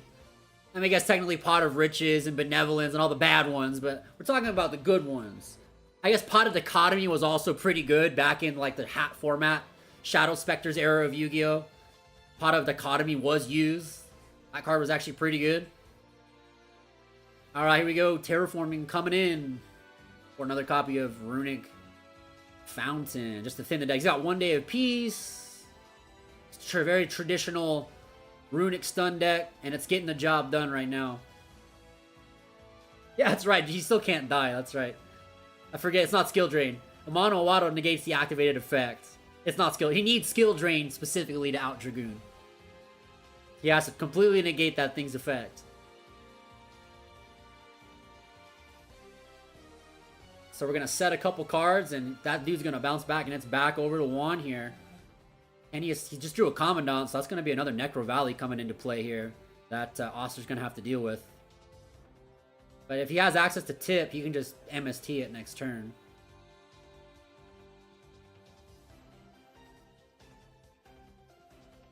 What do you do here, though? He's really deciding. Okay, he's going to just search. No response.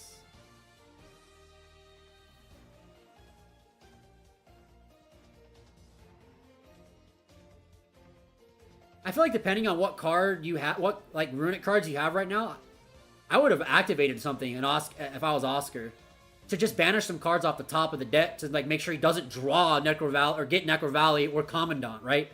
Because if he banishes the Commandant or banishes another copy of Necro Valley, that's like way less chances for him to like ever get the card back, right?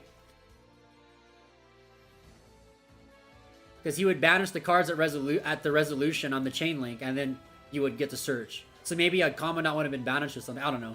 I'm just thinking out loud, man. A lot of me just talking on the stream is just me thinking out loud. Alright, here comes Necro Valley number 2, though.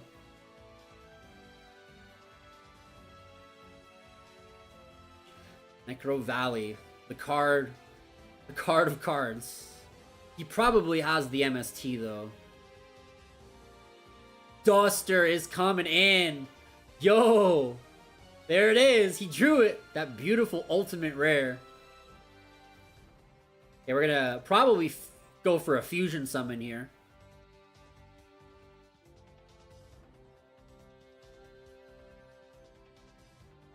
And he's gonna chain some other cards. He wants to. I mean, you can't resolve the fountain here to like Pot of Greed though. So, I guess it's fine. And then Hugin can protect the fountain from being destroyed. That's good. Okay, so fountain is still online. And there's no Necro Valley. So we're going to draw 3 cards here for Oscar. Very, very well done there. Getting the Hugin out to get the protection from the Duster. Nicely done. Draws into Synchro Zone as well. That's going to stop that Dragoon in its tracks. I'm really hoping we get Heavy Storm back on this next ban list. It's legal in Master Duel and in OCG. I hope TCG follows suit and gives us Heavy Storm. Another generic back row destruction will be really nice to have in the game. Lightning Storm is really strong, but yes, it is, you know, you can't have face-up cards. So there is that caveat, which makes it fair, you know? Because it's a Harpies and a Raigeki in one. Alright, we're going to go and Fusion Summon again for a Freki here, just to make sure he doesn't take any damage this turn from that Dragoon. He could just blow that thing up, though, and gain 2,000 attack. He hasn't used that effect yet. Oh, no, he did use it on the Hugin. No, wait. He used Hugin's effect to protect the field spell, right? I think so. No, you don't want that thing to power up. He's just raiding Freki. Freki, you can't take any battle damage.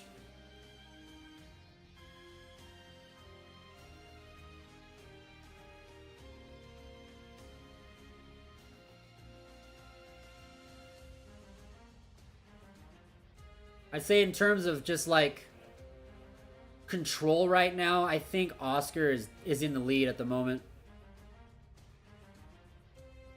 We got no cards in hand on one side, so he can't even negate anything with Dragoons right now. Because you have to discard cards to negate. So he's gonna pop though and put 2,000 damage burned. And I think it's gonna be a pass. He's presenting his deck to be cut. He's got to deal with... If he's got a tip in his hand, he's fine. He'll be able to MST the Necro Valley. Unless Juan has a Solemn Judgment set. But then maybe Oscar does, and it's going to be Solemn Wars again. Alright, let's see. What does he got? And we've got the Mono Wado, which is fine. Dragoons can't even activate his effect anyways. Juan has no cards to discard to negate. Looks like he drew into a card of Demise, maybe? Alright, so he's going to go for... a fusion summon for what, Freki or Hugin?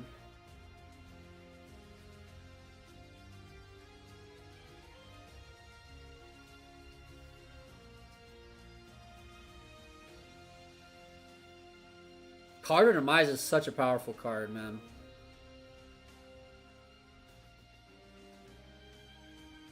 I remember when that card was at 3 back in the True Draco era. Pretty good. Oh, I got a rank 4 seed summon here. Good old Baguska. Solemn Strike is there. So he's on Strike and he's on Judgment. That's really, really good. That's actually really, really good. We like to see... I love to see Solemn cards. I love Solemn cards. Those are some of my favorites of all time. I love the Solemn series. Got Synchro Zone set. He's going to go for that card of Demise, huh? Is he feeling like a gambling man? I don't think he needs to. He's got Synchro Zone to protect himself this turn. This card of Demise lets you draw TO4, but then you have to discard your entire hand at the end phase. That's why that card was so powerful in True Draco, man, because he would just set 5 traps past. Like, it was insane. Alright, Synchro Zone is activated. So, this Synchro Zone states that neither player can declare attacks with monsters that are not Synchros.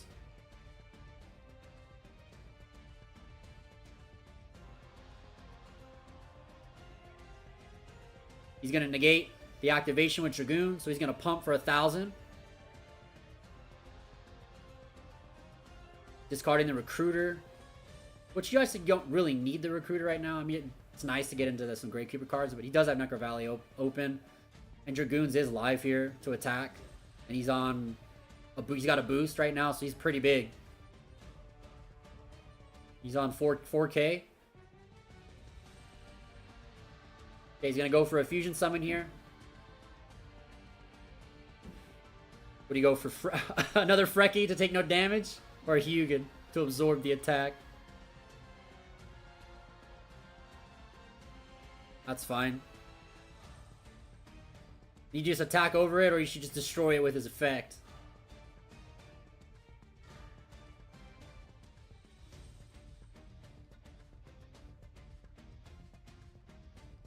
Yugioh is a really good card. There's the recyclability stuff, protection. Same with Mugen. Like, these cards are so good. The recyclability, they have access to protection cards. They're big. The big fusion lets you banish cards until the end phase. It's kind of like Bestial Baldrake, but they come back in the end phase. It's basically SP Little Knight. Alright, so he's going to go ahead and add back the Hugin. Shuffles itself back. And is this a pass? No damage was dealt. Alright, you got a tip. That's good. That's really good. Tip turns into an MST, so that Necro Valley's gone this turn. Uh-oh. There it is. There's the Mystical Space Typhoon. Banishing 1. Imperm is gone. Which, I would have sided out the Imperms against this deck. I don't think they're relevant at all. There goes Lancia. The third Necro Valley and a Magicalized Formula. For Solemn Judgment as well. Dang, dude. He's going to add back Tip, Curse, and Flashing Fire back to the bottom. He's going to draw 3 cards here. This is looking like Oscar's game. It's going in his favor right now, big time. There's 1 Day of Peace. That's going to buy him another turn. 1 Day of Peace makes it so you take no damage on the next turn. Period. No burn and no battle damage. So he can Hopefully one day of peace. He's trying to dig for that skill drain. He needs the access to skill drain. That's his big out. Big out to Dragoons. Yep. No more Necro Valleys left. That's all 3 of them. He's going to go for a fusion summon here. Probably go for a Mugen this time. There we go. Mugen is summoned. Lets us recycle.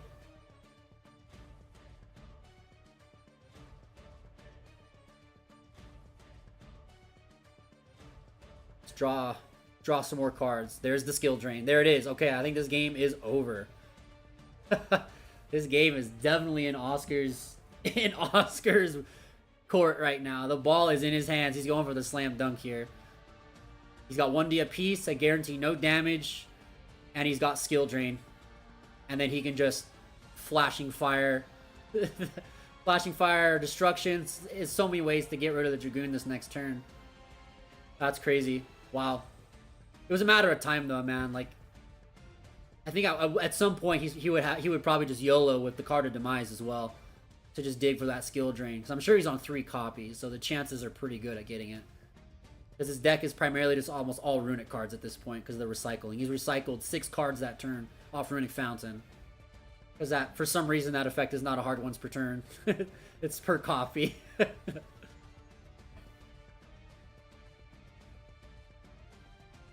Alright, here we go. We go skill drain, and then we blow up the Dark End Dragoon, and then we're in a good position here. Alright, Wana's going to lose a couple more cards. There's another Red Eyes Fusion, Solemn Judgment, and an Ash Blossom.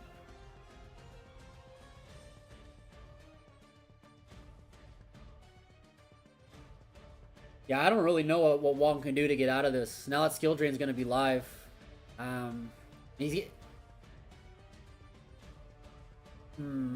Gets rid of the fountain though with the negate there. That's good. Gets another 1,000 attack up, but man, I'm just scared. Once that skill drain activates, it's trouble.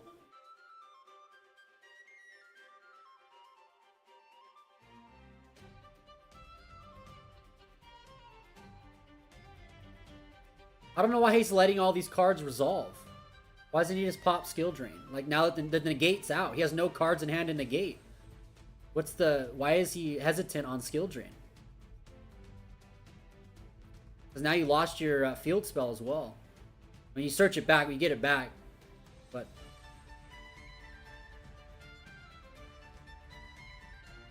alright, he's going to battle, attacking over Freki there. Maybe he's just waiting for like the right moment to go in with skill drain.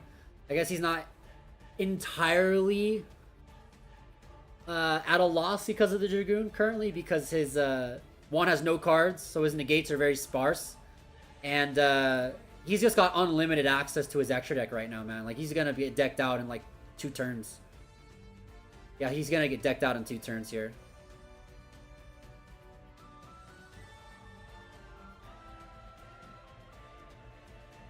What's life at? 8,000 for Juan, 7,500, 7,000 for Oscar. Still 4 minutes, so.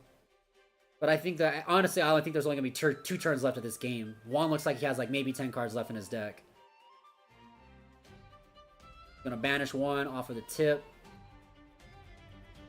I think now is when you skill drain, and then you start just like using cards to use cards to just burn his deck. I think now is the time. Duality. What are you looking for? What cards do you need? Freezing Curses, Flashing Fire, and another skill drain. And he's just like shakes his head. Juan says, "Man, I don't want to see that card." So that should already just televise to Juan that he already has a skill drain in play, because he did not take it off that duality. I mean, that's what I would just be like, yeah, he's got skill drain already if he didn't take it. Mario, this is at Paragon City Games in Sandy, Utah. Alright. 3 minutes left on the clock. Time is getting low. This is game 3 of round 5. Both players are 3-1 here. And let's see what Wong can do here. Currently staring down 4 back rows. Very scary. He's thinking if he wants to negate here. Probably not, because he's choosing special summon. What do you go for, Frecky or Hugin? He's going for the Hugin. You're on the edge of your seat. I am too. If I go any further on the edge of the seat, I'm gonna fall down and I'll break the computer.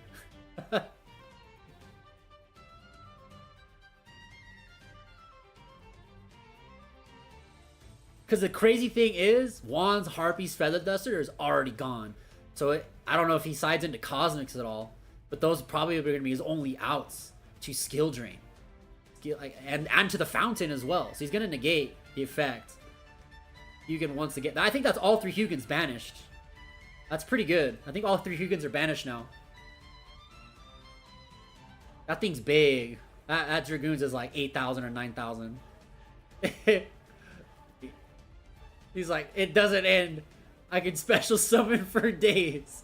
I will never not have monsters in my extra deck, Oscar says. I'll fight back till there's no time left. Man, Runic is just like the polar opposite of Light Swords. It's crazy, man. Alright. Does he attack over it? He's still waiting on that skill drain too. That's crazy. Oh, is he gonna flip it? He's flipping the skill drain. There it is. Putting him down to 6k. He's got it. Now, there's a minute left. He has to deck him out or he's gonna lose. He has to deck him out or it's over. Because he has no battle phases. 1 minute on the clock. He is down life by 3k to Juan. So we don't really don't want to die from time rules, do we? You gotta deck him out here. 1 minute on the clock. He's gotta be decked out or this is it. This is too close, man. This is why I say you should have activated that skill drain a long time ago. Yeah, he's at 5k to like full life. Solemn. Let me see. I think that's game because of time. No way. I think that's game. Did Juan take it?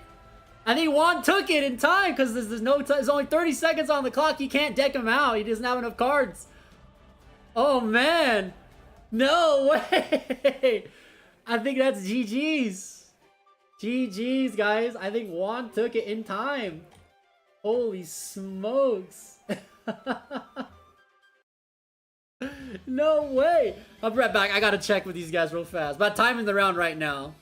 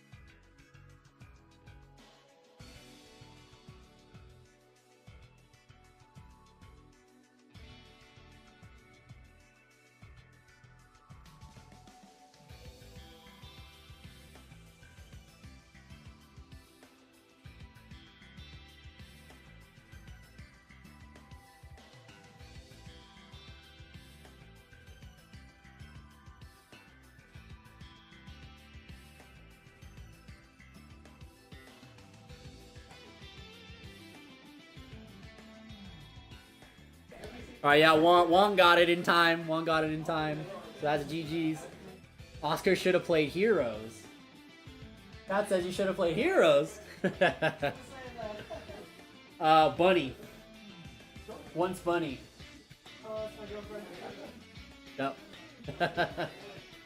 Oh my god. Shout out to Gabby from Oscar. Shout out to Gabby. Oscar says shout out to Gabby. GG's Odor Duelist. That was a really intense game for round 5. That was cool. That went down to the wire. Alright, I'll be right back. I'm gonna take a quick break for myself. And then we'll come back and I'll do some more giveaways for some more mega packs to you guys. We got 3 more mega packs to give away to our incredible community here. And yeah, I'll be right back. Don't go anywhere, guys. Don't miss these chance of these packs. I'll be right back, alright? Hang tight.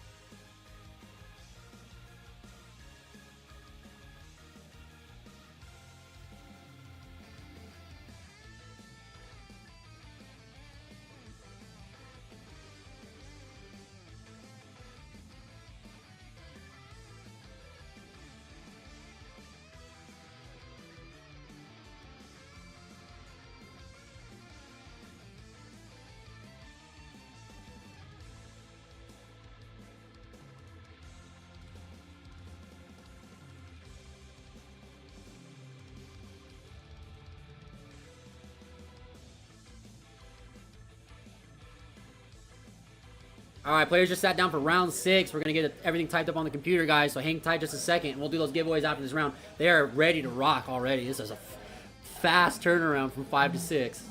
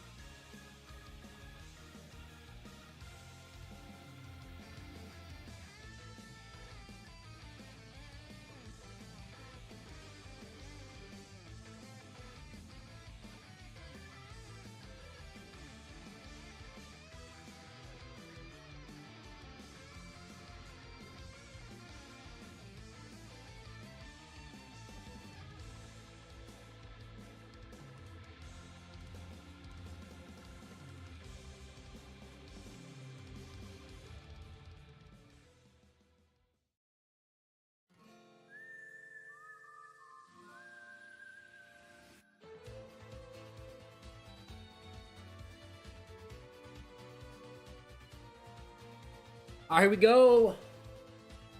It's time for round number 6 to begin for our live coverage of our Infinite Forbidden Regional Championship qualifier here at Paragon City Games in Sandy, Utah. Let's head on over to the table. Our players are ready.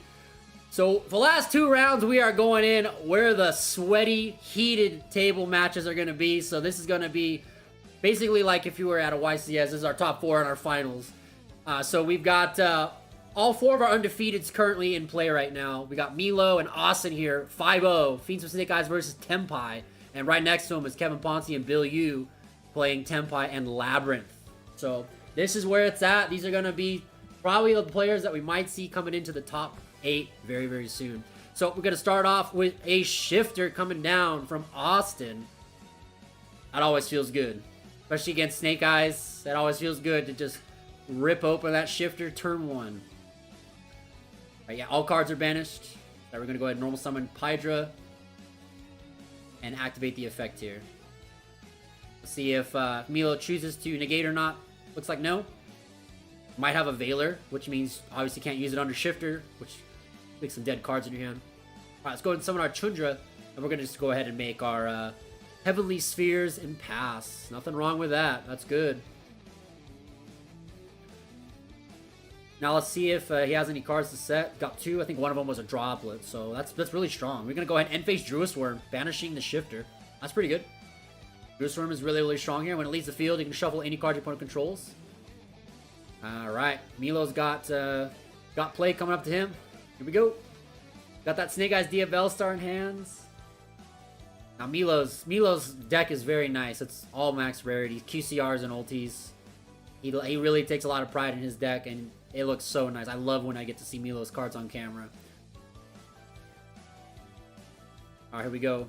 Bonfire is the call.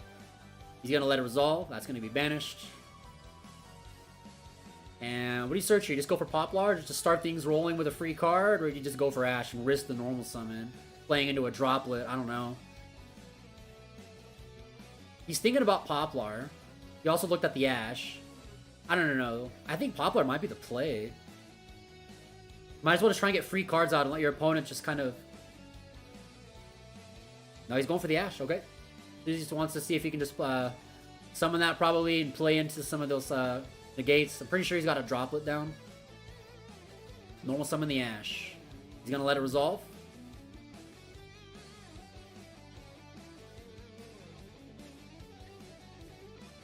And adding that Poplar. Poplar is going to trigger and special summon itself to the board.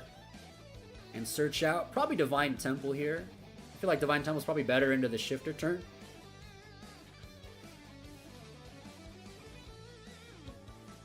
Yep. Good call.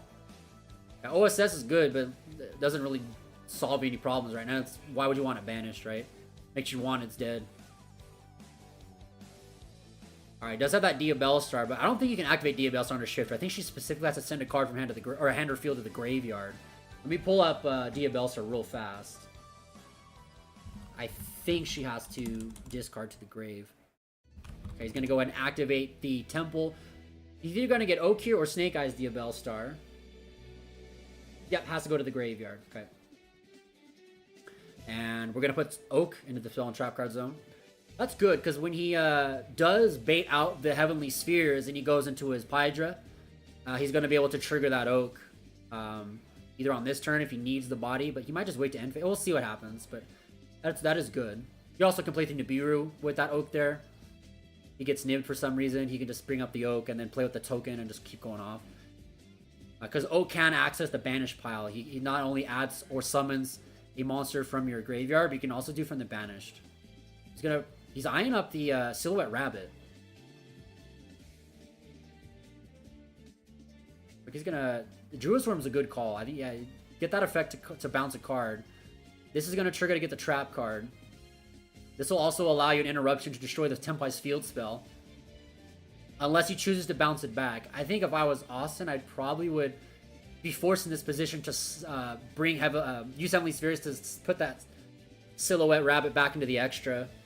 Because the card's really good in this matchup, man. Being able to just on your opponent's turn bring out a Solemn Judgment and then blow up their field spell is really good.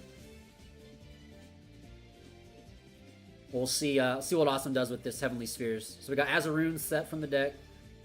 Yeah, Silhouette Rabbit. Anytime when you summon those trap token monsters, it can destroy a spell or trap on the field. Very good card. Very nice generic Link 2 monster out of Infinite Forbidden. Such a good card. Alright, he's going to go to battle phase. He's going to declare an attack with Silhouette Rabbit onto the Heavenly Spheres. He's going to have to force this out. Tribute. Yeah, my guess is he's gonna bounce back the Silhouette Rabbit to turn off the spell and trap destruction.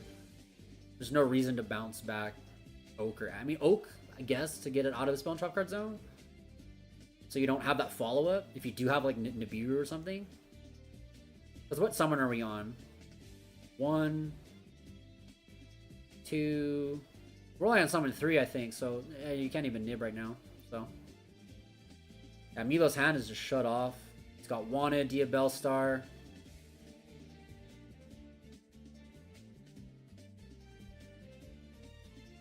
Alright, we're gonna summon Chundra to the board. And it's still the battle phase too. And this is what's also really crucial about this, is like using the spheres in the battle phase. Yeah, you get to bait it out, but then like it's the battle phase. So if they have a set Kaiman, they'll be able to just summon during your turn a monster out of Kaiman. Yeah, that's good. Get the Poplar back. Very good heads up there for Milo, using the Oak to bring back that Poplar from the Banish Zone, since he summoned that Chundra. Yeah, if he's got a set Kaiman, he can go into a Pydra here, search for a field spell, and then like synchro off in the battle phase here. He can go into a... He could go Biden into Transcendent, and Milo just takes a ton of damage, or he can just Black Rose the board. I feel like Transcendent would go pretty hard right here if he has... if he has it. Because these guys are boosted right now by the field spell. He's gonna activate the effects. He doesn't even need to use a Kaiman. Yeah, what if he... I think that's what he's... I think he's what he's gonna do. I think he's gonna just synchro summon here, and then bring out Transcendent. We've seen that many, many times on the OTS Championship live stream, where Transcendent was used on their opponent's battle phase to just OTK themselves. Especially against Snake Eyes. So Milo's really thinking right now.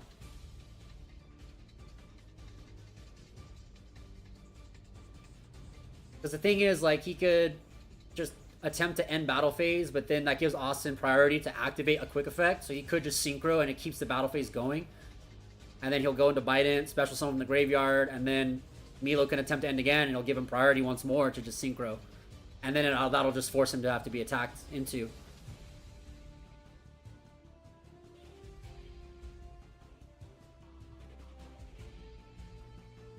Looks like he's going to be activating Fadra. Going to be a quick synchro here.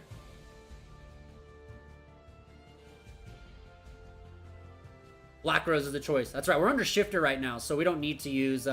we can't use the Biden. That's true.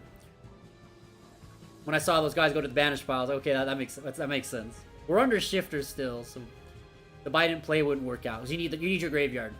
But Black Rose is good. Everything's going to get banished. No one... That's a lot of cards lost.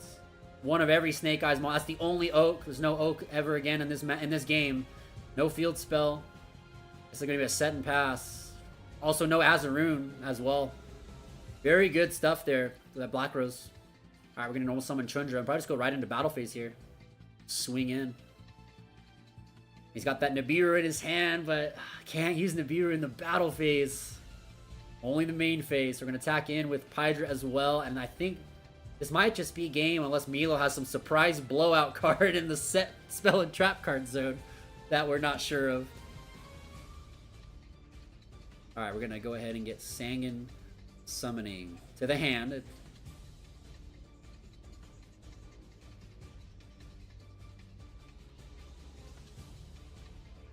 Alright, effect a quick synchro. Now we're not under Shifter, so we can go into the Bident Dragion. And that's fine too. That's good. So he's going to go into Kaiba to blow up his field spell. And then doubles that attack, and that's game right there. Dang. Game 1 going there to Tenpai very, very quickly. Very, very well done. I haven't seen a Kaiba on the field spell done before. That's a really good play. I like that. I like that. Typically, we always see the standard, like, let's just go up into Trident Dragion kind of combo, but they didn't need to. That's good. Being able to set the field spell off of the effect, and then you're good to go. That's good. That's good. Alright, so Austin takes game 1 with Tenpai. Let's see what Milo's going to do into game number 2. He had such a good hand, too, but the Shifter just really shut him out. That's what Shifter does, though, man. Shifter just shuts you down. It's such a powerful card. I don't know. Do you guys think Shifter should be removed from the game, or do you think it is a card that just is a necessary evil to kind of keep some of these like decks in the game in check in a regard? I'm not sure. Like, there's a great argument on both sides of that about both sides of that fence. Okay, citing out one of the Wanteds. Going into some Bells. Bells is good in this matchup. Bells is pretty good. Ghost Mourner's okay.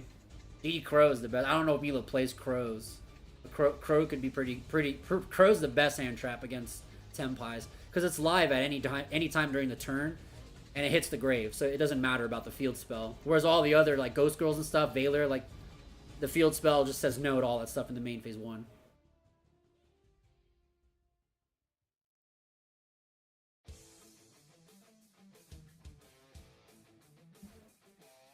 So that's, I don't know. This is a hard matchup to play. Because both these decks, just at any given time, can just like go all in. I feel like Tenpai just... I don't know. I don't want to say Tenpai has the better matchup, but it kind of feels like it might. Always going high. He's got Duster in there. He's got Cosmics in there. I think I've seen some Solemns as well. Is that a Solemn? Looked like a Solemn. If that's the case, I think Milo's going first. I mean, why would you not want to go first? So, I mean, could you play the gamble of like, oh man, I'm going to get shifted again? But if he draws Shifter, he draws Shifter. I guess you can maybe draw your one call, but I don't know if Milo's on call. But a lot of Snake Eyes players don't play the card. Because a lot of people are playing this deck at like 45 to 50 cards now. I think the most like common is like 44 cards for Snake Eyes Fiendsmith. With some pretty, like, I think Jesse Cotton was on 47 cards for his Sacramento list. Just like, why not? I mean, you have so much consistency, it doesn't matter. You can play all that non-engine.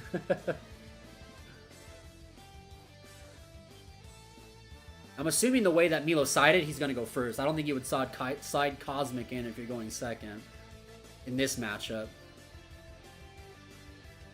But I don't know. I might be wrong. Maybe he chose to push him to go first. Dogwood. Okay. Talents. Mourner.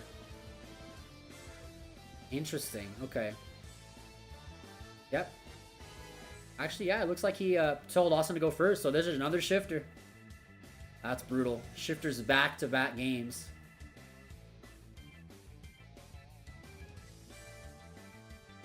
God, that card is just too good, dude.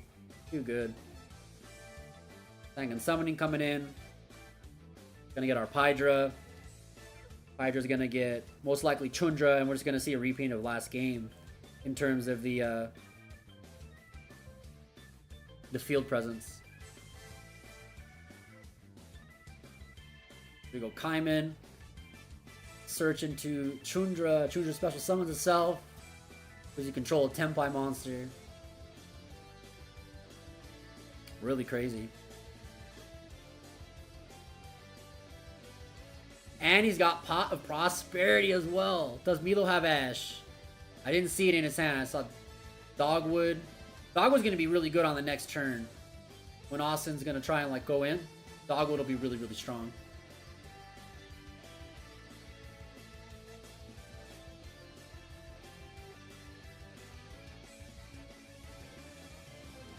Oh man, I think we take the Rivalry. I think Rivalry is the call.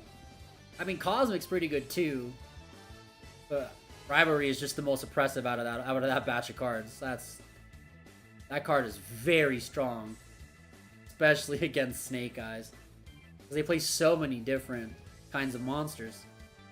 All right, sets Rivalry, summons Heavenly Spheres, and pass. All right. That's a pretty good opening move there. Plus, we're under Shifter.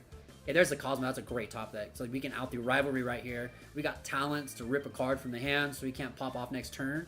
This is actually really good. Milo has the right cards to play into this board.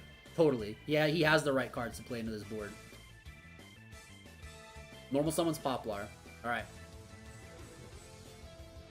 He's thinking, let's see if Austin would take the bait to bounce it. Austin is a very seasoned player. I don't think he would choose to bounce the Poplar right there.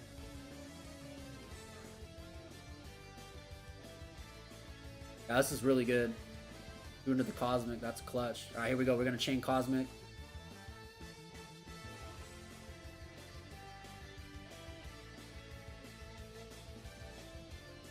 Maybe he's saving Cosmic for the Sangan Summoning. I wonder why. So what do you do here? You go into Snake Eyes Diabellstar.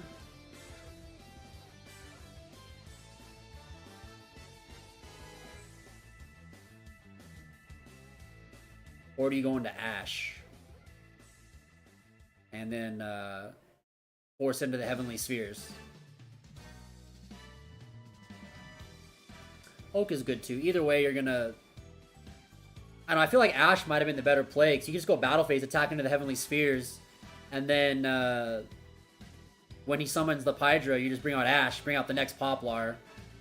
Just you're gonna get rid of you're gonna Cosmic the Rivalry in that situation, right? And then you have Ghost Mourner, you can negate the Pydra. They can't. You have to Cosmic that. You can't play. Yep, you have to Cosmic that, or you can't play anymore.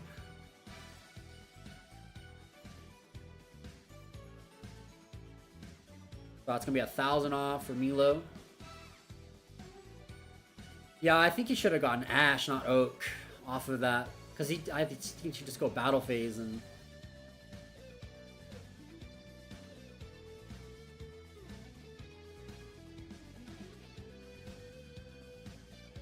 I just feel like the Ash would have given him way more cards in the end, but I guess he's worried about the shifters, so I mean that's fair. So the Oak accesses the banish spot, but then you can just get Oak out of the deck with Ash's effect. So I don't know.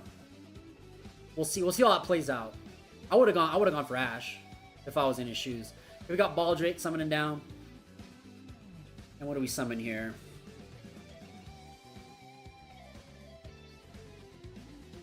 You don't want to go Anima because there's no zone that he can point to steal. Heavenly Spheres gives you 2 down arrows. I don't think you want to waste the Baldrake, really. I guess you summon it anyways to just get it in, but... yeah, I still feel like it's the same result. He still has to go to Battle Phase and then, like, summon the monster out of the spell and trap zone when the sphere is resolved summoning Pydra. I still think he should have gone for Snake Eyes Ash there, because he would just have way more monster presence in the battle phase. Plus, they're all... I mean, yeah, like, you're not going to attack into the Pydra, because you don't want it to, like, trigger anything, but you're going to negate it anyways with the Ghost Warner, so you can just walk over it. Because all your Snake Eyes monsters are bigger. He's thinking of going into SP Little Knight. Interesting. Banish the field spell. That's what you should do in main phase 2. I think you should go battle phase and just, like, get the damage in, man. And then go main phase 2 and start clearing out the extra pieces that are left over, like Sangan Summoning. Alright, let's see. He's gonna go for the SP now, it looks like. So SP... to banish the... Because now, like, you lose all this monster presence, man. Maybe he just wants to preserve his battle phase. Maybe he can just, like, do a big pop. Maybe, I don't know. Maybe he's thinking of a big play that I'm not thinking about for some reason. With that Oak there. By not going to battle phase yet.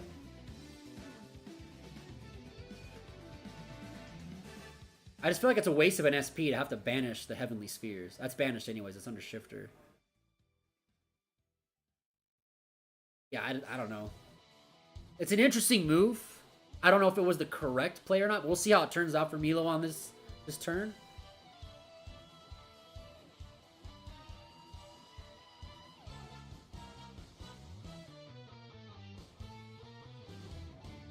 That's also pretty important because he already normal summoned.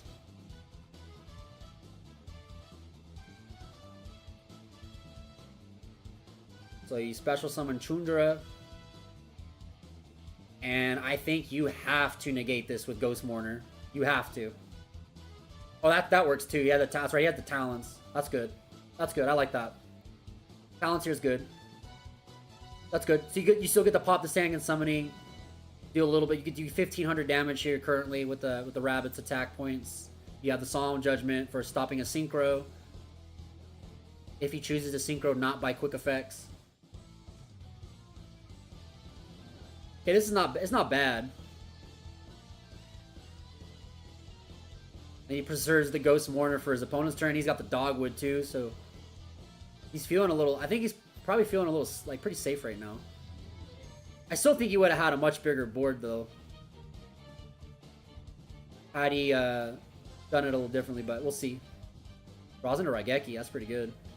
All right, you're gonna standby phase, bring out the Azarune. That'll trigger the rabbit to destroy Sangan Summoning. And then we're going to Raigeki. And that hurts. That hurts a lot because I think he's got Chundra in his hand. Oh, he's got Genroku. Oh my gosh. No way. Genroku is there. So he's going to tribute it off. And it's going to go ahead and... I don't know why you don't special summon... Use Dogwood here. I guess you just want to stop that. Like, what's your follow-up, though? You got Oak into Poplar, into Ash, into Poplar, into Flamberge. I don't know. Let's see what he top decks. I guess he can get into Fiendsmith combo this next turn with what he currently has. All right, he's just gonna scoop it up. That's gonna be game 2 going to Milo there. Very good. Yeah, he's just gonna be able to full combo off next turn. No, having that Oak in the hand. That gives him everything he needs. Very well done.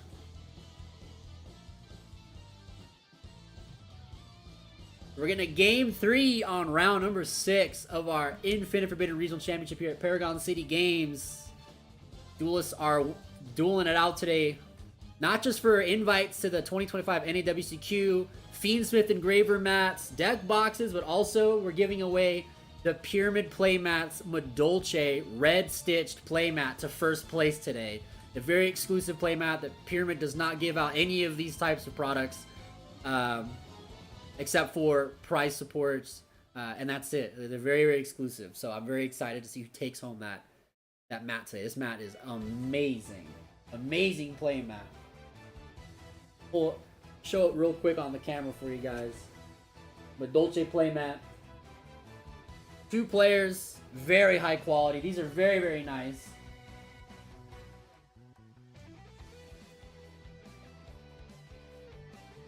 So let's see who's gonna take it game 3 here. I'm assuming that Milo's gonna get told to go first, unless Austin is on that version of Tenpai where he just likes to go first. Some Tenpai players like to go first. Because it's not uncommon for Tenpais to side into Solemns and like other cards that are just so powerful and going first. Yeah, he's got a couple of those board breakers in his hand. He's debating like, man, am I gonna be going to first or second? This is one of the hardest parts about this format right now is this matchup right here is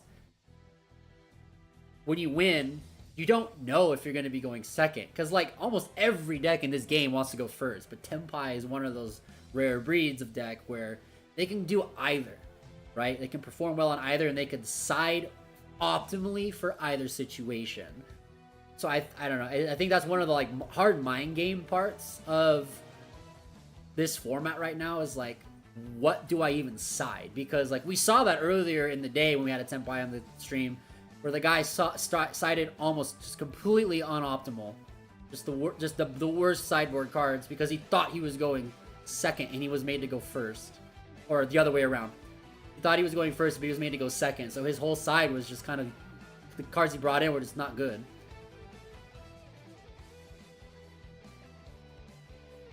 Alright, but here we go. Game 3 of round 6. There's going to be one more round after this. Round 7. So I'm super excited to see who takes home the wins today. About 20 minutes on the clock. Pretty good amount of time. That's probably another reason why Austin decided to just scoop right there. Like, there's no point in kind of grind that one out in any way, shape, or form. With 23 minutes on the clock, like, I think we should just go to game 3. And here we go. Duelists are going in, and it looks like he motioned over for Milo to go first. So here we go. You guys ready, chat? It's game 3. Game 3 of round 6. Milo has no shifter to worry about this time, so he can just play Yu-Gi-Oh! Alright, we're gonna normal summon Snake Eyes Ash, get our Poplar, and let's start comboing in here. Let's see it. Alright, Poplar is coming in. Special summon it to get Divine Temple of the Snake Eyes. There it is. Boom. Beautiful. Alright, game 3 is off to a great start here for Milo already. Does not have to worry about a shifter again. Still 1 under shifter last game, which was really, really good. He played really just conservative. Alright, Divine Temple's coming in. Probably grab Snake Eyes Diabellstar on this one. You're just going to get Oak with the Ash. You don't have to worry about shifter this time. I guess your only, like, threat at the moment is Nibiru if you overextend.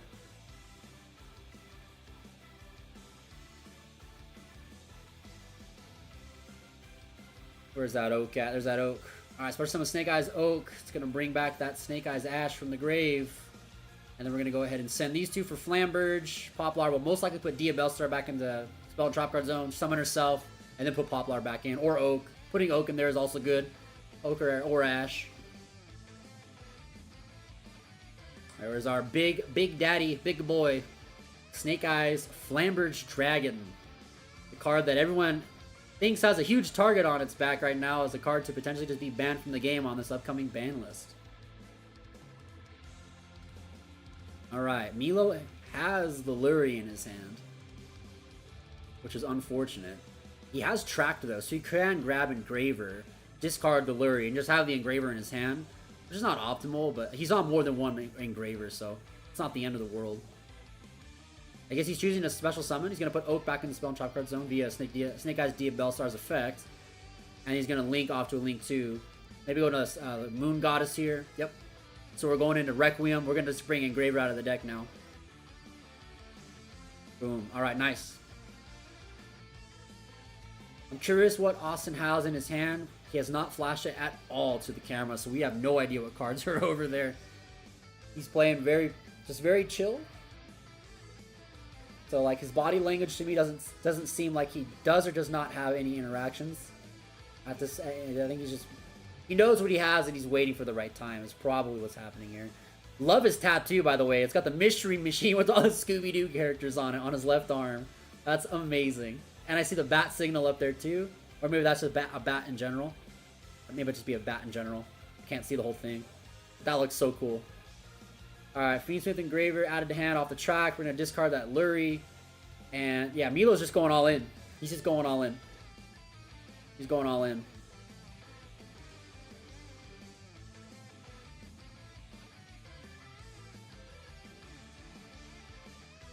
Right, we're going to tribute off the Lurie and the engraver. Probably going to go for the Link 2. Yep. Activate the effect. Shuffling back. We're going to get our fusion summon of our beautiful boy that burns for 1200. Why this card burns is beyond me, man. I don't know. But it does.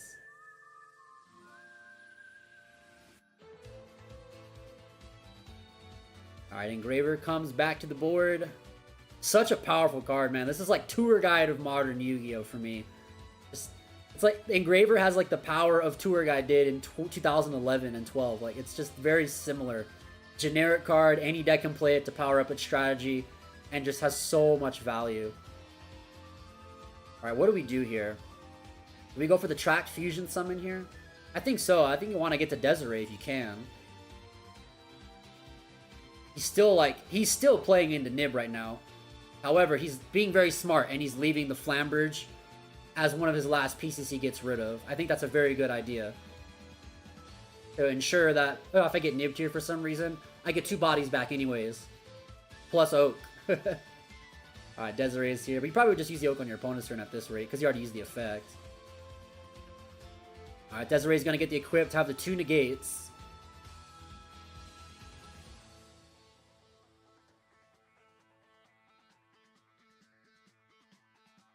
And we're going to special summon Dia Bellstar by sending that Oak. Okay.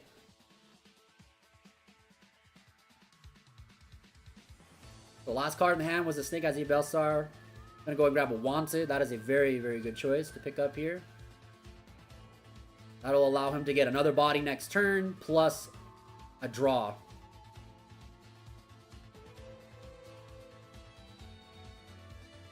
Still got 15 minutes on the clock. Plenty of time. This is game number 3 of round number 6. Alright, it's time to link away. Okay, now we are going into the IP Mask Arena. It looks like, wait till you see me on my bike. Shout out to any Overwatch fans in the chat. You'll know that you know that voice line, I'm sure. Alright, here we go. Bringing back the little guys. If he's got Nib, now's the time. If he's got Nib, now's the time, man. He's thinking, does he have the Nibiru? This is the time if he's got it.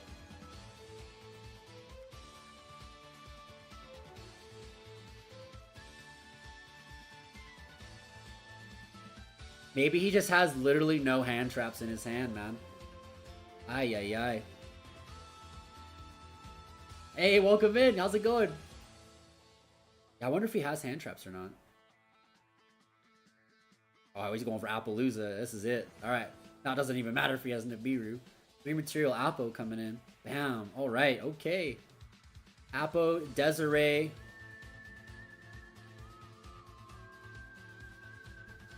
He doesn't have Princess, though. So he can't get Flamberge to get IP back. Not yet. So he's going to burn 1200, courtesy of the Fusion Monster. Yes, we should get a ban list any day now. I'm hoping by Monday we get it. That'd be awesome. Alright, we're going to shuffle back our Fiendsmith Engraver. Alright, let's see. I mean, this is still not a bad field, even without getting the IP to the SP line with the Princess. He does have triple negate Appo, plus 2 negate Desiree. Can he get another monster, though? He should be able to, right?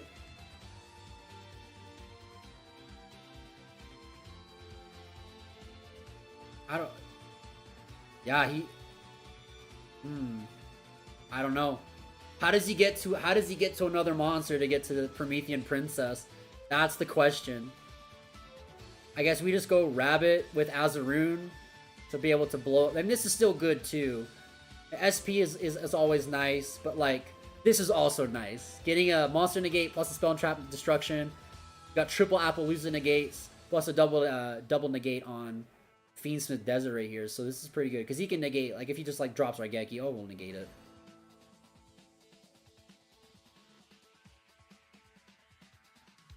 Info makes the game very interesting. Infinite Forbidden was a very good, probably the best set in Yu-Gi-Oh! In modern Yu-Gi-Oh! In my opinion. It transformed the game insane. Alright, turn play goes over to Austin here. We're going to go ahead and activate a terraforming. We're going to go ahead and search into our Sangan summoning. So, oh, he plays Castira cards. I don't know if he sides those or just mained it and just kept us in suspense the entire match, but I'm sure Milo's like, huh. Activate Race Off. These are the bait cards right here. Race Off into Unicorn, into Birth, or maybe just gets Fenrir. Fenrir's also good. That's crazy. Yep, there's the Fenrir. Okay, I like it. Throw us a little curveball here. This is good though, because the Azaroon can just negate the Fenrir summon. Because Fenrir is an inherent summon, so you can negate the summon of the monster just using the statue. Alright, he's gonna use the rabbit to destroy Race Off. Does he have Pydra to access the? I don't know. He doesn't have Sangan summoning in his hand. It looks like he doesn't look like he has it in his hand. So I think you special Fenrir here to bait out the Azaroon. Yep, good. And then what do we go here? Normal summon Pydra. You got Imperm, something. I don't know. Probably not. Just negate, yeah, with Pydra. Austin's getting backed into a wall right here. Milo just took the huge risk and played the full combo. And just said, whatever, if I get nibbed, I get nibbed. And Austin didn't have it. Didn't have it. So that huge play for Milo, just taking that risk, and it works out for him because he's now like way in the driver's seat. But Appaloosa is very weak, so Pydra's gonna kill it. But it's not gonna summon any other monsters because it is negated. But he does have Sangan summoning, so he can just summon out a Chundra here and keep playing. However, the problem is Desiree exists, so Desiree can negate both Chundra and Pydra with their quick effect to Synchro. So, not a very good position here. He can just negate the Sangan Kaiman right now, and that's a huge blow. He can go main phase 2 and special summon Chundra, and he can just Black Rose the board. Because Desiree you can only use the effect to negate once. Yes, he can negate 2 cards on that activation, but you can only use this effect once. So you can just negate up to 2 cards if you're equipped with that Link to Fiendsmith card. But you can't negate again. So he's just going to probably Black Rose the board here. That's my guess. We just Black Rose the field, reset the game. But Milo's got all the Fiendsmith cards. We're going to want it, obviously, for the Diabell Star. Good stuff. I like it. Alright, pretty good. We simplified the game massively. And Austin just has a lot of Tenpai in his hand, and that's it. Nothing to protect him from an OTK from Fiendsmith Snake Eyes. So I don't know. I think Milo might be able to just pop off here. Draws into a Mole Charmy. Not very good. Probably just discard that for the Diabell Star here. Or you can just normal summon it and get out Ash. I mean, you can do that too. You can just burn it. You just normal summon it and burn it with Ash. That also works. Because he's just you're gonna go to OSS here for sure. You're gonna go to OSS off of this Diabell Star. Yeah, Fenrir is a really good Appo out, but he had the Azaroon, the statue. It negates the summon. It's just that trap card is a Solemn Judgment. All right, so he's gonna start things off by summoning Fiendsmith Engraver from the graveyard. And he's going to tribute it off to go Requiem. Very good. And he's going to tribute that to get the other Engraver out of the deck. Very good.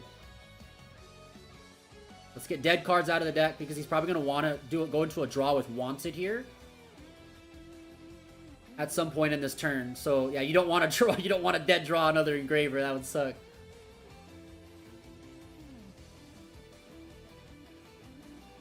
I think we go Diabell Star here. Normal summon Perulia. OSS into Snake Eyes Ash and just go for game. I think he should just go hard, just go off his turn. Keep the big bodies. You don't even have to get complicated with your extra deck. Nah, dude, just summon the Perulia. Just summon the Perulia. Just summon it. You don't need it.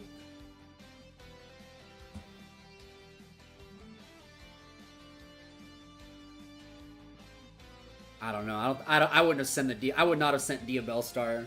She's 2,500 attack. She's a big monster. I would have summoned the useless Perulia, man.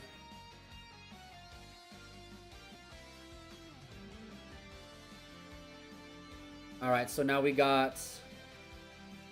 Virgil says, all of you people made Yu-Gi-Oh! Not fun at all. That is one of the arguments right now with these decks in the game. It does take a lot of fun out of the game. I do agree with that. These do just have a huge power control over the game. But thankfully there's a lot of other ways to enjoy and play Yu-Gi-Oh! Where you don't have to experience against these decks, which is the really beauty of this game. You could just make up fun formats with your friends. You could just ban them at your locals. You could play Time Wizard formats. Alright, so we're gonna... I don't think you need a Moon Goddess here. You already used Requiem. I guess you could shuffle it back, but... I'm curious what he's trying to do. I like this. I like this a lot. Okay.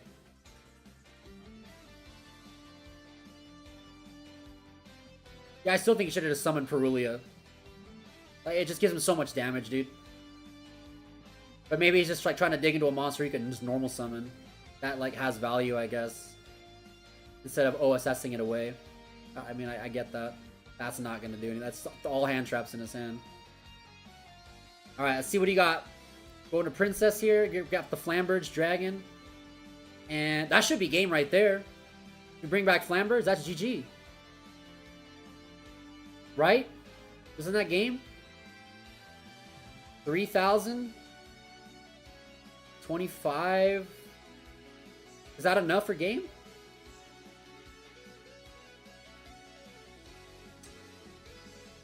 Putting the Fenrir in the back row, okay.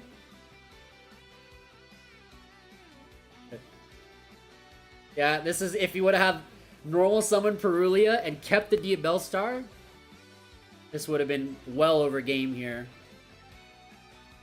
Is it? I don't know if this is enough. It's 3,000. Is this enough? What's Engraver's attack? Oh, I guess that's it. What's Engraver's? I'm just curious for Engraver's attack. He's 1,800. So I guess he just scooped it up anyways because he has nothing to play with. But yeah, if Milo would have just kept the Dia Bellstar, that would have been well over 8,000 damage. But he still got it. GG's. Milo takes it. Snake Eyes Fiendsmith wins versus Tenpai. 2-1. Milo is still undefeated. It's currently 6-0 in this tournament. Absolutely insane. That's crazy. Yeah, it's 1,800. Thanks for the heads up. Very good. Let's head over to our feature match table number 2, see if that game's still going. It is. Alright, so this is our other undefeateds. We got Bill on the right with Tenpai, and then Kevin Ponce on the left with Labyrinth. Actually, maybe they're X1. I can't remember if they're undefeated or X1, but... Probably in game 3 here. 3 minutes on the clock when SP banners to Silver Castle.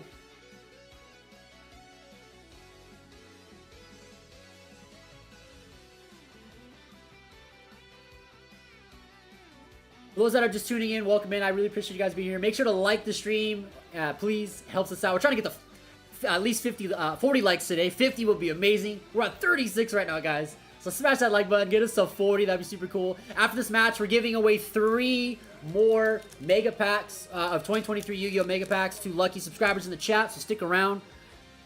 We'll give those away very soon. We gave away 3 earlier, and I've got 6 more to give out. PBL. Yeah, banless win. I love the meme going around on every post Konami has posted on Facebook and Twitter in the last like 2 weeks. It's just been chains of the seagulls from Finding Nemo that go mine. They're all just saying banless. All right, we're gonna go to normal summon Ariane, going to Typhon here, and then what's Typhon gonna do? Shuffle back the SP. You can just attack over it. It is weak. Oh, at 38 likes. Let's go, chat. 2 away from 40. Let's get it. Come on, let's make it happen. 40 likes today would be so cool to see. 50 would be even cooler, man. But definitely make sure to subscribe to the channel if you're not subscribed already. For more awesome Yu-Gi-Oh content, live streams, and all that kind of cool stuff.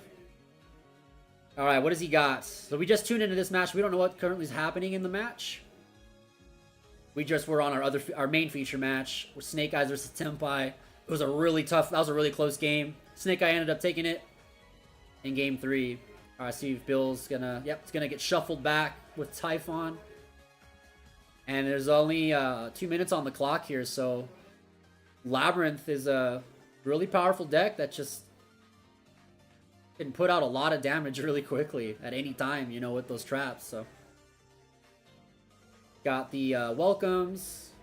He's gonna get Chandragolier and Stovey Torby back. Sets the welcome. Special summons the Stovey Torby. You can't summon though because of Typhon, right? Can't you not summon any more cards the rest of the no, you can't summon monsters? Or is it just from the extra deck?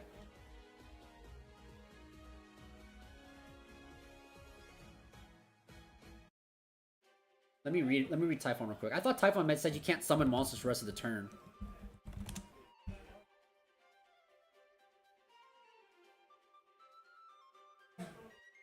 You cannot normal special summon monsters for the rest of this turn.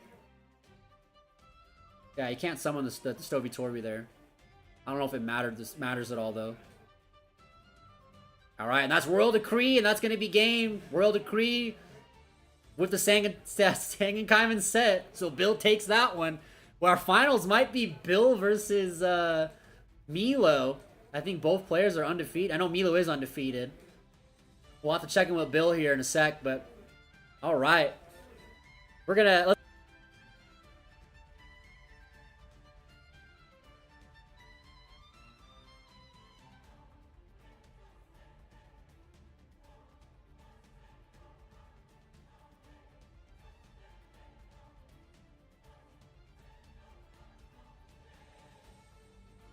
Oh, I muted myself. Sorry. I was gonna go talk to the guys that I forgot to. We're giving away. We're gonna be giving away 3 mega packs right now to people in the chat. And all you have to do to be eligible is, first off, make sure you are subscribed to our YouTube channel. Make sure you like the video today, like our stream, and make sure to join our Discord server so you can claim your prizes so we can ship them out to you. These are provided by Paragon City Games. A big shout out to Paragon for sponsoring these giveaways today, as well as putting on this amazing tournament. So all you have to do to enter this tournament, we're going to start a 2-minute timer right now, is type the word Yu-Gi-Oh in chat. And you will be entered in for the giveaway. 2 minutes is starting right now. So make sure you're subscribed to the channel, like the video, and just say Yu-Gi-Oh in the chat for your chance to win a mega pack from the 2020 Mega Tins. Chance to win, you know, pull stuff like Druisware, Fenrir, Lubellion, all that cool stuff, right?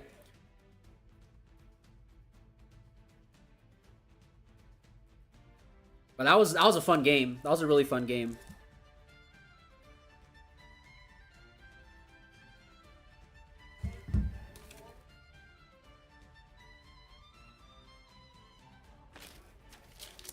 Like I said, make sure to type Yu-Gi-Oh in the chat to enter in the giveaway. All you have to do is be subscribe to the channel and like the stream, and you have a chance to enter into a giveaway for these mega packs. We've got 6 more that we're going to be giving out over the course of this round and next round. We got 1 more minute on our timer, so make sure to type Yu-Gi-Oh in the chat for your chance to win some mega packs, guys.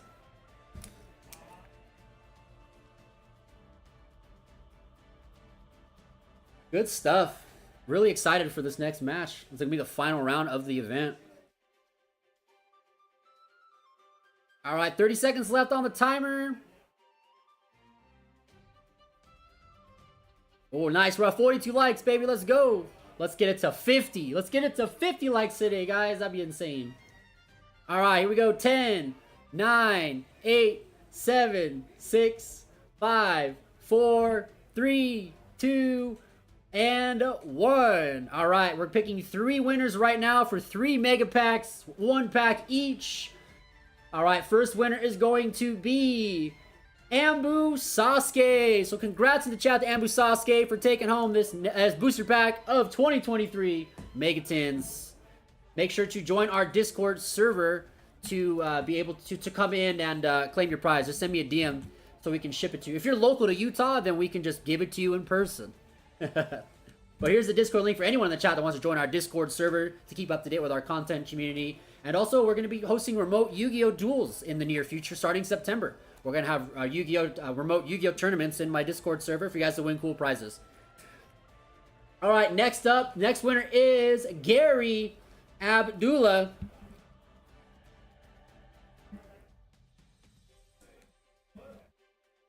So congrats to Gary on winning the next pack. And then we're picking the third winner. Third winner is Froyster Entertainment. So Jesus in the chat to our winners of our 3 booster packs. Ambu, Gary, and Froyster.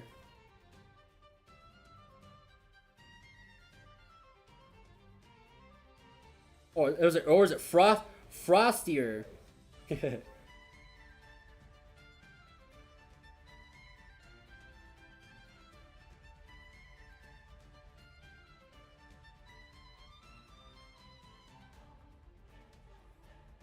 Awesome. All right, got those wrote down for you guys. Congrats to those winners on those packs. Yeah, free packs are the best packs, right? I love it. All right, we have 3 more packs that we're going to be giving out. We're going to be giving them away after round 7. And then we're going to see who the winner is of this tournament. Because the winner of the tournament is not only getting an invite to the 2025 Nationals, a deck box, and the Fiendsmith Engraver map, but he's also going to be taking home this exclusive Pyramid playmat, the Madolche version with the red stitched edges. So these are very, very, very premium. They don't sell these. You can't get these unless the company decides to sponsor a tournament or a giveaway. So Pyramid is sponsoring this event today as well with this playmat going to the first place after Swiss. So super excited to see who takes home that beautiful, beautiful playmat. If you are a lover of playmats or just like cards and hobbies in general, you guys can take advantage of my affiliate code DAZU5, so DAZU5, anytime you buy stuff from Paragon City Games' website. They ship literally everywhere. You can also pick up locally if you're in Utah. My code applies to everything, every game, every product. So you can buy playmats on here, sleeves, Xboxes, your miniatures for Warhammer 40k and the paint if you want to. Pre-orders for booster boxes when like Rage of the Abyss or the Megatin's coming out. Anytime you want to buy stuff for your hobbies, think about buying on Paragon City Games and using my code for 5% off every order. And you can use that every time you buy. It's not a one and done kind of thing. So super, super cool that we get the ability to provide that service for you guys. You know, help support my channel a little bit, help support you guys and saves money, and it supports Paragon City Games in growing their business and their store. All right. So I'll be right back. I'm going to take a quick little break here to go get ready for the final round of our tournament today. So hang in there, friends. Stick around for the final match, round 7 of Swiss, as well as 3 more booster packs that we're giving out from our Megatins. So friends, I will be right back. Hang tight, all right?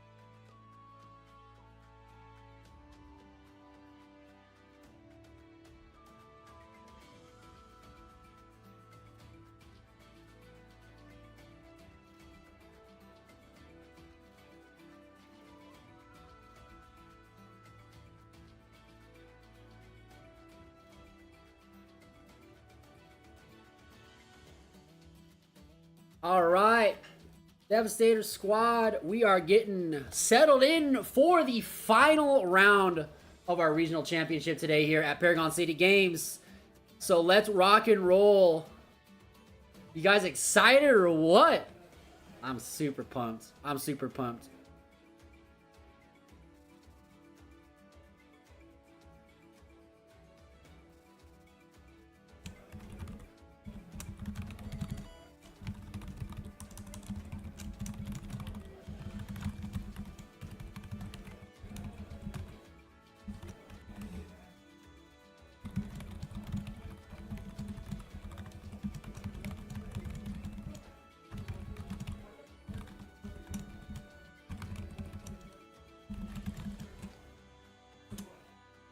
I'm just publishing out the finals through all the socials, Facebook, and all that stuff.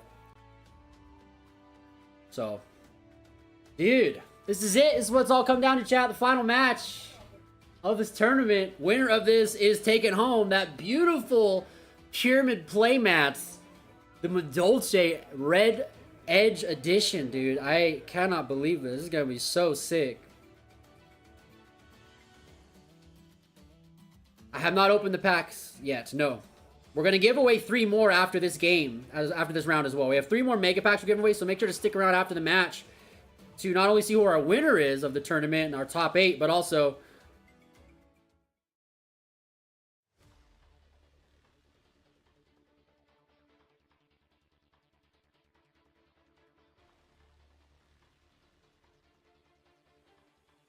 All right, here we go. Let's head on over to that feature match table.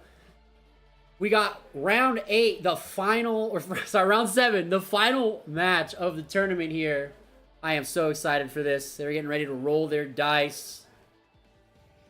And I'll let them know that they are ready to go.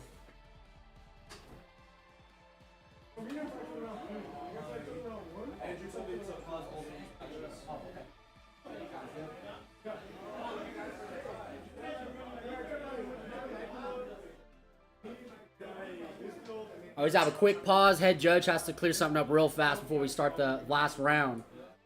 So I learned that he got a draw. He got a draw in the round previous that I didn't know about. So I just thought he was undefeated. But he had a draw versus Matt Pimentel. They both are the other undefeated / ones with their draw. So Bill is the only true undefeated in this tournament so far at 6-0. Yeah, we've got Stardust on this side of the mat, and this side of the mat has Red Dragon Archfiend and Yusei Fudo. It's such a cool mat. The 5Ds. The 5Ds love. But yeah, we're just waiting to see what we're holding for on the feature match here. So give me just a second. I'll get it figured out.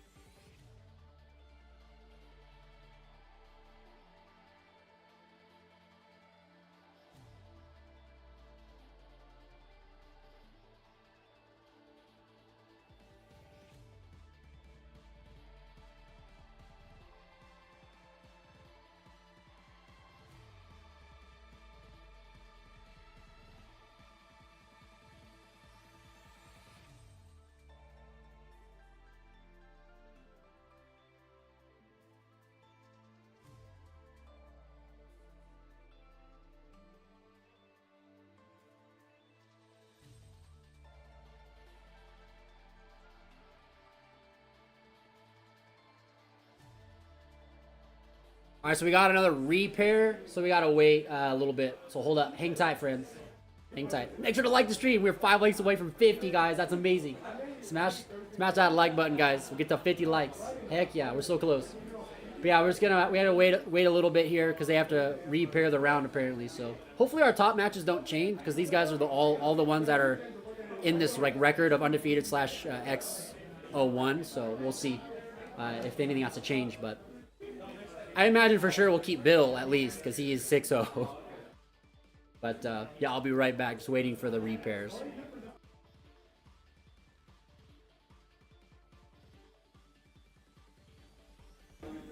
And awesome, thank you.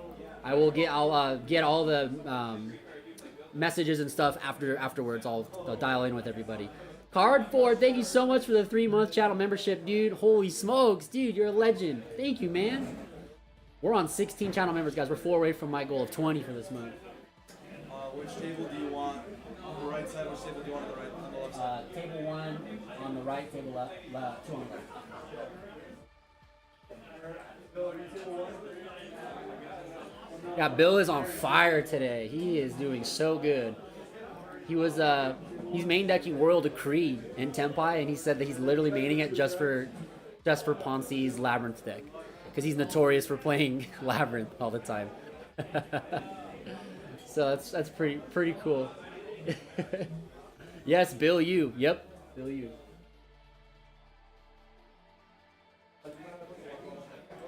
All right, so we're gonna have still Bill, obviously, for this one, and then it's gonna be against Matt Pimentel, who is also 501 on the fiendsmith Snake Eyes.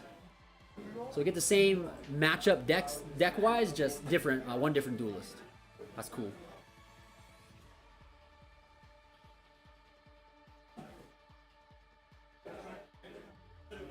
So we'll just get them to get their match slips and everything, and then we'll get ready to rock and roll for the final round of this tournament.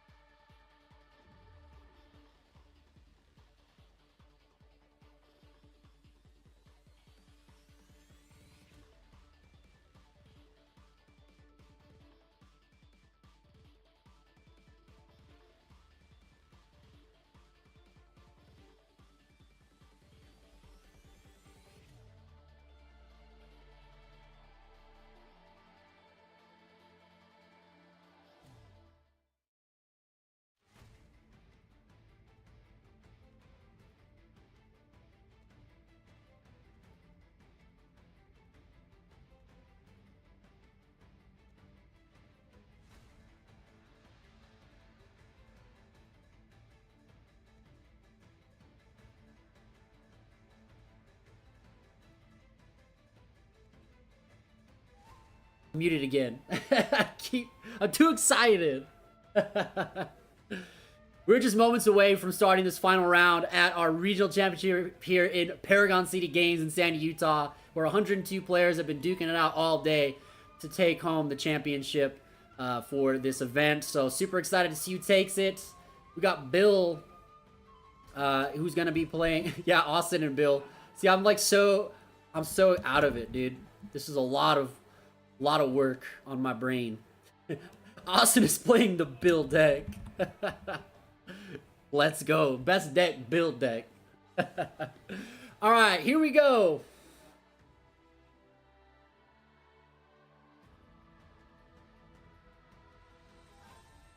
All right, Devastator Squads, here we go. We are starting our final match here at Paragon City Games' Infinite Forbidden Regional Championship. We've got Matt Pimentel with fiendsmith Snake Eyes versus Bill Yu on Tenpai.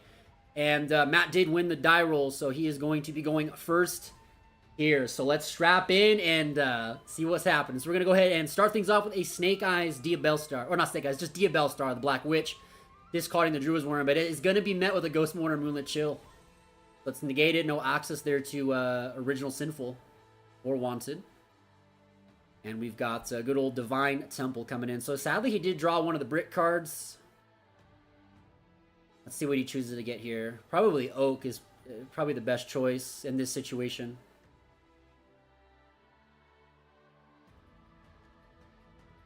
Matt Pimentel, very, very good duelist. He's no stranger to these top tables. Okay, we got a normal summon our Snake Eyes Poplar here. He's going to go ahead and imperm on the Poplar's effect to not be able to add the original Sinful Spoils. One card left in Matt's hand, and it is the Fiendsmith Engraver. Very, very good. No Ash to stop that, so we're going to get tracked online and go right into our Fiendsmith cards by searching out Fabled Lurie. Very, very well sequenced there from Matt, kind of getting the hand traps out on the Snake Eyes cards and the Diabell Star, and then the Fiendsmith package is now just going to supplement and dig in there. Very, very well done. Good sequencing there. Alright, Fiendsmith Track is going to go down. We got a couple of Tenpai cards in Bill's hand. I don't think I see a Nibiru over there, so I think Matt is able to kind of take the pilot seat on this one for the rest of this turn. Alright, Fabled Lurie is going to hit the field, courtesy of its effect. If it's discarded, special summons itself. Such a cool tech. It's such an old card, man. Fabled monster in 2024. Alright, let's see. Do we just go right into Requiem here, or does he want to just post up on Fukucho or Fucho? Yep, he's just going to post up on Fucho and pass. But for those that don't know what this card does, this card is it's a rank 1 Exceed monster, and you take no battle damage, and it can't be destroyed by battle or anything. It just stays there. It's a really good card if your hand is just not optimal, and you don't want to like dive in, or you're maybe scared of Nibiru, or you just don't have the best follow-up. You just make the Fucho pass, because it can't die. The Tenpai just kind of like can't go over it by just attacking through it and stuff. So it's a really, really good card. Plus he has the Snake Eyes Oak there, so when Bill decides to make plays, he can just bring that up to the monster zone and bring up that Poplar that he detaches with the Fuko's effect. So let's see if this pays off for him. Oh, he's going to detach for the Fuko, and the Fuko says, I'm invincible this turn. He's got Dark Hole in his hand too, so yeah, that's not going to work either. You can still attack into it and trigger the Tenpai's effects, but it won't die. This card's been pretty popular in the last month or two in the deck. It's been finding its home. It got really popular after Nationals. But it's unaffected by all card effects, and it cannot be destroyed by battle, and you take no damage from this card if it was in attack mode for some reason. But Bill can just go in and attack and just like get all the Tenpai's effects out. And he does have that Snake Eyes Diabell Star in attack position, so he does run the risk of taking damage there if he chooses to go into a big monster. Alright, so it's going to go attack in, activate Chundra's effect to special summon from the deck. Probably going to get Pydra here to get Sangan Kaiman.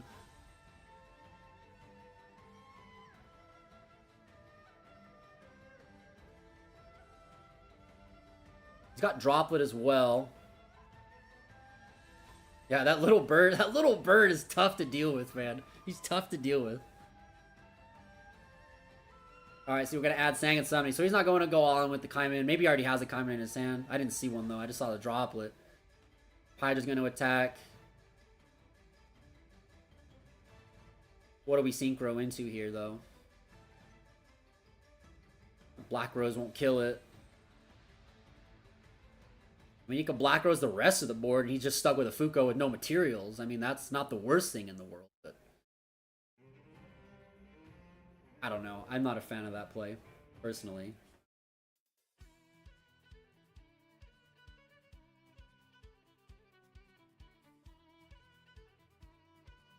Yeah, what do you go into here for Bill? He's going into the Biden Dragion, so he's going to go ahead and use his effect special summon from the graveyard. Probably bring back the Pydra. Or he can go to the Chundra to get another level 7 Synchro.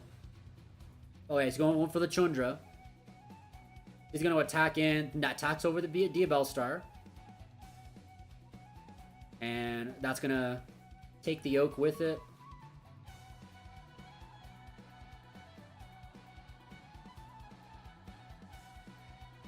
Diabell Star can just special summon itself back, and it's going to go ahead and use its effect. This is a cool thing about Diabell Star Witch, is if it leaves your field, so if it's like from the field, from the monster zone, from the spell and trap zone, you get to resummon her by sending a card, and then you basically use her effect again, like if it's in your hand. and you get to just get access to like the wanteds and stuff. Really, really cool. It's such a good card to just sit on. That and the Fuko is just really, really good. It just allows you to have a next turn, and it like gives you value to have a stronger turn. All right, let's see what Bill goes into here next. He does have another quick synchro online.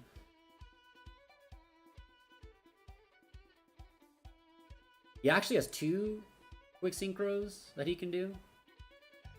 But I think he was going to go Vadra's effect to synchro to a 10. What do you make here, though? Ruddy Rose? Or is he just going to go in for the... He's considering Ruddy Rose. Ruddy Rose is fine. I mean, that's not a bad option here at all.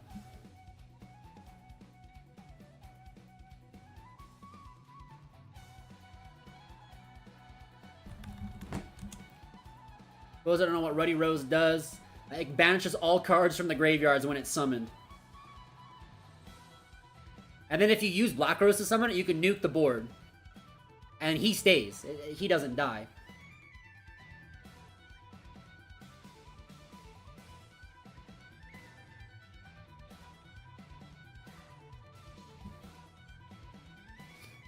It also has an on-field effect, like a quick effect, where if your opponent would just destroy cards you control, you can tribute the Ruddy Rose instead, and then you can bring Black Rose Dragon out of your extra deck or graveyard.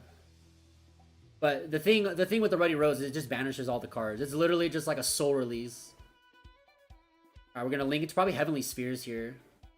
Or SP's good too.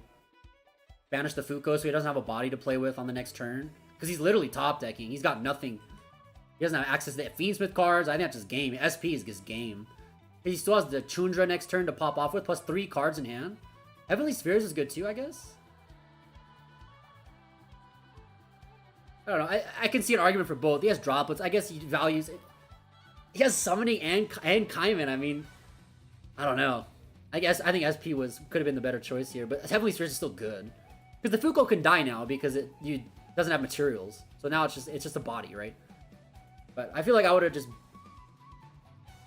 I guess Bill values the extra body himself off of Heavenly Spheres, so he's just going to tribute the Spheres to bounce the Fuko, and he's just... or he's going to do the field spell, that works too. And then he's going to go and use the effect of Heavenly Spheres since it was tributed off. He's a special on Pydra here. And probably just grab a dead copy of Sang and Summoning to discard this next turn. Or a Kaiman, because he does have a Kaiman set. So he can trigger a Kaiman now to special summon a monster. Or search a monster, rather. Because I don't know if Matt's going to battle phase. Yeah.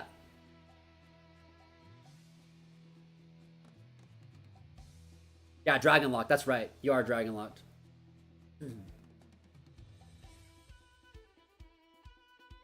He is maining Royal Decree. Yes, he is on Royal Decree main deck.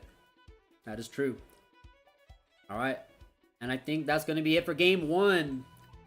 Bill takes game 1 there over Matt's Fiendsmith Snake Eyes. Matt opened up... he had a good start, but Bill just had all the hand traps, man. All the hand traps. But very good play there with the Ruddy Rose. Just banishing the graveyards. Just literally just leaving a Diabell Star there. That's pretty good. That was good. I like the Ruddy Rose play.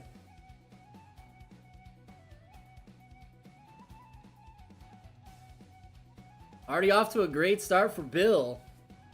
He's one game away from being the undefeated champion of the Infinite Forbidden Regional Championship here at Paragon City Games in Sandy, Utah.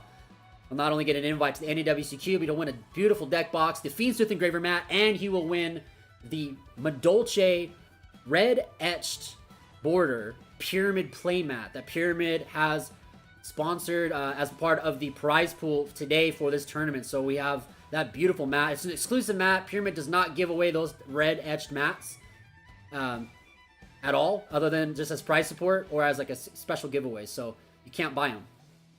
This is really, really cool. So who's going to take it home today? If Bill wins, you're going to tattoo his face on your belly. He's going to hold you to that. Once he learns, he's going to hold you to it. I see little DD Crows coming in. Big heads up. I'm glad that Bill's been on DD Crows today. There's been a lot of Tenpais I've seen today that are not on DD Crow, and I'm just like, man, be on the DD Crow. DD Crow is crazy good right now, dude. Crazy good. Alright, puts in work. Especially all the Tenpais here. There's been so many Tenpai. I think Tenpai is the most represented deck in this regional right now. And that card, DD Crow goes really, really hard against Tenpai. So that's a very, very good thing. You want that playmat, the Madolcia one? You gotta come and win one at the regionals. Come and win it. Yeah, they don't sell the red bordered playmats. They only give them away for tournament prizing or special giveaways. Lucas says, bonjour, it's Francois. Welcome in from France. Good to see you, Lucas. Hello. Bonjour. All right, here we go. Game number 2 coming in. And let's see if Matt chose to go first. I'm imagining yes. We're going to go draw face for wanted. Oh, we drew that DD Crow. That's crazy good. That's going to go really strong on that fiendsmith engraver or even on just one of the Snake Eyes cards. That's good. DD Crow, I love DD Crow, man. One of my favorite hand traps ever printed in Yu-Gi-Oh! It's such a cool card. It's one of the originals, too, from Strike and Neo. This is one of the first hand traps ever made. Alright, we're going to discard Baylor to special summon Diabellstar. Very good. He does have Imperm. Does he interact here or just let it resolve? I feel like you let that resolve. I think you keep the Imperm for the better cards.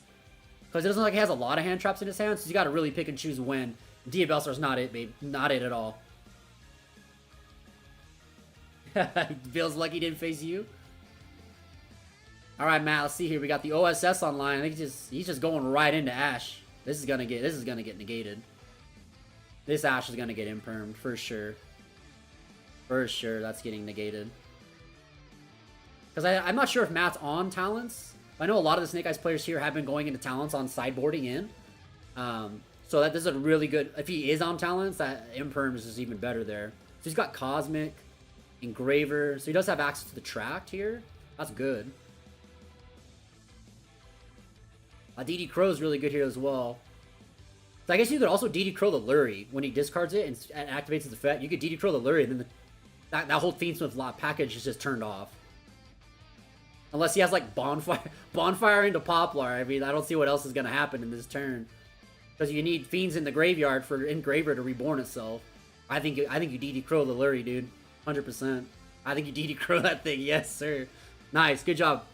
Bill with the heads up there. DD Crow in that Lurie, so he gets no extra body. No access to Moon Goddess, which means no Requiem. So he's just going to be able to banish the Wanted to recycle the OSS to draw a card.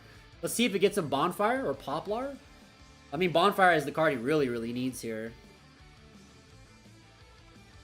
Let's see what he gets. Ooh, not a Bonfire. I think he's going to set Cosmic and pass, man. Yep. Hopefully one of those is Skill Drain. We didn't see all the cards in his hand. He was kind of keeping them a little back. So I don't know if he has a Floodgate or not. I know a lot of Snake Eyes do just side into Skill Drains. To kind of like insulate the turn 1 if you get smoked by back row. Or by hand traps. Oh, the ones from the Raw Yellow Mega Pack and Legendary Collection days? Let's go. Those are beautiful. Alright, we're going to summon Fadra here. He's got Droplet, Called By, and Sangan Kaiman. Bill's hand is just cracked. He had the 2 most powerful hand traps in that scenario. Like, there was nothing but the DD Crow, there's nothing better than that with Imperm on that turn. That was really, really good draw. Really great draw for Bill.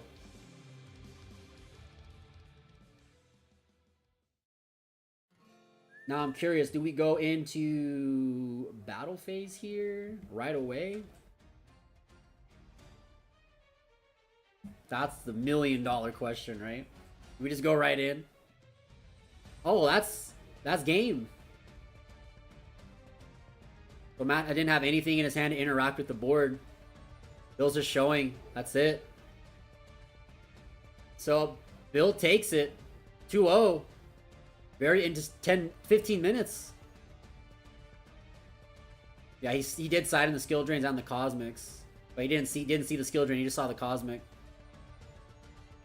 Crazy. Yeah, Bill wins 2-0. Really good. There's those that Imperm DD Crow, that was all it took, man. That was all it took. GG's Bill is our champion for this regional. He's gonna be winning that playmat. Crazy, man. Crazy. Let's head over to our other feature match table where we got Milo versus, I'm not sure who his opponent is, but they're on Ritual Beast. He's currently Protoss locked. Okay, this is a good game. We came in at a great time. He's got Protoss on the board. Okay. Let's see this. All right, so it's Milo's turn right now. He's going to Link Anima. He's going to steal the rank 4 Exceed monster. Or Link monster.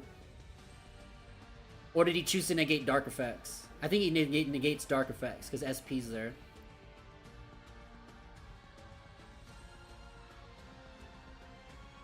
Yeah, that was a really fast game. Like, Matt just had no cards. He had a great hand game 1, but Bill just had all the hand traps. And then game 2, Matt's hand just was not optimal at all. Like, it was just really bad. It's unfortunate. All right, we got this next game. We have this other game. This is why we have 2 featured matches for this regional today, guys. Just in case we have games that go too fast, we have another game for you guys to watch. After this game, we are going to be giving away 3 more Mega Packs to 3 lucky subscribers in the chat. All you have to do to be eligible for that is make sure you subscribe to the channel, like the video or the stream, and then stick around afterwards, and we're going to run a giveaway for you guys to win some 2023 Mega Packs. All right, he's going to activate Ritual Beast Steeds, blowing up 2 monsters on the field there. Ritual Beast is a blast from the past for me, man. I remember this deck from a long time ago.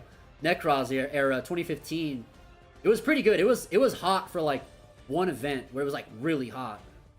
And then, you know, they got rid of Ulti Canahawk, and the deck just kind of went downhill because that was the only card that made the deck like super crazy. It was infinite. You can infinitely loop it. It was broken under Max C. Welcome back, Genesis.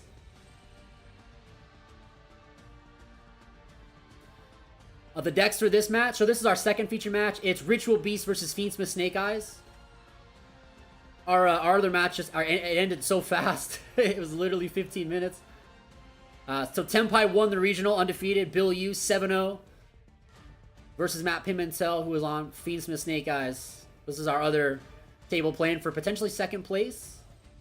We got Baldric coming down. What's he gonna banish? Nothing against Ritual Beast. They're all wind. Probably the rabbit or the anima. Both those cards you're never gonna bring back. Or the Veiler too. The Veiler's also kind of useless. You can't banish Ida. It's a fire monster. What are you doing, Milo? What are you doing, man? He's like, oops. Alright, we got Baldric coming down. We got Ashen Hands. I wonder if Protoss was summoned last turn, so it's currently active. I'm not sure. I don't know. We just walked into this turn. We don't know what the current game state is like or what game they're on. I'm assuming they're probably on like game 2. Alright, he's gonna use the Lara to destroy the Baldric. Lara's gonna trigger. This is banished. Get access to the next guys. This is a cool deck. Ritual Beast is really, really fun. It's really hard. It's not a deck that you can just pick up and just go ham with. It's a lot of like meticulous combo lines that you need to be really like aware of. Kind of like the plant deck, like the Sun Avalon stuff, or Ragnarika. Are you gonna talents into the Protoss? That's good. He can activate the Protoss effect. He's gonna chain Laura. Nice. Okay. The card is so good. That's the newest card for Ritual Beasts. The newest Tamer card out of Battles of Legend Terminal Revenge.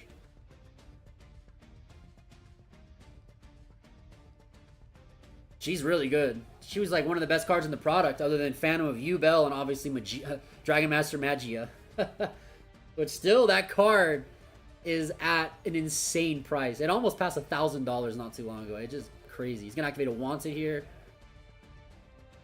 to grab back a Diabell Star. There she is.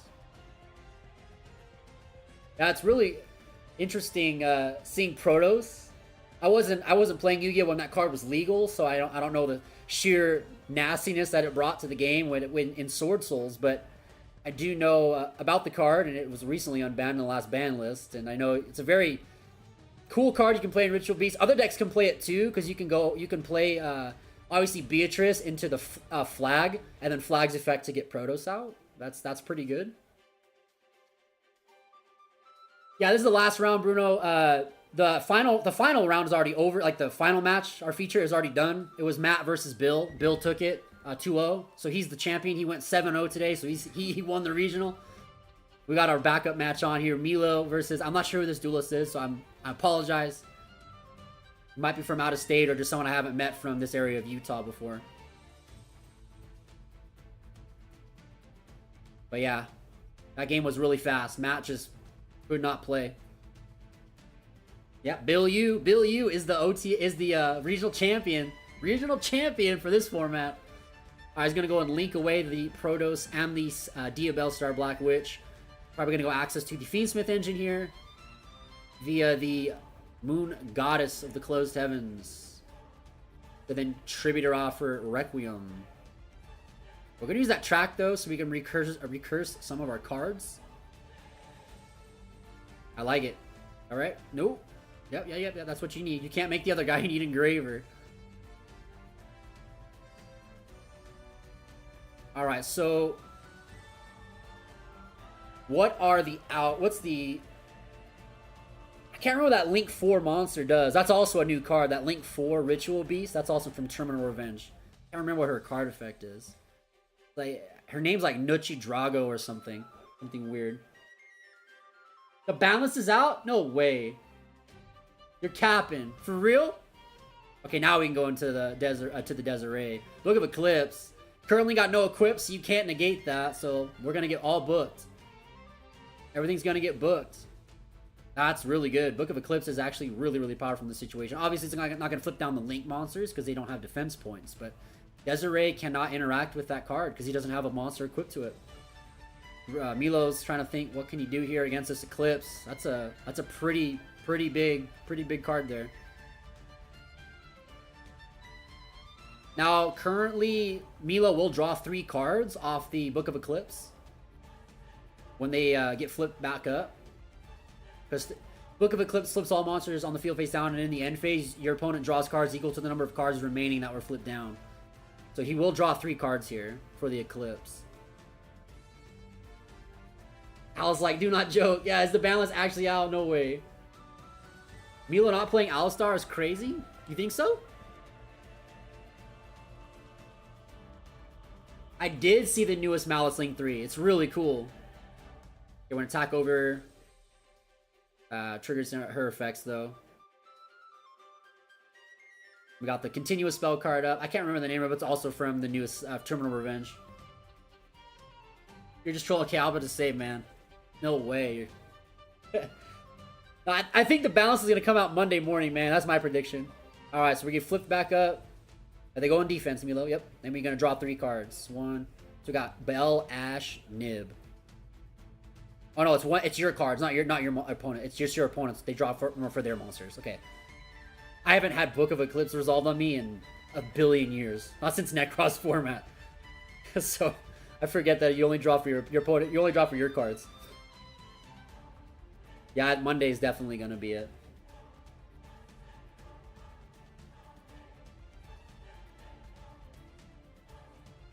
Alright, how do we get out of this situation? I mean, Milo's board is not that threatening. So we're gonna go ahead and banish Canahawk and Elder. So we're gonna go into Ulti Canahawk here. Now we're gonna get the ball rolling on the Ritual Beast side.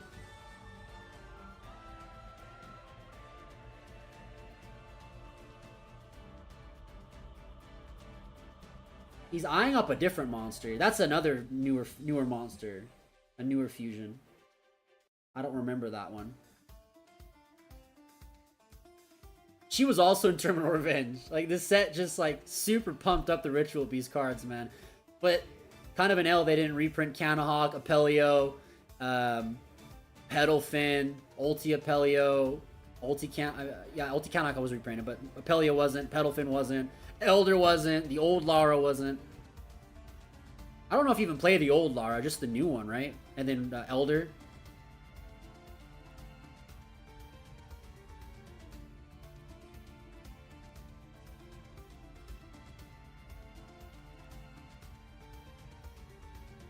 That's an evenly matched. Interesting. Alright, there's Laura once again showing her face. We're gonna go ahead and use her effect. Get any Ritual Beast card. And there is little Apelio himself. We're gonna go into Ulti Apelio here. He's gonna discard evenly matched. We're gonna summon Apelio.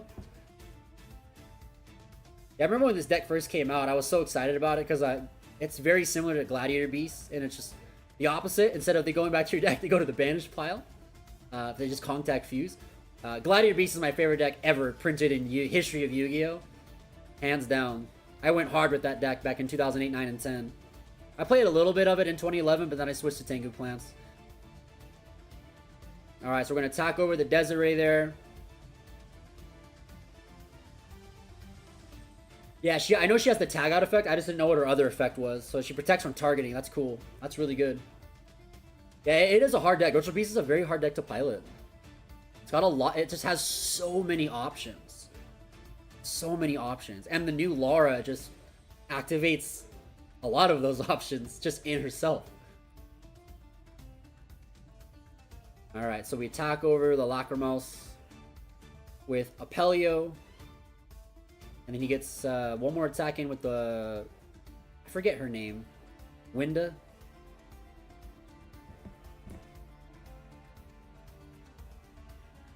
Yeah, Laura is crazy. She's a very, very, very, very powerful card. If this deck was putting up better results, Laura would be a prime card to be like touched on a ban list. For sure. But this deck doesn't put up the results.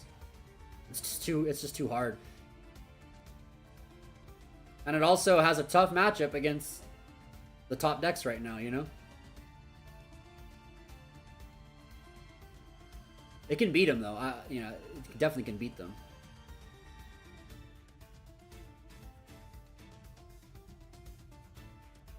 Yeah, that was the thing, too. They were super rare, too. They were very, very, very rare. Alright, so we're going to go back into Requiem here to get back into our Engraver. Which then will get us access to...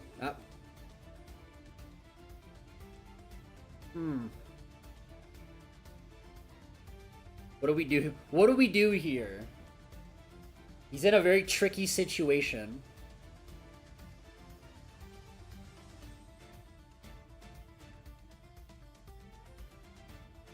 What do you do, Milo? What do you go for here? Yeah, all he has is hand traps in his hand, as far as I'm aware. He's got Imperm, Ash, Bell.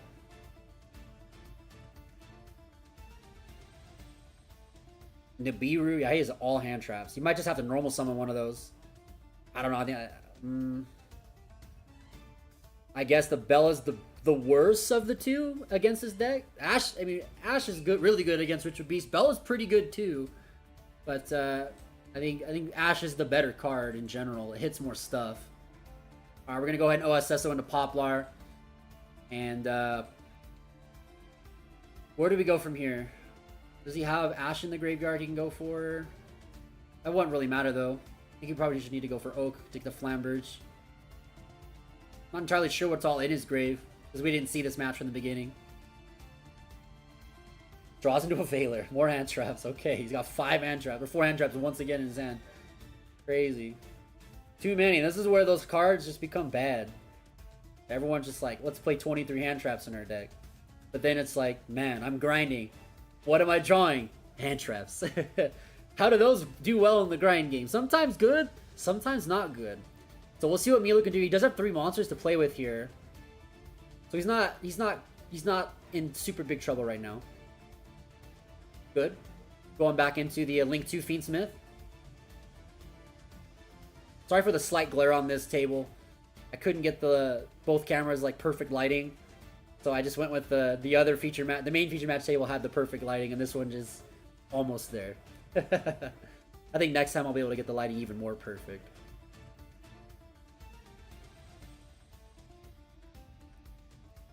It's a good game. This is a really good game. This is a really good game. Yeah, you can't summon that card.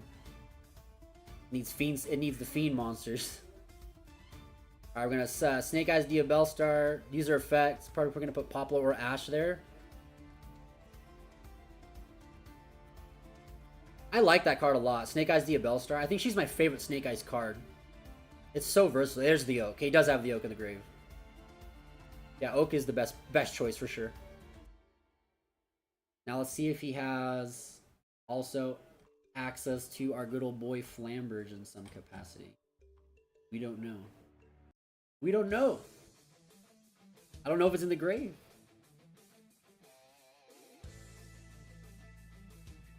Man, that's a lot of hand traps, though. I mean, if you can clear the board, he's chilling. He's just okay. Negate. Alright. Let's see here. What do you got, Milo? Gotta make a play here.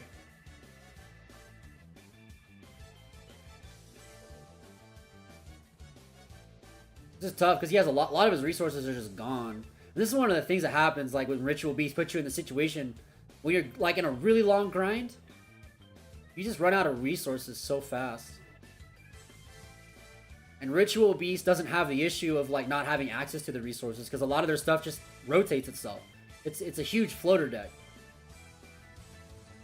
Whereas the Fiends with Snake Eyes cards are floater cards, but they can only float for so long. At some point, they hit a wall and they float into literally nothing. It's like, okay, I got Snake Eyes cards, but like my extra deck is, what do I do? What do I make? Right? How do I win? How do I win here? All right, you got Imperm to negate the Link monster. Good. I'm surprised you didn't put it in the zone where the continuous spell card was. To just negate that continuous spell as well as the Link monster on this turn. These are gonna, I mean, he's gonna get rid of the monster. It's gonna go to the spell and trap card zone with Dia Bellstar. Alright, we're gonna get, there's Canahawk. That thing's destroyed. I don't know, I don't think Milo's gonna take this one. The current board state, I think I think the Ritual Beast is in the driver's seat on this one. I don't know what game this is, though. It could be game 1, and that's why they're grinding so hard. We don't know. I'm gonna guess it's game 2, though. Alright, Laura again. There's the Ash. Nice QCR. Okay, and this is where the hand traps can be useful, but you just have one monster there, and it's not that big of a body. Not difficult. And then we're gonna recycle our Ritual Beast Steed. Gonna Imperm, very good. Yep, good stuff. Negating it twice. Yeah, you gotta get rid of that card. Just keeps recycling. That's what he was trying to do with the Snake Eyes the Bellstar. Just put it in the spell and trap zone and get rid of it. But nope. Canahawk said no. Okay, so we're gonna go into the other Link monster. Their Link, I think it's the Link 2 or Link 3.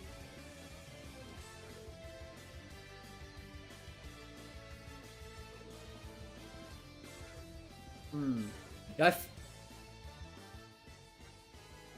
I feel like the Ritual Beast is just gonna take this one. All right, we're going into Canahawk. We're tagging out into Canahawk and Laura. But he's gonna go and use the Oaks effect via the Divine Temple to special summon Poplar. Poplar's gonna trigger as well on a new chain to get the OSS back that he set back with Wanted. Very good. Milo's not out of this game just yet. Ritual Beast is in a stronger position, but Milo is fighting. He's fighting for it. He's fighting for it. He does have all those hand traps still. Like, Nibiru is almost live right now, so that is... Nibiru is crazy against Ritual Beast. Crazy good. If you can resolve a Nibiru, man, it's, like, over, dude.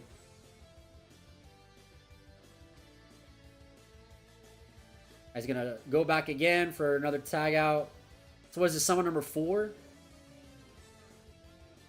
Alright, he's getting ready for the nib.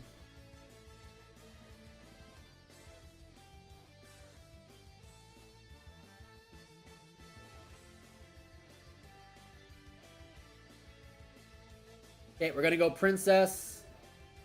This is good. The Princess is gonna force him to keep going in. And this is where Nibiru comes out. This is really good. This is really good. The Princess will just force him to have to keep summoning bodies, and this is where Nibiru is gonna happen. He summons one more time, I think Milo should just nib him. Once he gets his tag out, he just nibs. I think he should just nib this.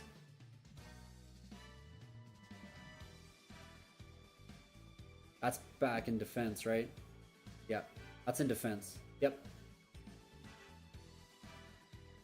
He's got to make a play though. Time's ticking. All right, here we. This is where Nibiru comes, going into Ulti Apelio, tagging out for 2 more guys, and then we're gonna nib. I think we nib.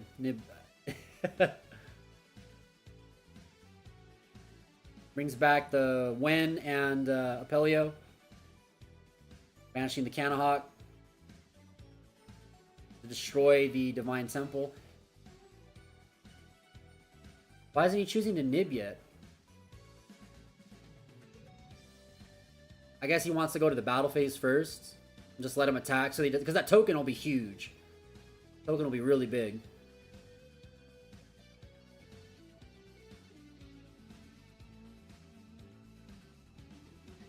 That's right, he's Firelock because of the princess. I always forget that she does that. Not now, he's not Firelock. So she's gonna... Okay, yeah, we go to main phase 2. Now we can Nibiru. Yeah, I'm so used to the princess just being negated by Desiree. I just forget she even has that Firelock anymore. And we got Rempengu coming in. Gonna attack directly with the Rempengu over the... attack over the Oak. Yep. Attack directly. And that's game. Didn't have enough life. Dang, Sag. The Firelock. Couldn't nib. Oh no, dude. You hate to see it. Alright. I wonder if that was a game 3 or a 2, or it was like a 2-0 or something. I'll go ask real quick just in case. I'll be right back.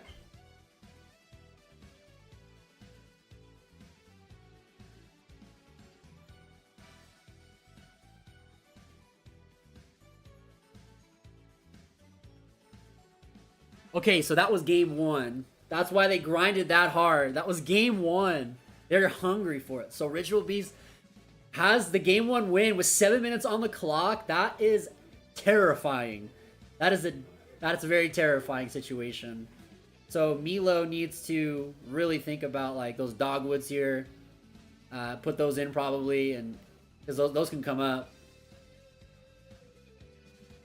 Because he's gonna go first, unless he just has like an absolute blowout turn, like turn 1. I don't know if we'll see a game 3 with only 6. They're gonna have like barely 6 minutes to play. I don't know. Ritual Beast is a deck that can take a long time to combo. Same with the fiendsmith Snake Eyes. Both these decks take a long time to combo off. So 6 minutes, I just don't think is enough time. So we'll see. You might have to just fight for the draw, unless he just opens so good and they go to a game 3. And then it's just dogwood for game. I don't know. So Ritual Beast won't win the regional. We already have our winner. We did our first feature match already. It was Bill Yu versus Matt Pimentel. Bill won 2-0 with Tenpai. 7-0 undefeated. So Bill Yu is the champion of the regional. This is our second feature match, though, to determine who's most likely getting second place. So it's between Milo and, again, I'm not sure who the opponent is. I don't recognize the duelist, so I do apologize. All right, we got 6 minutes on the clock. Ritual Beast is up a game. We're going into game 2. That was a long game 1. It makes sense, though. I figured it was either game 1 or game 2 because they were grinding so hard. You don't really grind that hard if there's not a purpose.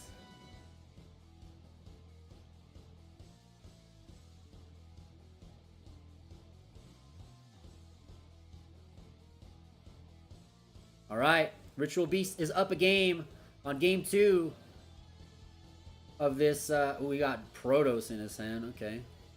All right, we got Mulcharm and Perulia coming in. So, at best, that's going to give him... there's a Wanted. So, if he does this line, Ritual Beast player will draw 3 cards off of that Mulcharmy. 1 for Diabellstar, 1 for Ash, 1 for Poplar. That's pretty good. He's just going to start with normal summon of Ash into Dogwood. Oh, good lord. Okay. I think when we activate Poplar, we chain Dogwood. This might just be game. I'm terrified. We saw Dogwood earlier on the feature match. The duelist gained 19,000 life points thanks to its effect. And, yeah, the Memento duelist just could not put that much damage in play in one turn. I don't think any deck really can. Maybe the Exodia deck can do that much damage in a turn. The Millennium deck, because that Exodia will be over 10,000 attack. But that's really it. He's going to draw another card there for the Poplar. Plus, he's going to gain life points equal to the Poplar's attack. And it's like, what do you do? Do you just like keep going or do you stop? Like, your board is so brittle. Going to gain more life points. Man. Spooky Dogwood is a card, chat. It's a card. It's a card. Alright, we got Talons. Man. What do you hit here? He's got 2 Canahawks, Book of Eclipse, Elder, and Protos. I'd probably take the Elder or the Eclipse out. The Canahawks are useless by themselves like that, and Protos is also a brick. Yeah, good hit. Good hit on the book. He's gonna pass on IP. This is good. So if when he summons a monster, he brings up the Snake Eyes or the Snake Eyes Ash to go back to Poplar, and then he can go into SP here. So he did give his opponent a couple cards, but and a little bit of life, but not a lot of life. We've got 3 minutes on the clock here, so let's. If the Ritual Beast player isn't gonna go full combo, we might get another turn for Milo here. But if the Ritual Beast full combos, I think it's it. I think Dogwood takes it. Alright, here we go. Normal summon Elder. We're going to activate the effect of our Divine Temple summoning Ash. Ash's effect will then grab a Poplar, which will then special summon itself, give it another body, which will then get original simple spoils from deck to hand. And, yeah. Let's see if the Ritual Beast guy can pop off here. 2 minutes 45 on the clock. Milo does have the position to go for game next turn with the cards he currently has access to.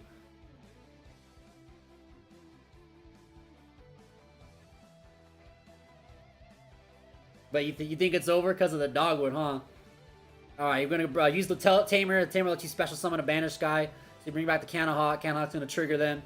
And then banish Rampengu. And then we're just going to tag out into Canahawk. Or he's going to go SP first. Okay. Yeah, SP. What do you banish here? The Elder or the Canahawk? Probably the Canahawk, yeah. The Elder's just weak by itself there. But he has another. He didn't. He has the other Canahawk though, man. You knew he had that. From the talents. He's going to chain Baldrake on the Protos. That's good. And you can use Baldrake again to tribute a body to banish a monster. So, that's good. There's Ulti Canahawk. Let's see if Milo's going to get another turn. Alright, we're going to shuffle up the Ulti Canahawk back, and we're going to bring back Canahawk to the discard pile, and we're going to go ahead and get Elder and Rampengu. Rampengu's going to grab the OG Lara. And SP's going to activate on the activation of Rampengu to banish. Good. Sending Apelio and Gaia Apelio. And probably going to summon an Apelio here. Nope, the new guy. Makes you untargetable. Yeah, I think this is game.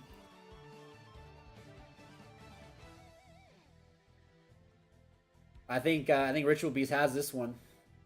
Time is 40 seconds left. He can still do a lot on this turn. And we're on Dogwood. He gained like 2,000 life points, maybe 3,000 at most. Not a huge gain, but he's just running. He's just spinning the wheels. He's just floating. He's just doing his thing. It's normal summon of Laura. Get you an additional summon, and that's game. That'll do it. Milo says, "Yep, time's about to be called," and I just Dogwood takes it, man. Spooky Dogwood is a card. It's too good. It's too good, man. It's too good. So there we have it. Ritual Beast taking that win there over Milo's fiendsmith Snake Eyes. And we saw Bill Yu versus Matt Pimentel. Bill did take it 2-0, winning the regional championship, going undefeated 7-0 with Tenpai Dragons today. Pretty good. That Dogwood and Charmy is just so oppressive. It's a lot, right? He drew 3 cards, and then he also gained about 2,000 life. That's just a lot. It's a lot. But maybe Milo doesn't know how to play against the deck entirely. It's not a very common deck, so that's also a factor. Ritual Beast has that like surprise factor of like, what do I do to interact with this? Alright, we've got 3 more Mega Packs to give away. 3 more Mega Packs to give away. So we're going to give these away right now. I'm going to start a 2-minute timer in just a second here. to be able to win this, all you have to do is make sure you are, first off, subscribe to the YouTube channel. Make sure you like the stream. And then we are going to start the bot in just a second here. And you'll just have to type the word Yu-Gi-Oh in chat to be entered in. So make sure you subscribe to the channel and like the stream. And if you do get chosen to be a winner, make sure to join our Discord server so you can reach out to me to claim your prize. So we're going to start the 2-minute timer right now. So we got 2 minutes going right now. All you have to do to enter in, make sure you type the word Yu-Gi-Oh in the chat. And be subscribed to the YouTube channel and like this video. And you'll be entered in. We're picking 3 winners in 2 minutes for 3 beautiful mega packs. While we are currently waiting for that, we're going to open 1 mega pack for Chibi-Changa. She won one earlier and she wants us to open hers. The others, I'm going to send it to you sealed. So let's go ahead and open up Chibi-Changa's booster pack here on the stream. All right, so we've got Supreme Sea Mare. The spell cards get taken out by the green screen. I love it. Imagine if cards look like that. Digit Jamming, Baku the Blast Ninja, Black Feather Whirlwind, Libromancer Bonded, Predaplant, Brandon and Central Dogmatica, Exosister Carpe Divum for your first super, Libromancer Fire. I went EXO with Trap Tricks, baby. S-Force Lapswell. And we've got Fluon to Reason, the Abbot of Adventure for your first secret. Hey, Magnuma for a second secret rare. Pog, okay. And the rest are just the commons. Okay, some pretty alright cards in there. The Magnuma is very, very good. Amber, you want me to open yours? I can, absolutely. Absolutely, I can. Okay, let me put these off to the side and mark it. You guys have 1 minute left, or just a little under a minute left to enter into the giveaway for Mega Packs. You have 30 seconds left. All you have to do is type the word Yu-Gi-Oh in chat. Make sure you are subscribed to the channel, like the stream, and you'll get a chance to win Mega Packs. Yeah, I'll open yours for you in a second, Ambu. Gonna write down a note and put that in that pack so we know that's Chibis to ship. Alright, 10 seconds left to enter in the giveaway for Mega Packs. This is our last giveaway for today for the stream. And I'm going to have some closing remarks for you guys, and that's going to be it for the event. So here we go. Pulling the winners right now. 2-minute timer is up. Alright, so first winner is 10 Maple. So get some GG's in the chat. 10 Maple is taking home one of those beautiful, beautiful Mega Packs. Make sure to join our Discord server to get your card or your pack claimed so I could get it shipped out to you. I'll drop a Discord invite in the chat right now for you guys. Give me just 1 second here. We'll generate a link. Alright, dropping one right here. Alright, so first one there went to 10 Maple.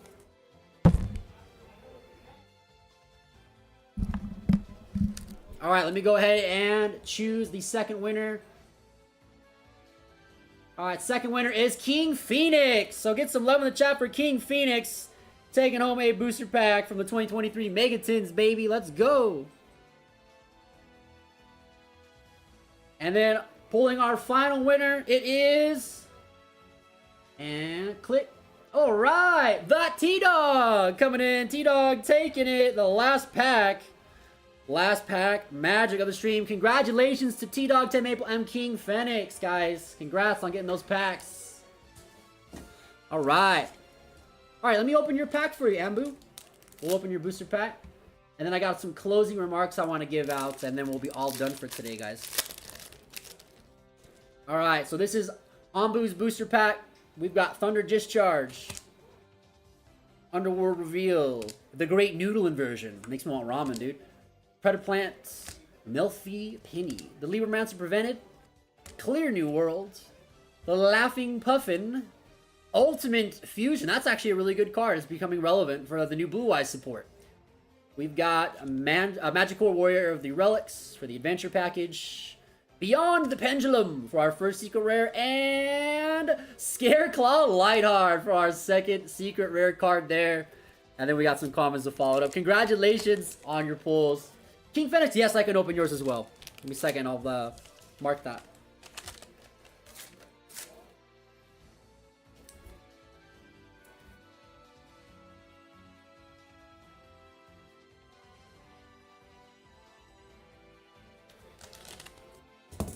Alright, let's put these here. Yeah, for those that, if you are in Utah, then 1 packs, you are welcome to just get your packs from me in person, so we don't have to ship them out to you. But for those who are not in Utah, obviously we'll ship them. And those will go out on as soon as I get you guys' shipping details. All right, here we go. Let's open King Fenix's pack. All right, we've got the Ice Jade Creation, the Double Exclusion. It's not even a card for X Sabers. Terrors in the Hidden City, the Therian Cross. Dunel, the Noble Arms of Light. Pharaoh, Welcome Labyrinth. Nightmel, the Dark Bonder. Dynamorphia, Frenzy. Groza, Tyranny of the Thunder. Runic, Flashing Fire. Okay, some Runic cards. Red Eyes, Zombie Dragon Lord. And another Magnamut. 2 Magnamuts. Almost back to back. That's crazy. Okay. Solid. We take those. We take those. Any live deck profiles? No, I'm not going to do any live deck profiles at the moment, because I got a lot of like stuff I got to break down and pack. So I'm going to probably shoot a deck profile for some of these guys if they want to, and I'll just upload them to the channel. But no live ones, sadly, today.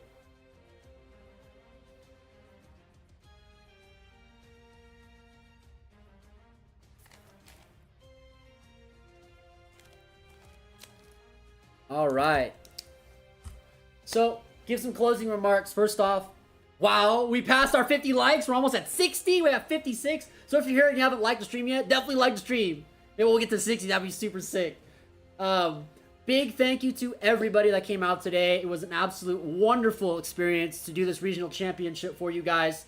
And just such a fun time. First time I ever gotten to live commentate at regionals. This was super cool for me. And definitely we'll do this again in the future when we have the next regional in Utah. Especially if it's here at Paragon City Games or Game Grid Spanish Fork as well. Also want to definitely thank all of our channel members in the rescue squad. Thank you so much for all these you resubbed on your membership today, like Card Fort, Trips, Savvy, and a couple others. Thank you to Galactic for the new subscription today. I appreciate that. Big shout outs as well to all the members of our Patreon. I really appreciate you guys. I couldn't do what I do without the backers on the Patreon, so thank you so much for all that support. And a big shout out to Juice Main for joining the Patreon today, becoming a new patron during the stream. That's huge. Thank you so much for that. For those of you that really enjoy my content, would like to support the channel further, you can do so by joining the channel memberships or joining Patreon. Both are available here on the stream. You can click the Patreon and the link below in the description. And for the channel memberships, you can just click join on the stream below. Big shout out I want to give to the head judge, Andrew, and all of his judge staff. Thank you guys so much for all of your time and energy putting this together and doing this thing. And it ran very smooth, very smooth regional. Big shout out to Travis and Austin and all the members of the Paragon City Games family. You guys are awesome. Great event, great venue. Just all around an incredible event. So thank you guys for putting this on and being an awesome OTS store and giving us the opportunity to do this for you. 10 Maple, you want me to open yours? Okay, I'll open yours as well. We'll open 10s. We'll open a pack and we'll call it a stream. Alright, let me open up another 10 real quick. That was a lot of fun. It was a great tournament.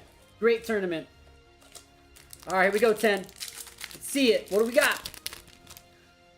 Come on, where's that Fenrir or that Lubellion? Alright, we've got the Drudge Dragon, Stovitorbi, Libromancer Displaced, Baku the Blast, Kagero, Goldonia, Dogmatic Cobber, the Puffin, Salamander Catalyzer, Spellbound. That's a good ultra rare. That's a very good card. Oh, dude, upside down, Therian King Regulus, and hey, Exosister Michaelis. Solid. I love me some Exosister cards. I actually just filmed my deck profile, another deck profile for my Exosister deck. I play Exosisters. I just went undefeated. Since the last profile we did back in May or June, I've won 5 other tournaments with Exosisters. So I got an updated deck profile I'm putting up, as well as an updated Sky Striker deck profile and an updated Salamangreat. So all that's coming out in September. So I'm very excited for all that content coming up very soon for you guys.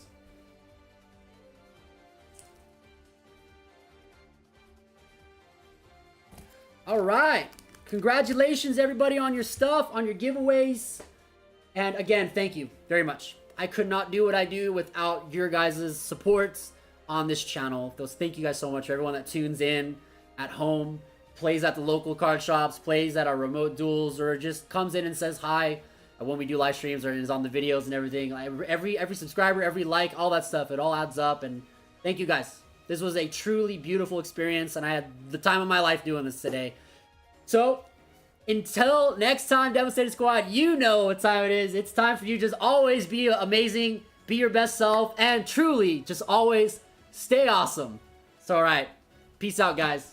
Love you, Devastator Squad. See ya.